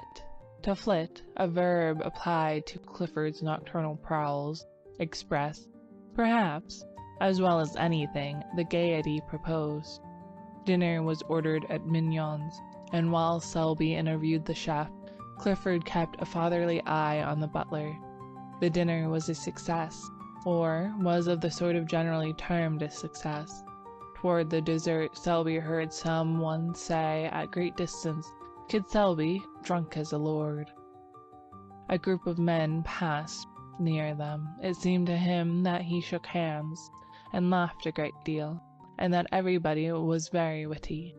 There was Clifford opposite, swearing undying confidence in his chum Selby, and there seemed to be others there, either seated beside them or continually passing with the swish of skirts on the polished floor, the perfume of roses, the rustle of fans, the touch of rounded arms, and the laughter grew vaguer and vaguer. The room seemed enveloped in mist. Then, all in a moment, each object stood out painfully distinct. Only forms and visages were distorted, and voices piercing. He drew himself up, calm, grave, for the moment master of himself, but very drunk. He knew he was drunk, and was as guarded and alert, as keenly suspicious of himself as he would have been of a thief at his elbow. His self-command enabled Clifford to hold his head safely under some running water, and repair to the street considerably the worse for wear, but never suspecting that his companion was drunk. For a time he kept to his self-command. His face was only a bit paler, a bit tighter than usual.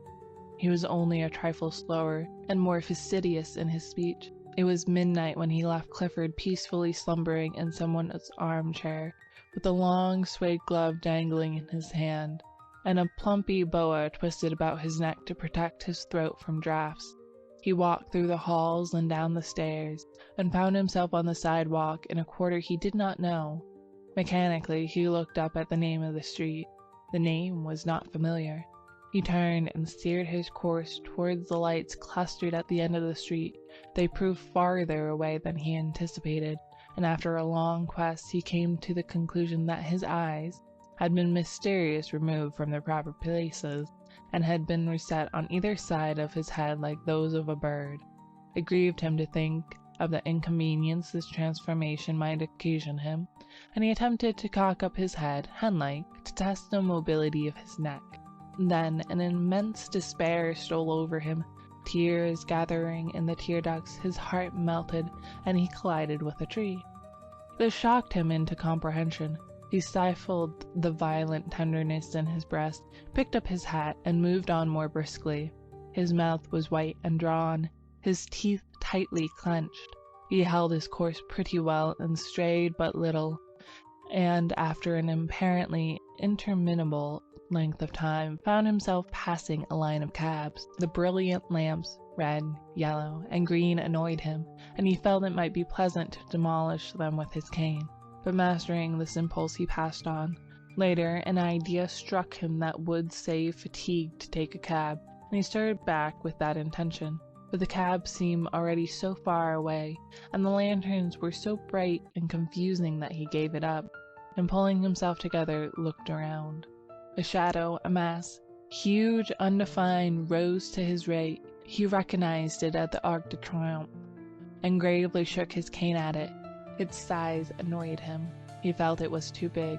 Then he heard something fall clattering to the pavement, and thought probably it was his cane. but it didn't much matter. When he had mastered himself and regained control of his right leg, which betrayed symptoms of insubordination, he found himself traversing the Place de la Concorde at a pace which threatened to land him at the Madeleine. This would never do. He turned sharply to the right and, crossing the bridge past the Place Bourbon at a trot, and wheeled into the Boulevard Saint-Germain. He got on well enough, although the size of the War Office struck him as a personal insult, and he missed his cane, which it would have been pleasant to drag along the iron railings as he passed. It occurred to him, however, to substitute his hat, but when he found it, he forgot what he wanted it for, and replaced it upon his head with gravity. Then he was obliged to battle with a violent inclination to sit down and weep. This lasted until he came to the Rue de Rennes, but there he became absorbed in contemplating the dragon on the balcony overhanging the Cour du Dragon. And time slipped away until he remembered vaguely that he had no business there, and marched off again. It was slow work. The inclination to sit down and weep had been given place to a desire for solitary and deep reflection. Here his right leg forgot its obedience, and, attacking the left, outflanked it, and brought him up against a wooden board which seemed to bar his path. He tried to walk around it, but he found the street closed. He tried to push it over, and found he couldn't. Then he noticed a red lantern standing on a pile of paving stones inside the barrier. This was pleasant. How was he to get home if the boulevard was blocked? But he was not on the boulevard. His treacherous right leg had beguiled him into the detour, for there, behind him, lay the boulevard with its endless line of lamps. And here, what was this narrow, dilapidated street piled up with earth and mortar and heaps of stone? He looked up. Written in staring black letters on the barrier was Rue Barré. He sat down.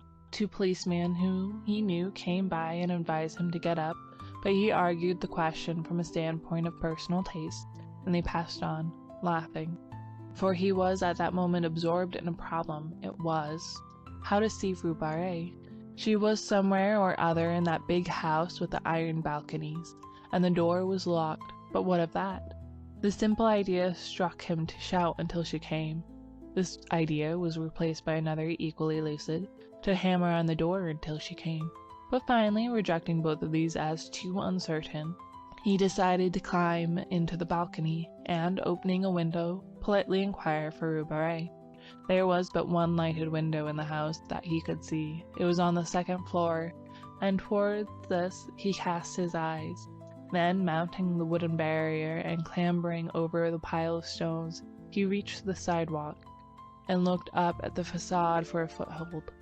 It seemed impossible, but a sudden fury seized him, a blind, drunken obstinacy, and the blood rushed to his head, leaping, beating in his ears like the dull thunder of an ocean. He set his teeth, and springing at a window-sill, dragged himself up and hung to the iron bars. Then reason fled.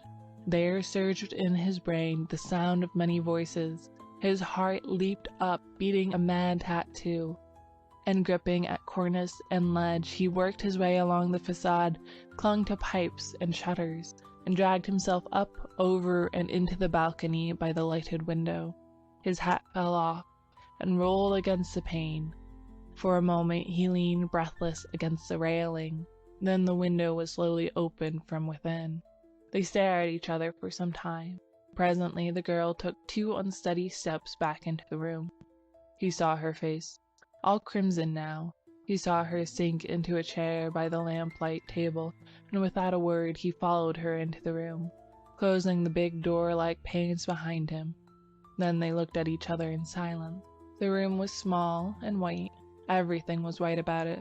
The curtained bed, the little washstand in the corner, bare walls, the china lamp, and his own face, had he known it. But the face and neck of Rue were surging in the colors that dyed the blossoming rose tree there on the hearth beside her. It did not occur to him to speak. She seemed not to expect it. His mind was struggling with the impressions of the room. The whiteness, the extreme purity of everything occupied him, began to trouble him.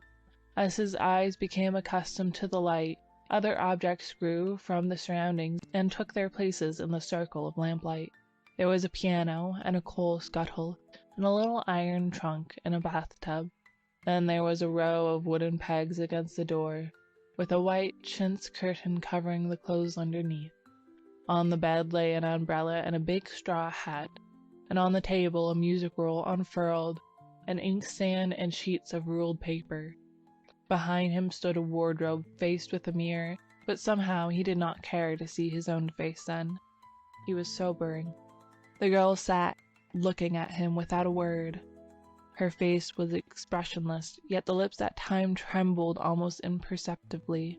Her eyes, so wonderfully blue in the daylight, seemed dark and soft as velvet, and the color on her neck deepened and whitened with every breath.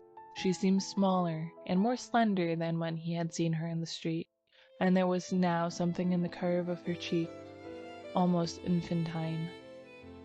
When, at last, he turned and caught his own reflection in the mirror behind him, a shock passed through him as though he had seen a shameful thing, and his clouded mind and his clouded thoughts grew clearer.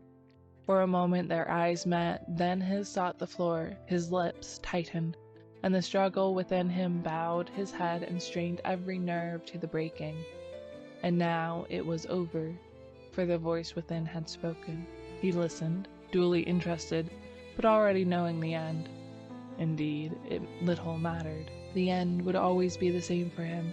He understood now, always the same for him, and he listened, duly interested, to a voice which grew within him. After a while he stood up, and she rose at once, one small hand resting on the table. Presently he opened the window, picked up his hat, and shut it again. Then he went over to the rose bush and touched the blossoms with his face. One was standing and a glass of water on the table, and mechanically the girl drew it out, pressed it with her lips, and laid it on the table beside him. He took it without a word, and crossing the room, opened the door. The landing was dark and silent, but the girl lifted the lamp, and gliding past him slipped down the polished stairs to the hallway. Then unchaining the bolt, she drew open the iron wicket. Through this he passed with his rose.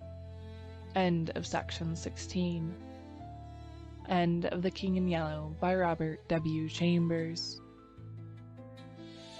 We hope you enjoyed tonight's sleep audiobook. If you liked this audiobook and want to listen to more, please check out our channel at Sleep Audiobooks. And if you prefer to listen to each story individually, they will also be uploaded to our secondary channel at Sleep Chapters. You can access our entire catalog of bedtime story audiobooks through our web app, which can be found at sleepaudiobooks.com. There you will also find our suite of sleep tools, including a complimentary Better Sleep Quick Guide if you sign up to our mailing list. Links are in the description below. All likes, comments, and especially subscribing help this channel grow,